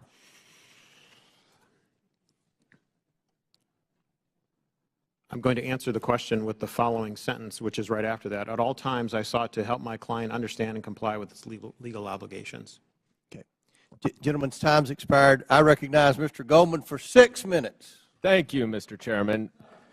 I understand that Mr. Palmer was asking some questions about some of my assertions about the removal of the Ukrainian Prosecutor General. First, let's be clear, I did not say that Vice President Biden fired Mr. Shokin. It was official U.S. and European policy to encourage Ukraine to fire him, which they did. But he is right about one thing. What I say is not evidence, and neither is what any of our Republican colleagues say on the other side of the aisle. They may not like what these witnesses say, but the testimony of the witnesses is the evidence, not baseless statements without firsthand knowledge. But I urge Mr. Palmer, if he wants to understand what actually happened, to read the 300-page report that we published on the first impeachment investigation. There's a lot in there about Mr. Shokin. Luckily, though, he doesn't even have to do that. You can just read the New York Post story itself, because in that story, Shokin admitted that he never opened an investigation into Burisma. He claims to have had, quote, specific plans to do so. Yeah, sure. For 2 years, Rudy Giuliani had been peddling Victor Shokin's bogus story, including with agents of Russian intelligence. And Chairman Comer, if you question that, I urge you to look up Andrei Derkach. So who was the sole source of the hard drive to the New York Post? Rudy Giuliani. And for these reasons, many journalists were highly skeptical. One reporter at the New York Post itself refused to put his name on the story. Fox News' Brett Baer said, quote, "The whole thing is sketchy," unquote. And both Giuliani and the Post refused to give the laptop to other journalists to verify and analyze it. In fact, Giuliani told the New York Times that he hoped that it would be published before it could be verified. So what is the so-called authentication for this laptop? Well, Chairman Comer said in his opening statement that it's a subpoena to the computer repair shop owner, which happened about a year before the New York Post story. But that is not the same hard drive that Rudy Giuliani received months later from that repair shop owner and passed along to the New York Post after he was in possession of it for several months. Now, Mr. Baker, based on your understanding of Russian malign influence campaigns, does Russian intelligence have the capacity to manipulate a hard drive? Yes. So it is possible that some of the materials on a hard drive could be authentic, and some could be altered, manipulated, or even added to the hard drive. Is that right? I believe so, yes. Mr. Roth, you have testified today that Twitter was keenly aware of the hacking efforts by Russia in connection with the 2016 election. Is that right? Yes, sir. And those efforts, I believe you said, and correct me if I'm wrong, by Russian intelligence to interfere in our electoral process continued up and through and including the 2020 election. Is that right? Russian efforts certainly continued through the 2020 election and even through the midterms. I couldn't say specifically if it was military intelligence, as was the case in 2016, but certainly the Russian government was involved. So let's run down what Twitter knew about this hard drive and this story when it was published. First, the sole source of the hard drive was Rudy Giuliani, who had been working closely with Russian intelligence agents throughout 2020. Second, Russian intelligence interfered in the 2016 election and was actively trying to do it again. And third, numerous journalists, including at the New York Post and Fox News, raised suspicions about the hard drive, and they refused to allow an independent analysis and verification of it. Now, Mr. Baker, based on your experience in law enforcement, wouldn't this give anyone concerned about Russian interference in our elections serious pause? Well, I think as reflected in the public record, at the time, I thought there were great concerns on that side of the equation because, in part, with respect to all the things that had happened since 2016 with respect to the hack and leak or hack and dump issues, there were facts that indicated that the computer might have been abandoned and so on, but which made it a very difficult case, which is why we're sitting here today talking about it. Right, and there was a 24-hour delay in continuing to spread the publication of it. Isn't that right? Yes. Okay. You know, that is exactly what 51 former intelligence officials, many from Republican administrations, even the Trump administration, said in that letter that is being distorted by Mr. Jordan and others at this hearing. Let me quote one paragraph of what they say. We want to emphasize that we do not know if the emails provided to the New York Post by President Trump's personal attorney, Rudy Giuliani, are genuine or not, and that we do not have evidence of Russian involvement. Just that our experience makes us deeply suspicious that the Russian government played a significant role in this case. And unless Twitter, like Special Counsel Mueller concluded about the Trump campaign in 2016, wanted to welcome Russian interference in an election, all of you sitting here today were entirely correct to be highly concerned about the legitimacy of this story. I yield back. Chair recognizes Mr. Higgins for 5. Thank you, Mr. Chairman. I'm going to be yielding some time to my colleague, Mr. Jordan, here momentarily. But for the record, Mr. Baker, Ms. Gotti, Mr. Roth, Mr. Navaroli, are you here under the advice of counsel, and do you have counsel present? Yes, sir. That was a yes? Yes, sir. Yes, sir. Yes, I do. Yes, I was subpoenaed That's to good appear. to know. I'm glad you all have counsel present. Mr. Chairman, for the for submission for the record, I'd like consent to submit the Twitter files dated December the 8th, posted by the New York Post regarding the suppression of conservative commentators. I'd like that submitted. Without objection, so ordered. Mr. Chairman, thank you. I'd like to also submit for the record a timeline of events with cited sources outlining strong evidence of the Biden family organized criminal actions would certainly indicate that we've crossed the threshold of reasonable suspicion. I'd like this timeline submitted for the record. Excuse me, Mr. Chairman. Where is that from, that timeline? Timeline in my hand, boss. I'll get it to you shortly. Bottom line is that the FBI had the Biden crime family laptop for a year. They knew it was leaking. They knew it would hurt the Biden campaign.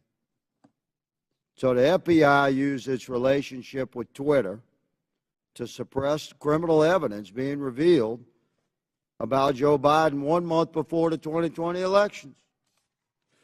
You, ladies and gentlemen, interfered with the United States of America 2020 presidential election, knowingly and willingly.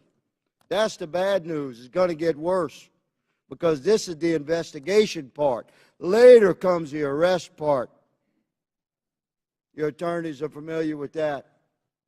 Mr. Chairman, I'd like to spend 5 hours with these ladies and gentlemen doing depositions surely yet to come. But for right now, I'll yield the balance of my time to my colleague, Mr. Jordan. I thank the gentleman for yielding. I think he made the right point. And I would just respond to to our colleague from New York.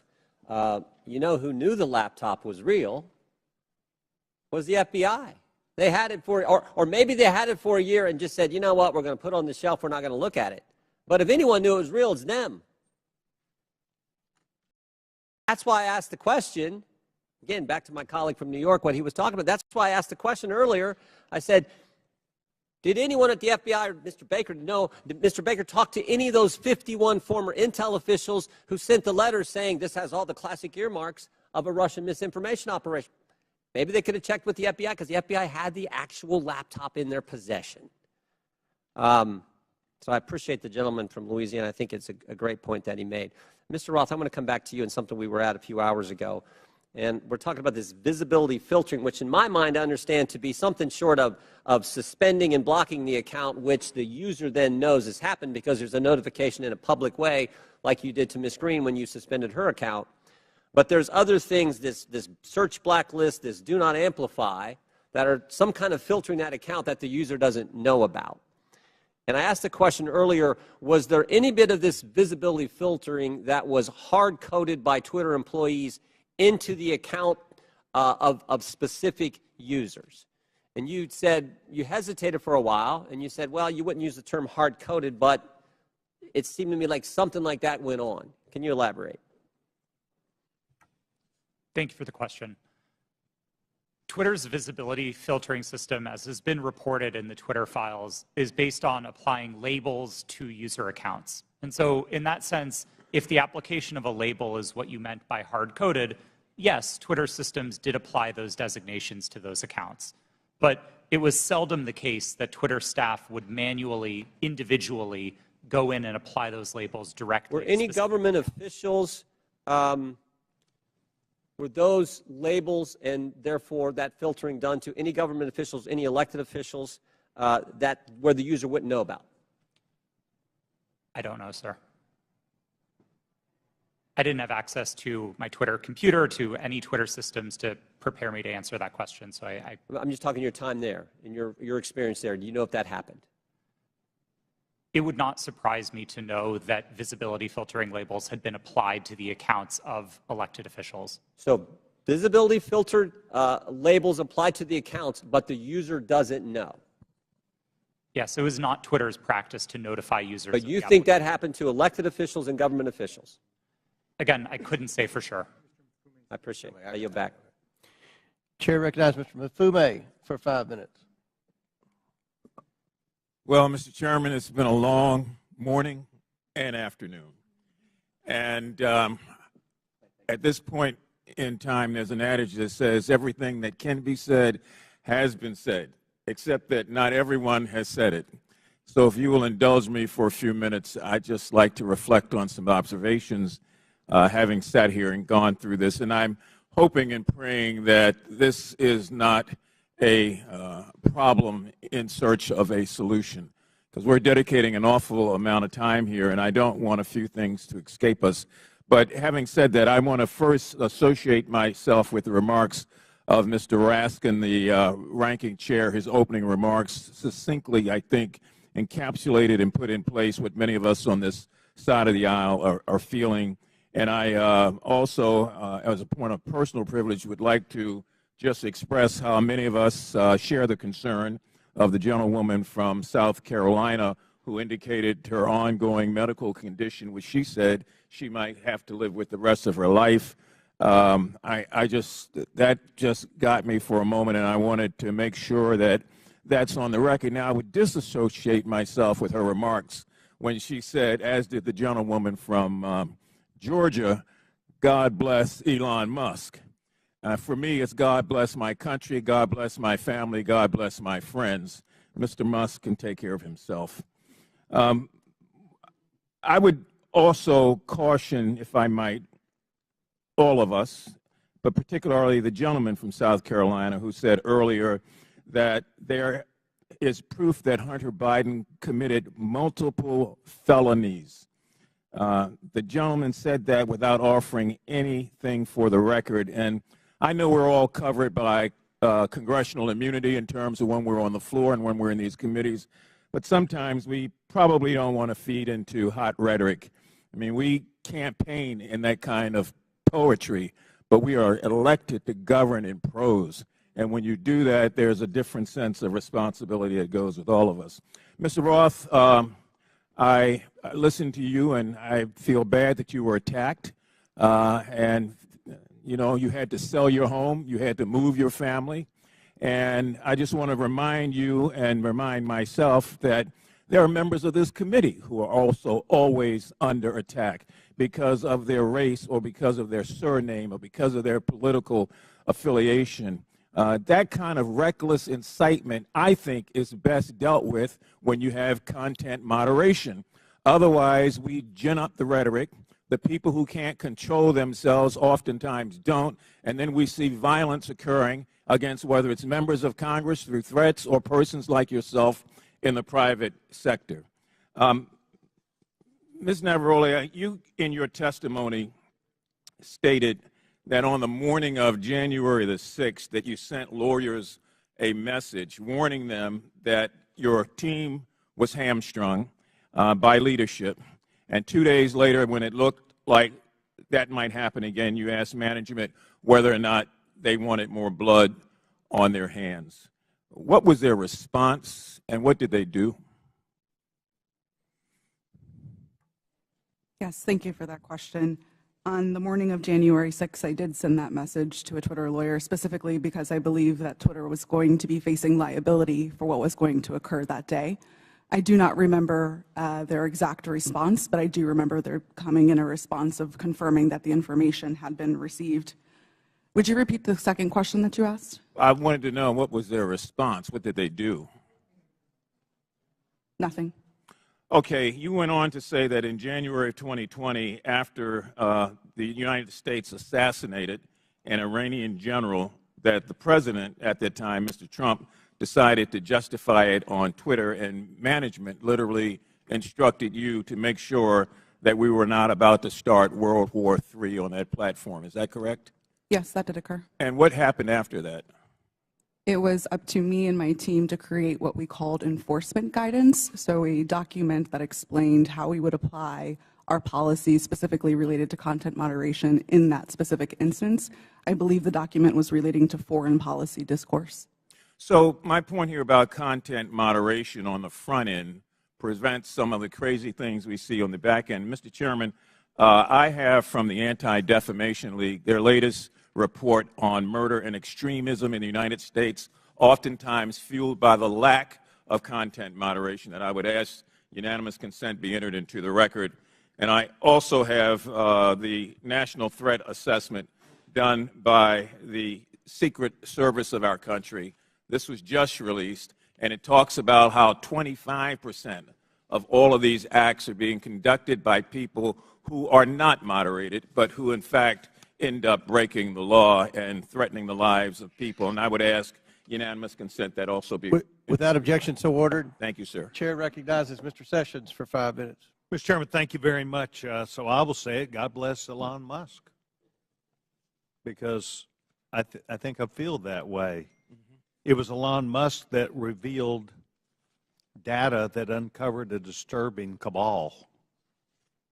Let's be clear, we're here today because Twitter got caught, not because people wanted to admit mistakes got made, or perhaps because they got bought. If not for the Twitter files released by Mr. Elon Musk, this activity we're discussing today would still be going on. It's no secret that the political bias of Twitter and their previous leadership bled into politics and merged that with practices of the company. And that is a big concern. But a bigger concern is where our government, on a political basis by law enforcement, becomes engaged in things that a timeline would show were not truthful. That's the concern. The fact that Twitter was working hand in glove with the Federal Bureau of Investigation and the intelligence community to suppress free speech and things that were not true is disturbing. That is why we are here today. So, Mr. Roth, I would engage you, if I could, for a minute. By the way, I want to compliment all four of you. You've been here all day. This is hard to do. You've kept your cool. To the best of your ability, you're expressing honesty. I admire that. Mr. Roth, can you please tell me about the meetings with the FBI? How many? Where did they take place? How do they accomplish what they wanted? Thank you for the question. Yes, sir. Twitter met with the FBI, I would estimate, several dozen times over the course of multiple years. These meetings happened in person, in the Twitter office, in the offices of other technology companies, and at times they happened virtually. We issued press releases about these meetings. They were not happening in secret. They were not anything that the public sector or the private sector strove to hide from anybody. But in these meetings, we used it as an opportunity to discuss the shared threats of foreign malign interference, to discuss the preparations that the public and private sector were implementing, and to use that as an opportunity to make sure that we were having open channels of communication about those malign interference threats. Ms. Roth, did you at any time believe that the Bureau might not be honest about the things they knew and the information that they shared and passed to you? I would say I have a personal healthy skepticism about any type of law enforcement, but no, it was never my experience that representatives of the FBI were anything but forthright in those discussions. Do you believe that they, today, in looking back, misled you? I don't believe so, no. So you believe that the things which they told you, in looking back, are truthful even today? To the best of my recollection, yes. So the chance for FBI numerous times, dozens of times, to meet with you, did you put out information of the substance when you said you provided the public with information? Did you discuss what those meetings were about? I believe the public statements were fairly high level and talked about preparations for upcoming elections in the United States. Any internal records or meeting minutes would be on my Twitter computer, which I don't have access to. And does that reside, to the best of your knowledge, currently at Twitter? Yes, sir. I returned all Twitter property to the company when I chose to leave. Yes, and that would be a requirement, generally speaking. Yes. So you believe that the Bureau met with you, they did not mislead you, that you were as forthright as you could be to the public, and that you were playing the role that you felt like was responsible. Is that your testimony today? Yes, sir, it is. Thank you very much, Mr. Chairman. I yield back. Gentleman yields back, and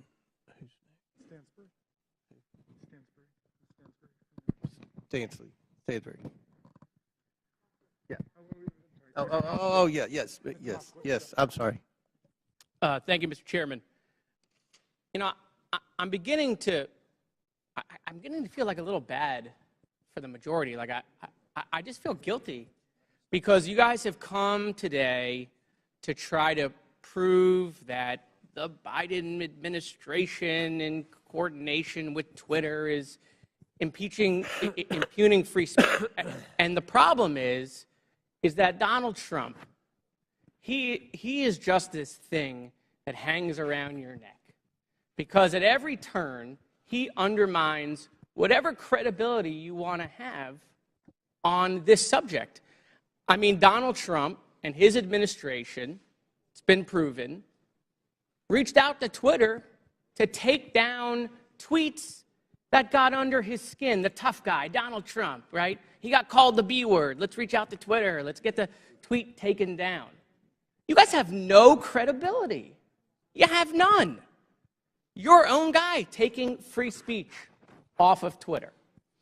You know, I also don't understand this bipolar thing that you're doing with Joe Biden. So every day you guys tweet out, Joe Biden is boring, he's sleepy. Every day you say it on TV. Now you want to tell the American people Joe Biden is an international super mastermind along with his son Hunter. I mean, it's just bananas. You know, the Trump family is getting billions of dollars of loans from foreign governments by using their White House relationships. Any questions? Any questions on that? No, I didn't think so. You want to know if the Trump family made any money selling PPE during the pandemic out of the West Wing? Any questions about that? No, I didn't think so. But let's move on to Hunter Biden's laptop. Your leaker, I always love this, by the way. You guys are against leakers unless they're leaking things you like. Your leaker, Matt Isaac, and I love, you know, have you seen this guy? I mean, he's like a Radio Shack dot matrix guy who copied files off a private citizen's hard drive. Okay? That's your entire theory is based off of. But I want to use his words. This is his own words. Your guy, your leaker, the guy who gave you the information. There have been several attempts by several individuals to modify and insert fake data. I do know there has been multiple attempts over the past year and a half to insert questionable material into the laptop, to pass off information or disinformation as coming from the laptop.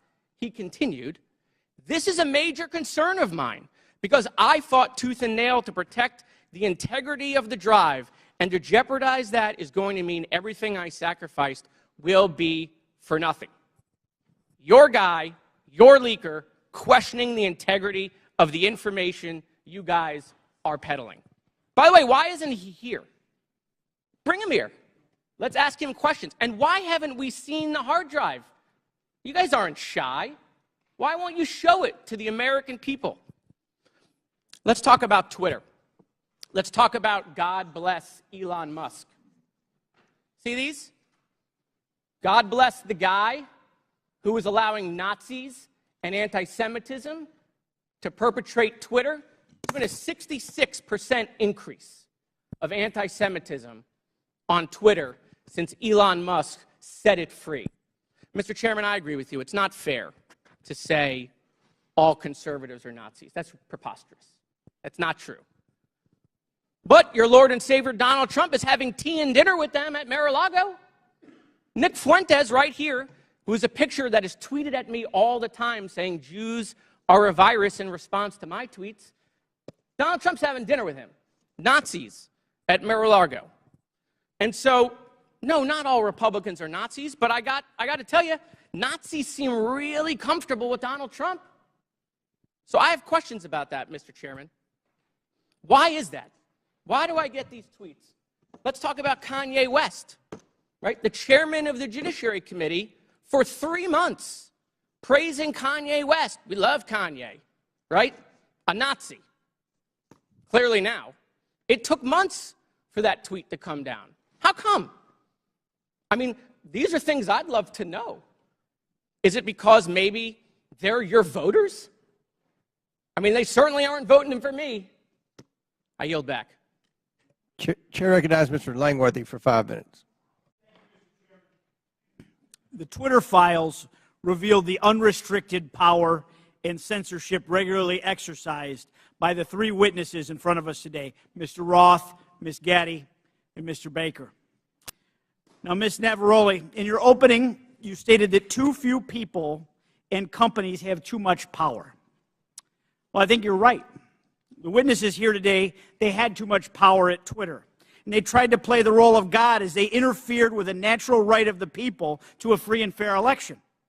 Twitter knowingly suspended the New York Post's account, one of the most reliable conservative voices in the country, in fear that an honest story would swing the most divisive election in American history into the hands of their enemy, former President Donald Trump.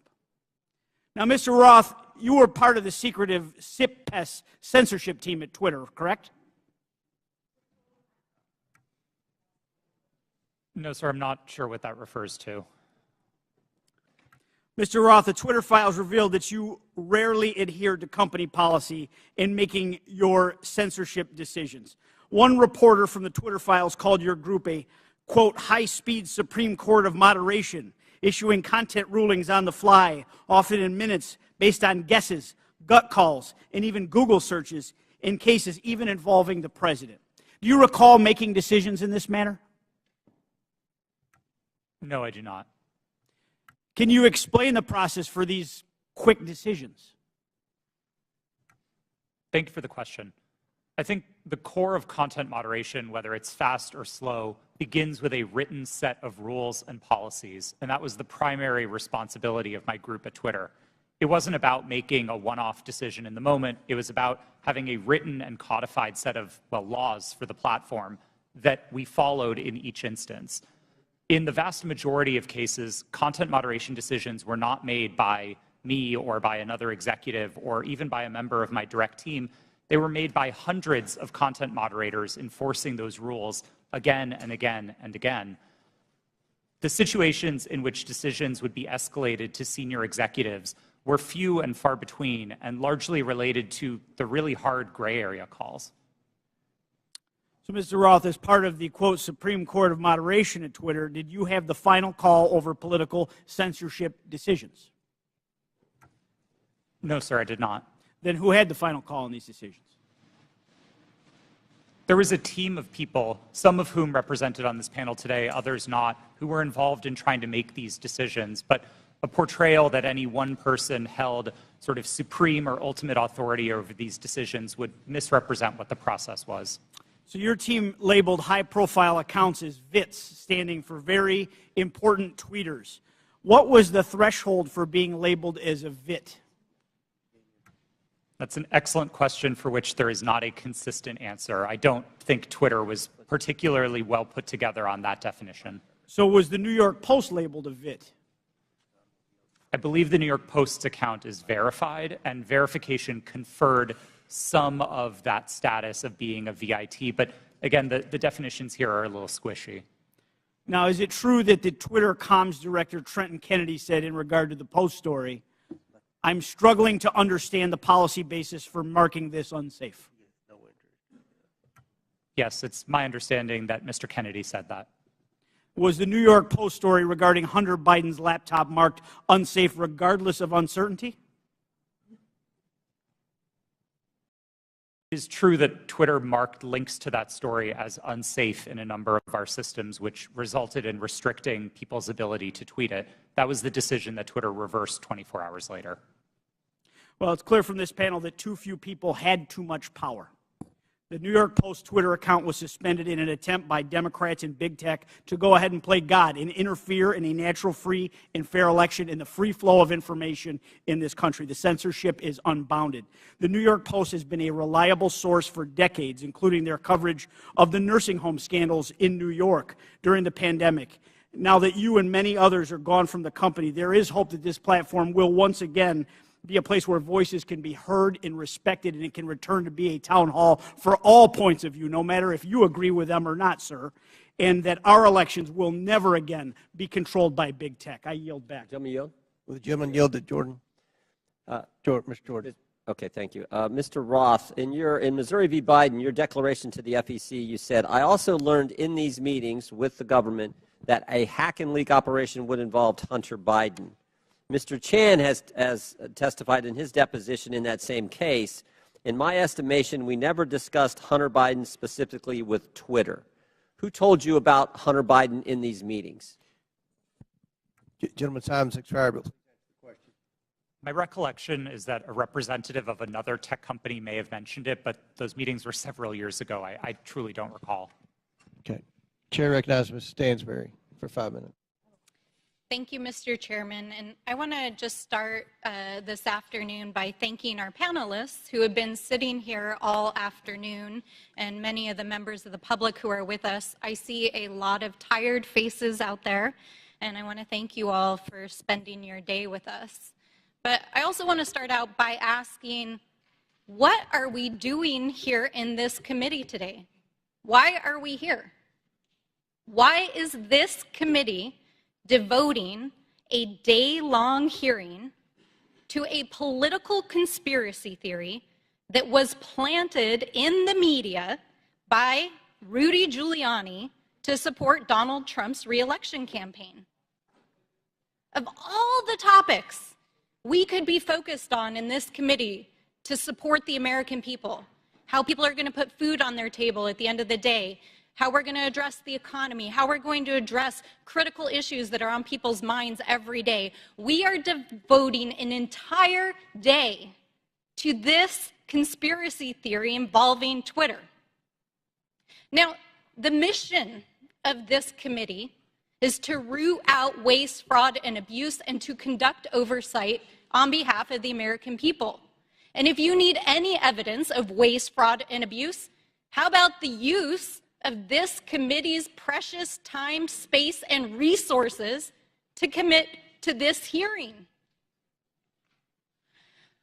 You know, I don't even understand why we're here right now, but I do want to clarify some key facts about what we've heard today.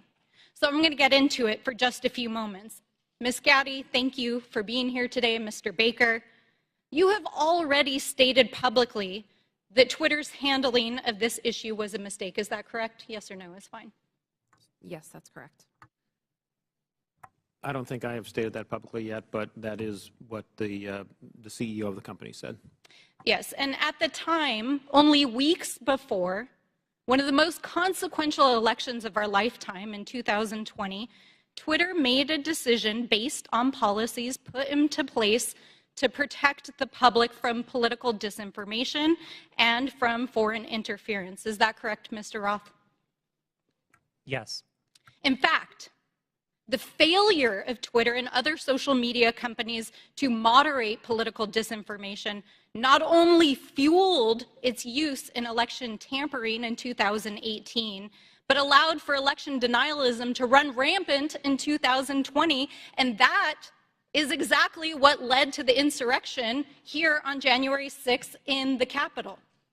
So, Ms. Navaroli, I want to ask you, thank you for sitting here all day answering these questions. Do you believe that Twitter has put into place policies that would adequately protect free speech, but also protect the American people from another violent insurrection and the kind of hate speech that we are seeing run rampant right now on the platform? Thank you for that question. I cannot speak to Twitter's current policies because I have not worked there in quite some time, but I can say that my job at Twitter was to balance free expression and safety. And one of the things that I constantly pushed for was for us to include more analysis within that simple balancing act. And instead of asking just free expression versus safety, to say free expression for whom and safety for whom. So whose free expression are we protecting at the expense of whose safety? And whose safety are we willing to allow to go to the wind so that people can speak freely? Exactly, right? Because Twitter refused to sanction Donald Trump's account long before it was actually banned. When violent rhetoric and other rhetoric was already being used on the platform. And in fact, since the latest acquisition of Twitter by Elon Musk, the company's Trust and Safety Council, as represented here today, has been dissolved. And the accounts of individuals like Donald Trump who incited violence in the Capitol have been restored. And we are seeing anti-Semitism, hate speech, dangerous rhetoric, violence being put on Twitter every single day. Election tampering, disinformation, violence, the attack on our Capitol.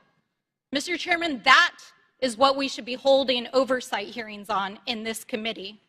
I have traveled to every corner of my district, and New Mexicans are depending on us to defend our democracy and to ensure that we are holding not only those who are committing waste, fraud, and abuse accountable, but ourselves. So let's not waste the precious taxpayers' time and dollars holding hearings about Four Seasons landscaping style conspiracy theories and actually get to work for the American people.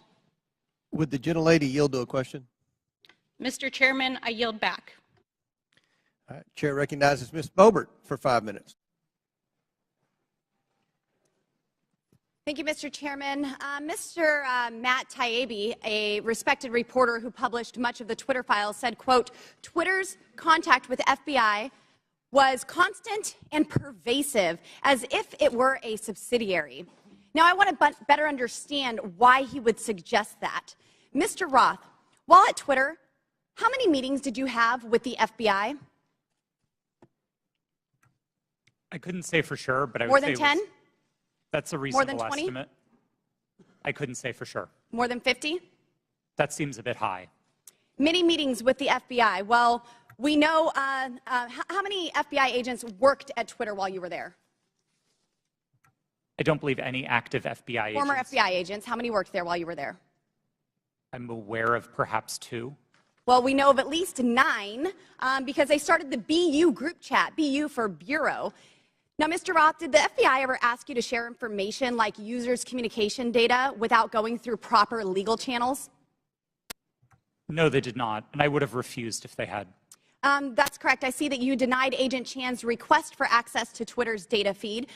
What's sick isn't that you would deny it, it's that the FBI would even ask you for the private data of American citizens without going through legal channels of the law. Now, I want to remind you, Mr. Roth, that you are under oath. Did the FBI ever ask you to do anything that was illegal or questionably legal? I'm not a lawyer, but certainly not to the best of my recollection or knowledge. Now, from the hearing that I've been a part of today, it's almost impossible to tell where the FBI ends and where Twitter begins. We have Mr. Baker here, a former FBI agent, and there seems to be a revolving door between the FBI and Twitter itself. Even Mr. Baker said that there was no collusion with the federal government and Twitter. But Mr. Baker, that's you. You are the collusion between the federal government and the FBI. And now this is such a problem because we're seeing censorship all over. Mr. Roth, Ms. Gaddy, did either of you approve the shadow banning of my account at Lauren Boebert? Yes or no? No, I did not. Not to the best of my recollection. Well, let me refresh your memory, because on March 12th, 2021, and Mr. Roth, I know you looked at it because Fascist Twitter 1.0 had a public interest exceptions policy, which means for members of Congress to be shadow banned, it had to go before you, Mr. Roth. So I'll ask again, did you shadow ban my account? Yes or no? Again, not to the best of my recollection. So the answer is, Mr. Roth, yes, you did. I found out last night from Twitter staff that you suppressed my account for this tweet. It's a freaking joke about Hillary Clinton being angry that she couldn't rig her election. It's a joke. But in response, being the sinister overlords that you all are, you placed a 90-day account filter so I could not be found. And now we see here that Twitter staff said the visibility filter on my account excluded me from top searches, prevented notifications for non-followers, and much more. This is considered an aggressive visibility filter. You silenced members of Congress from communicating with their constituents. You silenced me from communicating with the American people over a freaking joke. Now, who the hell do you think that you are? Election interference? Yeah, I would say that that was taking place because of you four sitting here. The Hunter Biden laptop story was suppressed. A sitting member of Congress was suppressed. A sitting president was banned from Twitter. You know, I bet that Putin is sitting in the Kremlin wishing he had as much election interference as you four here today. We've heard about threats to democracy. Well, what about shutting down a duly elected member of Congress? This is fundamental to our nation's governance, and you all attacked that very foundation. 230 protections? Well, those are for publishers, not for editors. And it's clear you were not acting as publishers, you were acting as editors. And Mr. Chairman, I think it's far past time that we remove 230 protections for big tech platforms who are abusing this protection. And let me just say, I'm not angry for myself. I'm not angry because I was silenced. I can reach out to Elon and to his staff, and I can see what's happened. And I can sit here today and hold you all in account. I am angry for the millions of Americans who were silenced because of your decisions, because of your actions, because of your collusion with the federal government. They can't reach out to Elon. They can't sit here today and hold you into account. We don't know where the FBI ends and Twitter begins. But I do want to thank Mr. Elon Chairman, we're Musk over for 17 firing seconds now. you four and saving free speech and even Twitter. Mr. Chairman, I yield. The lady yields. Went over 24 seconds. I'll give Ms. Porter 24 extra seconds. Well, I appreciate your indulgence, Chairman Comer, but I won't need it. So today's hearing gavelled in at 10 a.m. For nearly 6 hours. Power outage. We have been going back and forth about this supposed suppression of a single news story from a single outlet for a single day. This hearing has been, in its length, nearly 1/4 of the amount of time that Twitter users could not share the link. We are spending almost as much time screaming about this as this was ever a problem. Look, criminal activity is always a concern, but if there is criminal wrongdoing on Hunter Biden's laptop, that is a matter for the FBI and our law enforcement agencies. Today's hearing is merely an exercise in misinformation and disinformation, a free-for-all hellscape. That's what now CEO Elon Musk said Twitter would become if the platform became a place where anyone could say anything with no consequences. It is unbelievable to me that I am quoting Elon Musk, but that is how ridiculous this hearing has become. The Oversight Committee, like Twitter or any other social media company for that matter, cannot become a free-for-all hellscape where anything goes. With that, Mr. Chairman, I yield back. The lady yields back. Thank you. Mr. Chairman, Ms. Boebert. I ask unanimous consent to submit 2 documents into the record, both from Twitter. Without objection, so ordered. Thank you. Chair recognizes Ms. Luna for 5 minutes. Thank you, Chairman. Mr. Roth? Mr. Roth, have you communicated with government officials ever on a platform called Jira? Yes or no? Real quick answer. We're on the clock. Not Yes to or the no? best of my recollection. Not to no. your recollection? Great. If you did, in the event, communicate, who would have had access to this platform? That's the nature of my confusion. Okay. JIRA Did you ever speak to government officials on JIRA regarding taking down social media posts? Again, not to the best of my recollection. Can you explain to me why the federal government would ever have interest in communicating through JIRA, mind you, a private cloud server, with social media companies without oversight to censor American voices? I want to let you know that this is a violation of the First Amendment, and the federal government is colluding with social media companies to censor Americans. Mr. Chairman, I ask for unanimous consent to submit these graphics into record. And Mr. Roth, I'm going to refresh your memory for you. This flowchart behind me. Thank you, Chair. This flowchart shows the following federal agencies, social media companies, Twitter, leftist nonprofits, and organizations communicating regarding their version of misinformation using JIRA, a private cloud server. On this chart, I want to annotate that the Department of Homeland Security, which has the following branches: Cybersecurity and Infrastructure Security Agency, also known as CISA, Countering Foreign Intelligence Task Force, now known as the Misinfo, Disinfo, and Malinformation, MDM. This was, again, used against the American people. The Election Partnership Institute, or Election Integrity Partnership, EIP, which includes the following: Stanford Internet Observatory, University of Washington Center for Informed Public, Graphica, and Atlantic Council's Digital Forensic Research Lab, and potentially, according to what we found on the final report by EIP, the DNC. The Center for Internet Security, CIS, a nonprofit funded by DHS, the National Association of Secretaries of State, also known as NASS, and the National Association of State Election Directors, NASED, and in this case, because there are other social media companies involved, Twitter. What do all of these groups, though, have in common? And I'm going to, again, refresh your memory. They were all communicating on a private cloud server known as JIRA. Now, the screenshot behind me, which is an example of one of thousands, shows on November 3rd, 2020, that you, Mr. Roth, a Twitter employee, were exchanging communications on JIRA, a private cloud server, with CISA, NASS, NASED, and Alex Stamos, who now works at Stanford and is a former security officer at Facebook, to remove a posting. Do you now remember communicating on a private cloud server to remove a posting? Yes or no? I wouldn't agree with the characterization. I don't care if you agree. This is your stuff. Yes or no, did you communicate with a private entity, the government agency, on a private cloud server? Yes or no? The question was if I Yes or no? Yeah, I'm on time. Yes or no? Ma'am, I don't believe I can give you a yes or no. Well, I'm going to tell you right now that you did, and we have proof of it.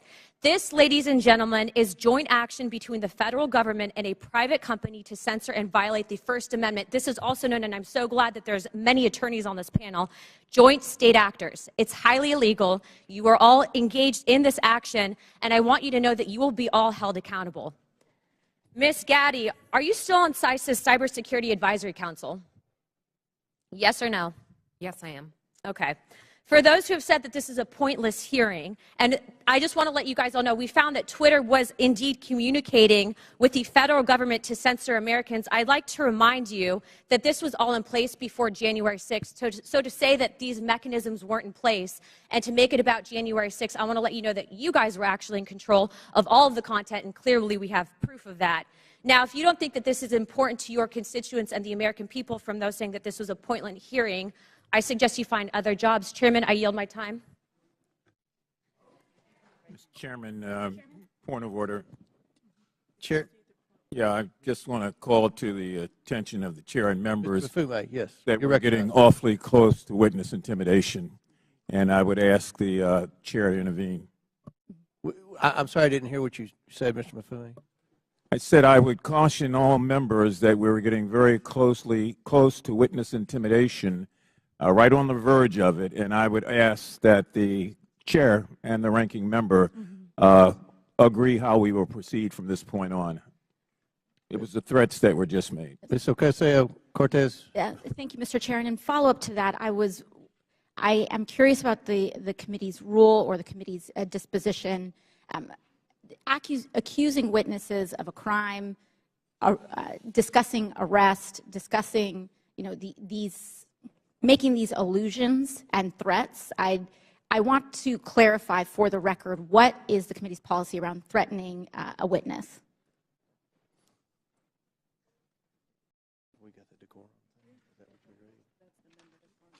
We have the member decorum. Do we have a witness decorum?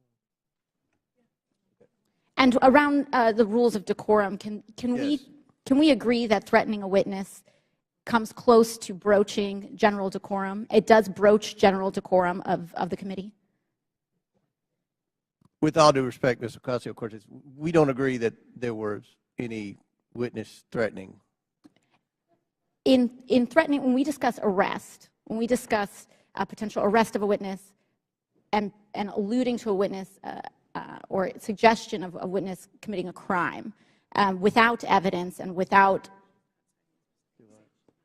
documents being supported to the record. Can you be more specific?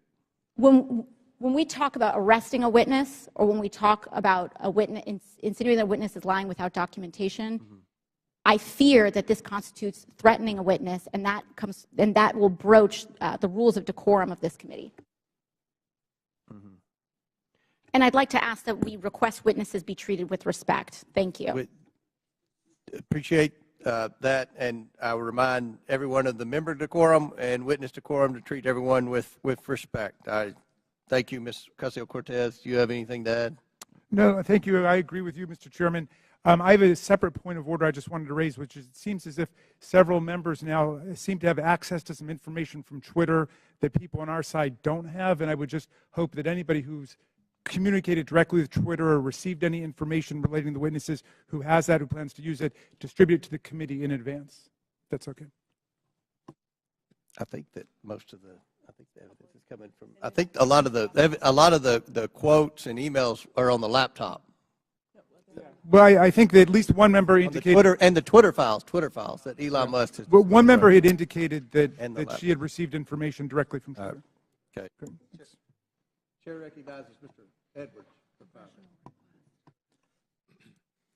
Thank you, Mr. Chair, and to our witnesses, thank you for being with us today. I know it has been a long one. Just so that we're clear, and to stage my next line of questioning, in December 2019, we've established that the FBI subpoenaed Hunter Biden's laptop from a computer store owner. And then we've established that nearly a year later, in October 2020, the Hunter Biden laptop story is published by the New York Post.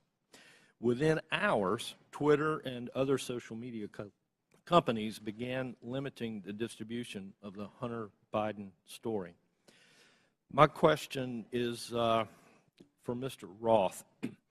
In September 2020, a few weeks before the New York Post published the first story on the Hunter Biden trading on his name, you participated in an exercise hosted by the Aspen Institute with other media outlets, social media companies, and national security reporters. Isn't that correct? Yes, I did. And Mr. Roth, that event was hosted specifically by the Aspen Digital Hack and Dump Working Group. Is that correct? I know it was hosted by the Aspen Institute. I couldn't say who specifically within that. Mr. Roth, this event was before the release of the Hunter Biden laptop story, correct? That's my recollection, yes. And during that event, a scenario that was discussed was a hypothetical October 2020 release of records related to Hunter Biden. Is that correct? Again, that's my recollection of the event, yes. And Mr. Roth, did you participate in the design of this hypothetical scenario? Not to the best of my recollection, no. Are you telling me that you never had any conversation with anyone regarding the contents of this scenario? No, sir, I didn't say that. I met with the Aspen Institute on a number of occasions. I wouldn't say that I was involved in the development of the scenario in a specific way, no. So you're telling me that I will find no witnesses that would testify they had conversation with you regarding the development of this scenario? I genuinely could not say what other witnesses might or might not say. Why was Hunter Biden chosen as the subject of this scenario just weeks before the October 14th, 2020 publication of the first Hunter Biden story?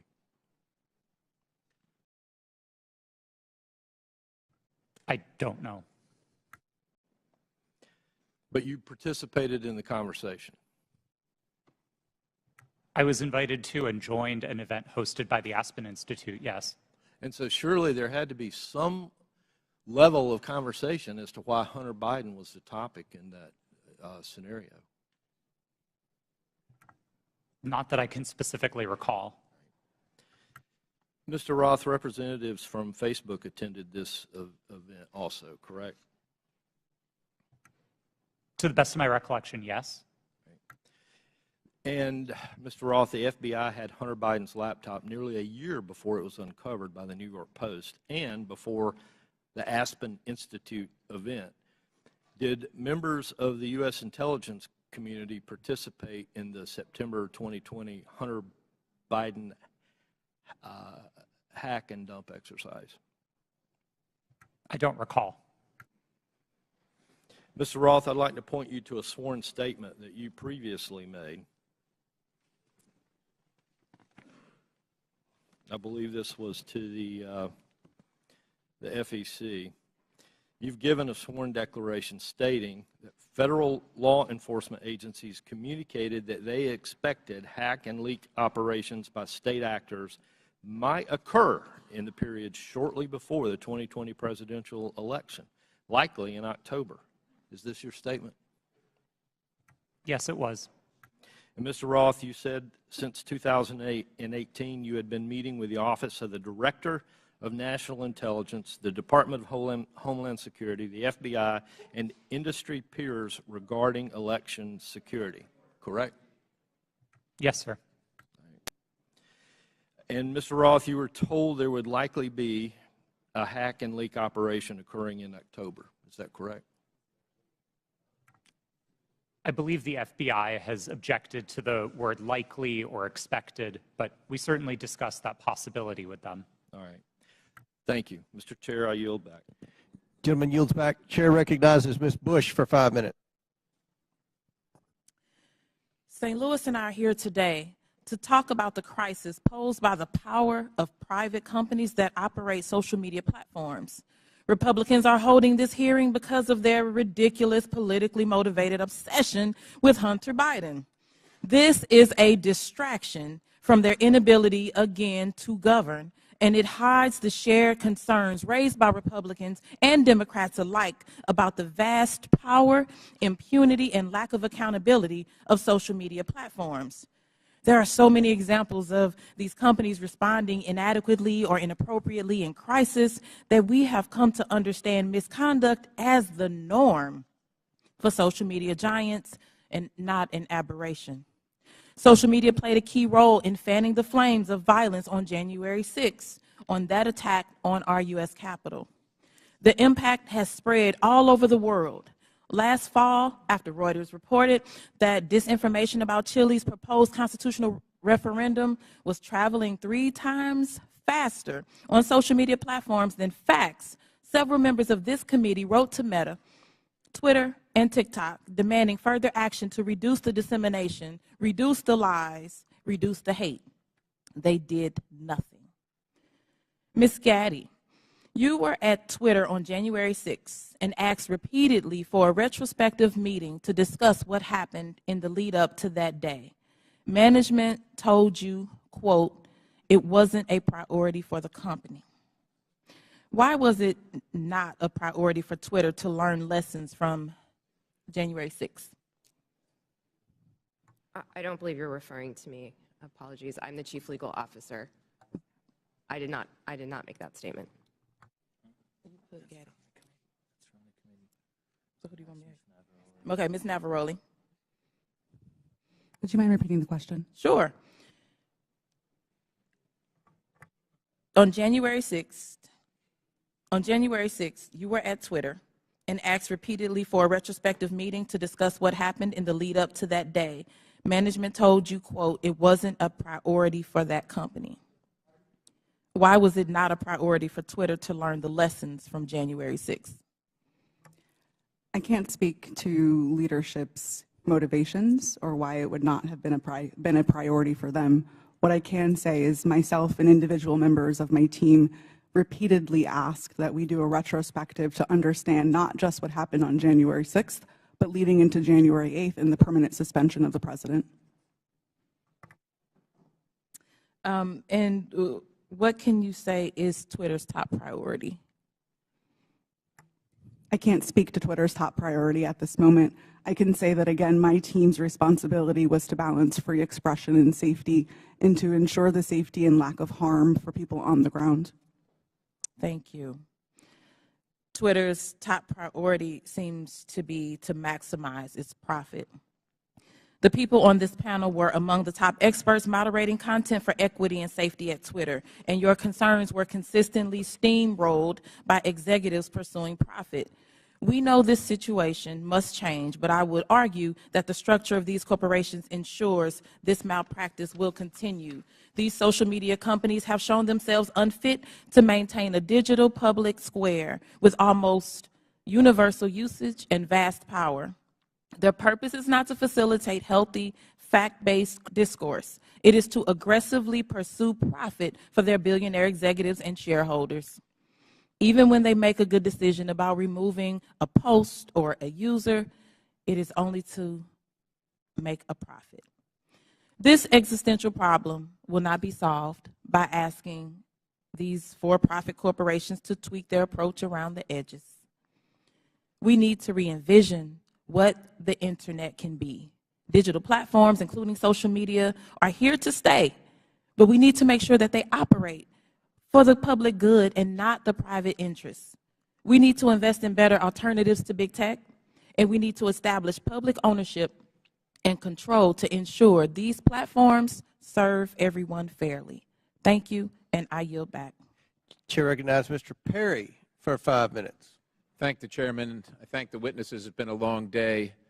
Mr. Roth, going back to your statement Mr. Edwards talked about, I want to just kind of revisit that a little bit, where it was communicated to you, at least per your statement, by the FBI that there was expected hack and dump or hack and leak operations, and that they would occur before the election, and that these, at the bottom here, the meetings that were rumored, and those meetings were rumored that the hack and leak operation would involve Hunter Biden.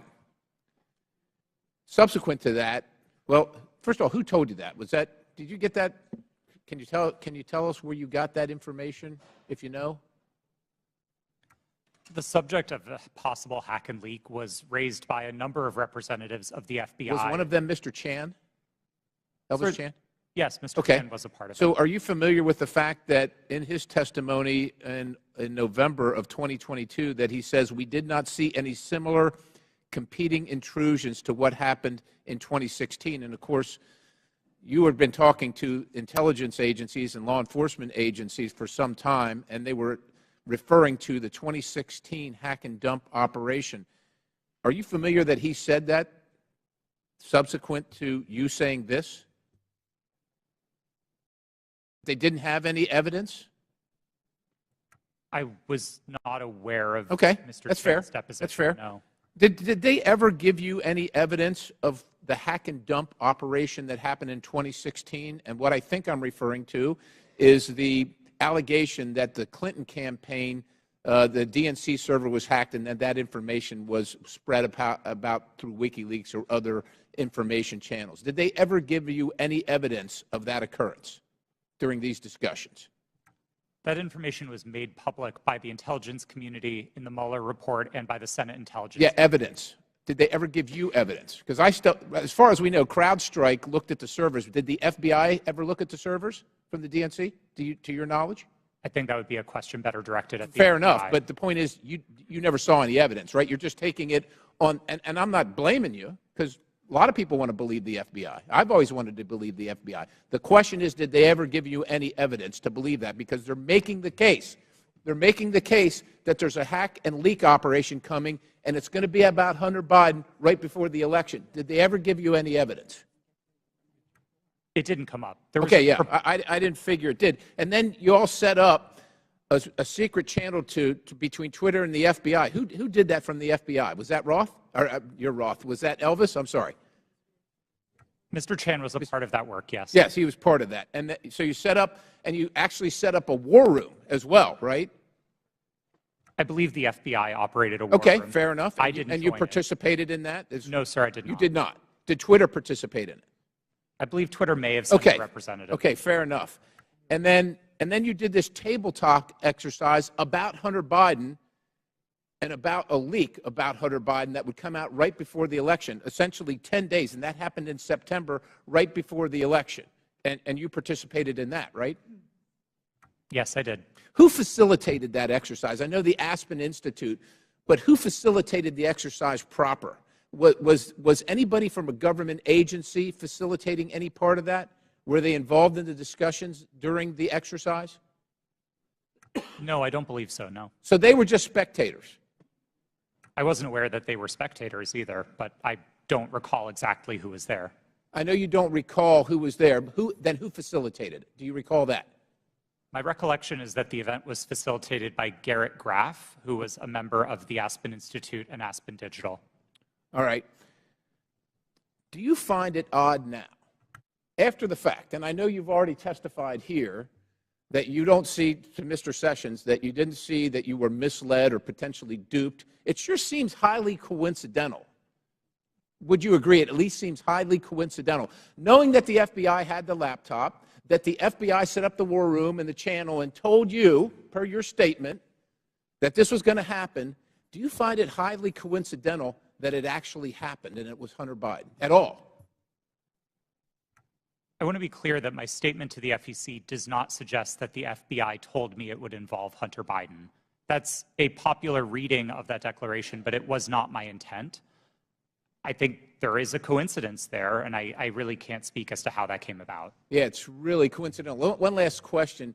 Did the CIA or the other governmental agency ever ask Twitter to look at something that violated Twitter's policy?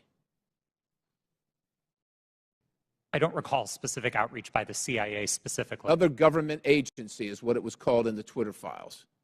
Yes, Twitter regularly received reports from government requesting review under our rules. So the other government agency, that one, did they ever request information regarding violations of Twitter's policies?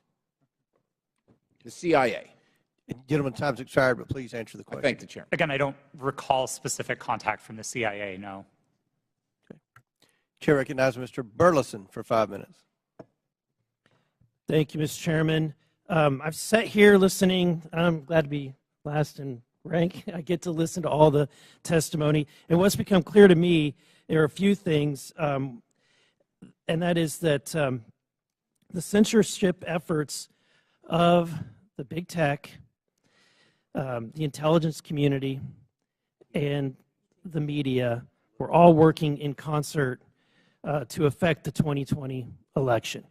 I find it unbelievably ironic, and I hope others do too, see the irony that people who were so concerned and hell-bent and worried about the interference of outside groups on the 2016 election became willing participants to interfere in the following presidential election.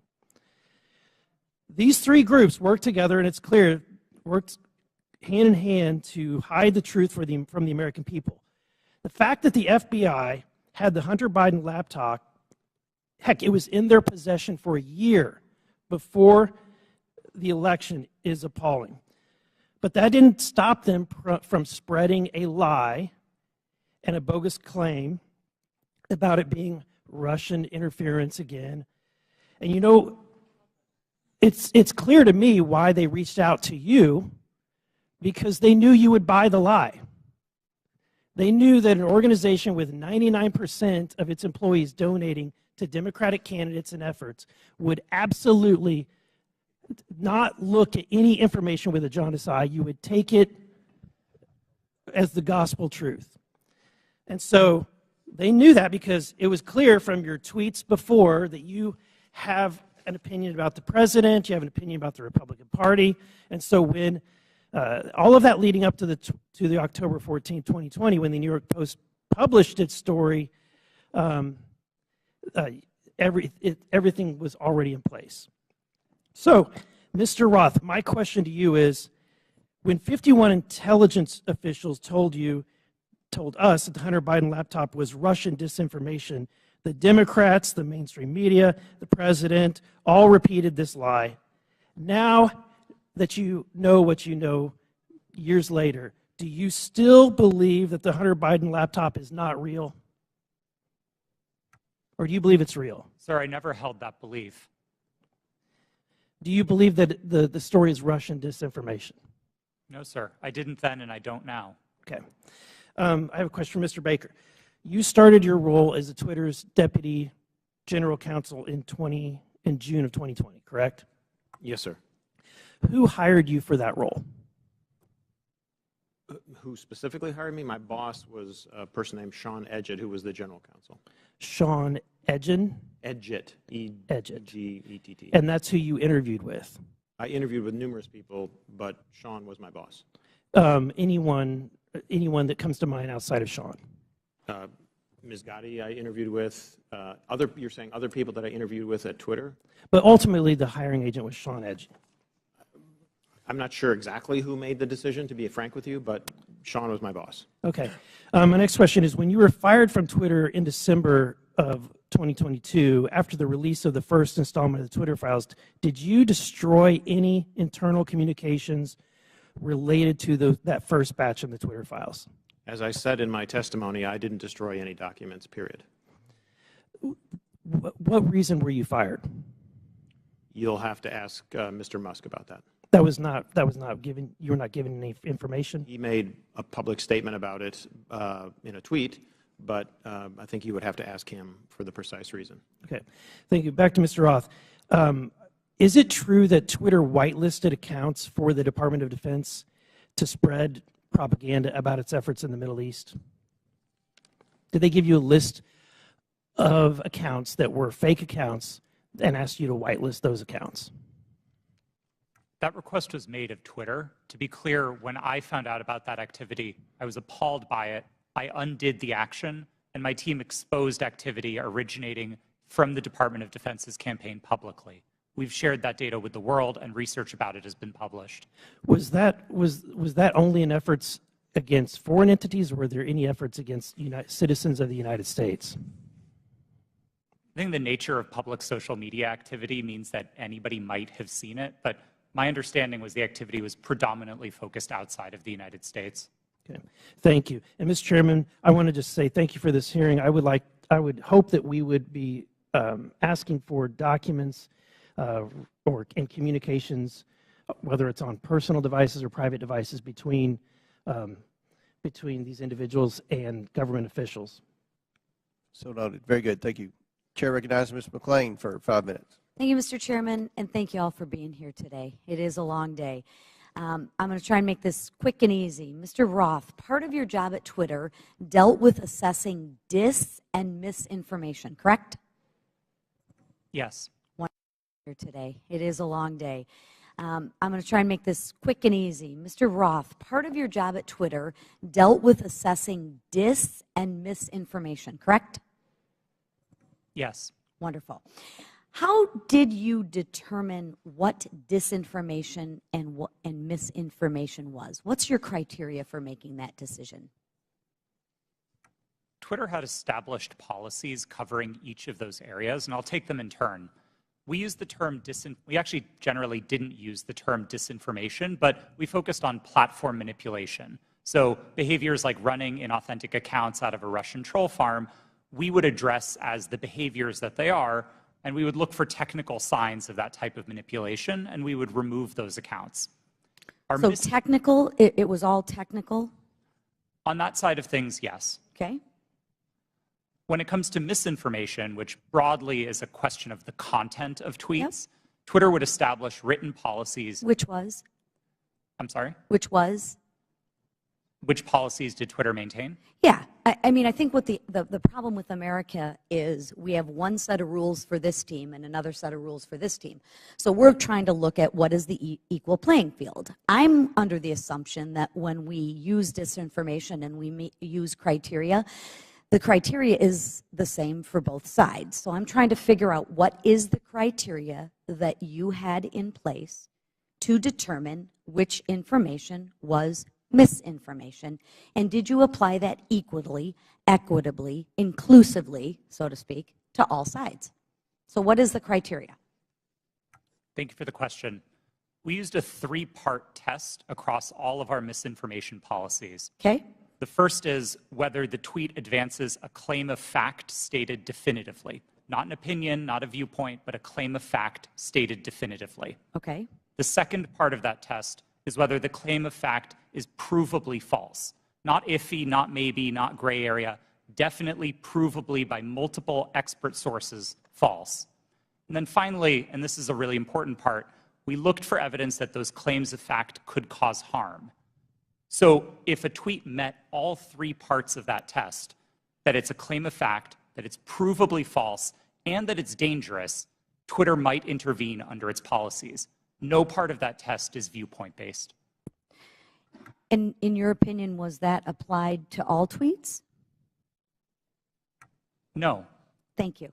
Mr. Roth, you're familiar with the reports that the Biden administration was considering establishing a disinformation governance board under the Department of Homeland Security. I am aware of public reporting about that, yes. Thank you. And that board was never established, correct? That's my understanding. That is correct. It seems to me that the federal government had far more powerful disinformation governance board in its relationship with Twitter. Again, Mr. Roth, question, how often were you meeting with people from the federal government while you were at Twitter? Weekly, daily, monthly? I would estimate somewhere between weekly and monthly. Okay. And were you aware that Mr. Baker was also taking these meetings with the federal government as well? I was not aware of Mr. Baker's calendar, no. So you had no idea that he was meeting, there was no you just worked in silos? I mean, Mr. Baker and I were in some of the same meetings together, but no, I did not know the ins and outs of what he was doing. Okay. What did you understand Mr. Baker's role to be at Twitter besides offering general legal advice? Mr. Baker supervised the primary legal team that advised the trust and safety team. He was the supervisor of the attorneys who advised my team. Okay. And how about Ms. Gaddy's role at Twitter besides offering general legal advice? For the final, I believe, year and a half of my tenure at Twitter, Ms. Gaddy was my direct supervisor. Oh, okay. What was her role? Just to supervise you, to make sure you followed those three claims? Ms. Gaddy supervised what my team's goals and objectives were. She made sure I was doing my job. She made sure that if there was conflict in the workplace, she guided me on how to address that. She did the job of a manager. Okay. And she oversaw you and the trust to make sure that your three claims of fact, provable, false, and would cause harm, she oversaw that?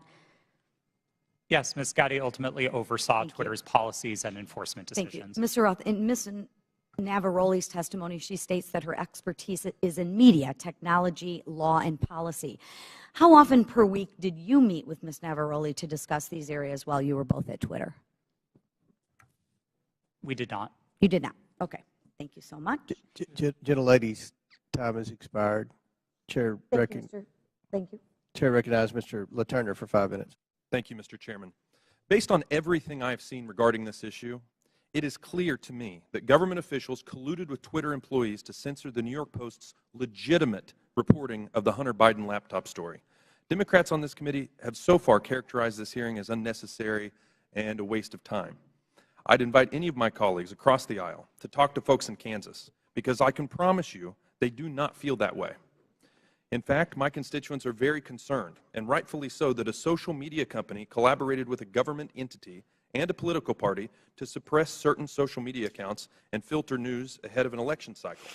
Americans deserve answers on this outright attack on our First Amendment rights, and I look forward to gaining clarity from our witnesses. Mr. Baker, your testimony focuses heavily on the fact that Twitter acted lawfully in its reaction to the Hunter Biden laptop story. But this isn't a criminal trial. It's a congressional hearing. I'm here because my constituents are genuinely concerned that they will be kicked off these platforms for any statement that managers at those companies disagree with. They feel that social media companies like Twitter are forcing them to play a game that they don't know the rules to. I want to know your opinion on if you think it is appropriate for people in positions of power to determine what information gets shared. If not, what criteria is acceptable for making those determinations? That's a, excuse me, sir, that's a very broad question on people in power. I'm not sure I can answer that effectively and address your... Could you try? Well, I mean, Congress is in power. Congress is restricted by the Constitution of the United States. Congress passes laws. Those laws impact how, for example, private sector actors exercise their power or spend their money, that type of thing. Government agencies have to act in accordance with the Constitution, the laws you pass, internal regulations, executive orders. There's a whole panoply of ways that that people in power, writ large, are held accountable and have to comply with rules and regulations and laws and the Constitution. Mr. Chairman, I would like to yield the rest of my time to Mr. Jordan. Mr. Jordan. I thank the gentleman. Mr. Roth, I want to go back to your statement in your declaration to the FEC. I learned that a hack and leak operation would involve Hunter Biden. Who did you learn that from? My recollection is it was mentioned by another technology company in one of our joint meetings, but I don't recall specifically whom. You don't know the person's name? I don't even recall what company they worked at. No, this was a long time ago. And you're confident that it was from a tech company, not from someone from the government? To the best of my recollection, yes. Did anyone from the government in these periodic meetings you have, did they ever tell you that a hack and leak operation involving Hunter Biden was coming? No, Did Hunter Biden's name come up at all in these meetings? Yes, his name was raised in those meetings, but not by the government, to the best of my recollection. Okay. Mr. Baker, I want to go back to the question we had a few hours ago. But I want to frame it in a way I think you can answer. Did you ever tell the FBI that they had no legitimate interest in enforcement of Twitter's policies?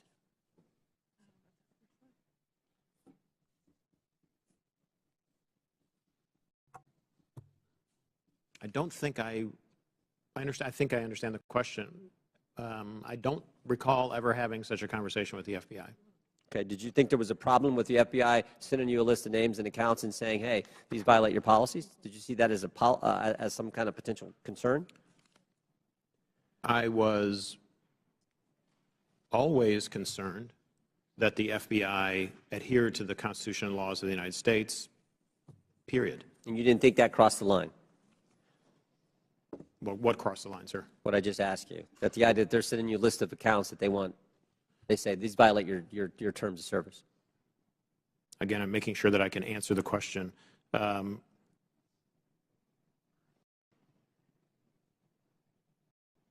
Had I thought that they were doing something unlawful, I would have taken appropriate steps to address it. Okay, Mr. Roth, why were you reluctant, based on what I read in the Twitter files, why were you reluctant to work with the GEC? It was my understanding that the GEC, or the Global Engagement Center of the State Department, had previously engaged in at least what some would consider offensive influence operations. Not that they were offensive as in bad, but offensive as in they targeted entities outside of the United States. And on that basis, I felt that it would be inappropriate for Twitter to engage with a part of the State Department that was engaged in active statecraft. We were dedicated to rooting out malign foreign interference, no matter who it came from. And if we found that the American government was engaged in malign foreign interference, we'd be addressing that as well. Yep. Gentlemen's time's expired. In closing, I want to again thank our panelists for being here. I know it's been a long day. We apologize for the electricity going out. That's never happened in my 6 years in Congress. But before we close, the ranking member and I are going to have very brief closing statements. I yield to the ranking member. Well, thank you kindly, Mr. Chairman. Thank you to the witnesses for your endurance and patience today. I hope you don't hope you don't feel as bad about the day as you seem to look right now, but it's going to be over soon. I want to start with a simple point that I hope will be sympathetic to you, and I began the long day with this. It's even more important now that we have members who are actually threatening witnesses with arrest and prosecution for clearly imaginary offenses, or at least offenses that might make sense in their minds, but I don't quite know what they would be. But Twitter is a private First Amendment protected media entity, and you make your own decisions like Fox News makes its decisions. And I might get kicked off of Fox News, or they might not cover me, or Wall Street Journal, or MSNBC. I've got no constitutional right to go there. So I think there's just a fundamental legal fallacy and logical fallacy that pervades most of the questioning today. And my friend, the chairman, and my friend, Mr. Jordan, certainly know that under our First Amendment, there's a state action requirement. There is no state action here. Now, there's an attempt to perhaps jerry-rig some state action by claiming, well, it was really the FBI that committed whatever offense was there. But what do we have in terms of what we found today? Well, today's witnesses, each and every one, testified that no U.S. government official directed any of them to censor, remove, or take down the New York Post story. That was their mistake. 2, today's witnesses all testified that the Biden campaign did not direct Twitter to take action against the New York Post story.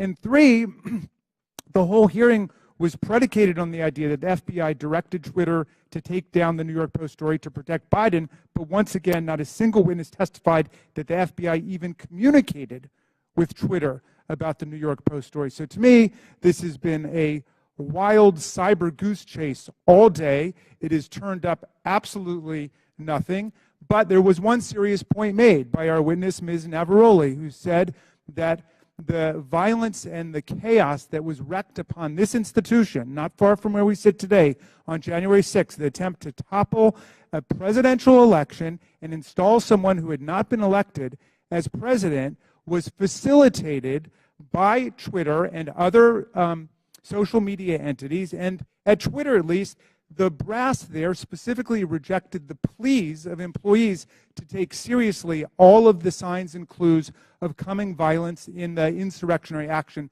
that took place. That's a serious problem that we're going to have to deal with at some point at a serious hearing, Mr. Chairman. I yield back to you. Gentleman yields back. I will conclude by reminding my friend, the ranking member, that you've gone through quite the transition at the beginning of the hearing. You, as well as many of your colleagues, said this was a conspiracy theory. After listening to the witnesses, now you say it's a simple mistake they made in suppressing the laptop story. Twitter is a private company, but they enjoy special liability protection, Section 230. They also, according to Twitter files, receive millions of dollars from the FBI, which is tax dollars, I would assume. And that makes it a concern of the Oversight Committee. The reason that we've had this hearing is because the laptop has been mislabeled by many in the mainstream media as being Russian disinformation, and that started with Twitter, as well as being tampered with, and you had several people, including Mr. Goldman, that implied that it had been tampered with, even though CBS News and other credible media outlets. You mean mainstream media outlets? CBS? Yeah. You don't think CBS is credible? No, I thought you were just calling the mainstream media. No. Okay. CBS News. CBS News has done a forensic audit that shows that the hard drive is legitimate and it was not tampered with. So these are misconceptions that are out there, and they started because of the suppression of the laptop story. The reason the laptop's important is because there's evidence on there that should concern every American about potential corruption, as well as evidence that would suggest that there's a possibility that this administration could be compromised because of the millions and millions of dollars that they've received from our adversaries around the world. We believe that's worth investigating. We believe national security is important. We had a hearing yesterday on our border. We believe there's a crisis at the border, and it threatens our national security. We had a hearing today. We believe that we need to make sure that this administration is not compromised because of the millions of dollars that they've received from our adversaries around the world. That much of that evidence is contained in the laptop. So I think this was a very successful hearing. I appreciate the witnesses' time. I know it was a very long day, and again, we've never had the electricity go out before. But again, we appreciate your sincere testimony. And with that, and without objection, all members will have 5 legislative days. Mr. Chair, I apologize to interrupt. It's come to my attention that I have to seek your unanimous request in order to submit some additional documents. Without objection, so ordered. Thank you. Apologies. With that, and without objection, all members will have 5 legislative days within which to submit materials and to submit additional written questions for the witnesses, which will be forwarded to the witnesses for their response. If there's no further business, without objection, the committee stands adjourned. Other big tech companies and reporters attended as well. This exercise prepared them for their future collusion to suppress and delegitimize information contained in Hunter Biden's laptop about the Biden's family business schemes. On October 14, 2020, the New York Post published its first story based on information contained in Hunter Biden's laptop story. The Post provided proof of the laptop's legitimacy by releasing a computer repair store's signed receipt for the laptop and the federal subpoena used by the FBI to retrieve it in 2019. The article revealed that a top executive at Burisma, who was paying Hunter Biden $50,000 a month, had spent time with then Vice President Biden in Washington, D.C. Throughout his presidential campaign, Joe Biden assured the American people that he had never spoken to his son about his overseas business dealing. However, the details exposed in the Post article indicate that Joe Biden lied to the American people. Immediately following the story's publication, America witnessed a coordinated campaign by social media companies, mainstream news, and the intelligence community to suppress and delegitimize the existence of Hunter Biden's laptop and its contents. That morning,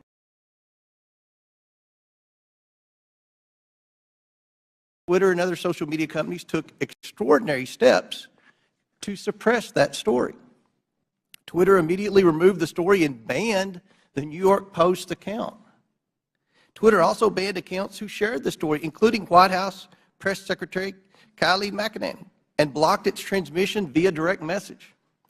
This episode marked the first time Twitter directly limited the spread of information from a mainstream news organization.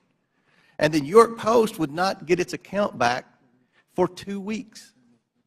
Twitter would finally admit its mistake, but the damage had already been done. On October 19th, 51 former intelligence officials published a letter that Hunter Biden's laptop was Russian disinformation, which Joe Biden used as a talking point at a presidential debate on October 22nd. But we all know now this was not Russian disinformation. It wasn't disinformation. I want to make sure the American people truly understand the timeline here because it's very important. The Hunter Biden laptop story was published on Wednesday. Twitter did not acknowledge a mistake for at least 24 hours.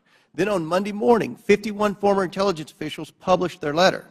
That letter was then wholeheartedly accepted by mainstream news as proof that the laptop was fake. Joe Biden used that letter to brush aside the few questions he received about the story. During that time, the mainstream media was more concerned about what flavor of ice cream Joe Biden had ordered on a particular day. All this happened 2 weeks before the 2020 election. 2 weeks.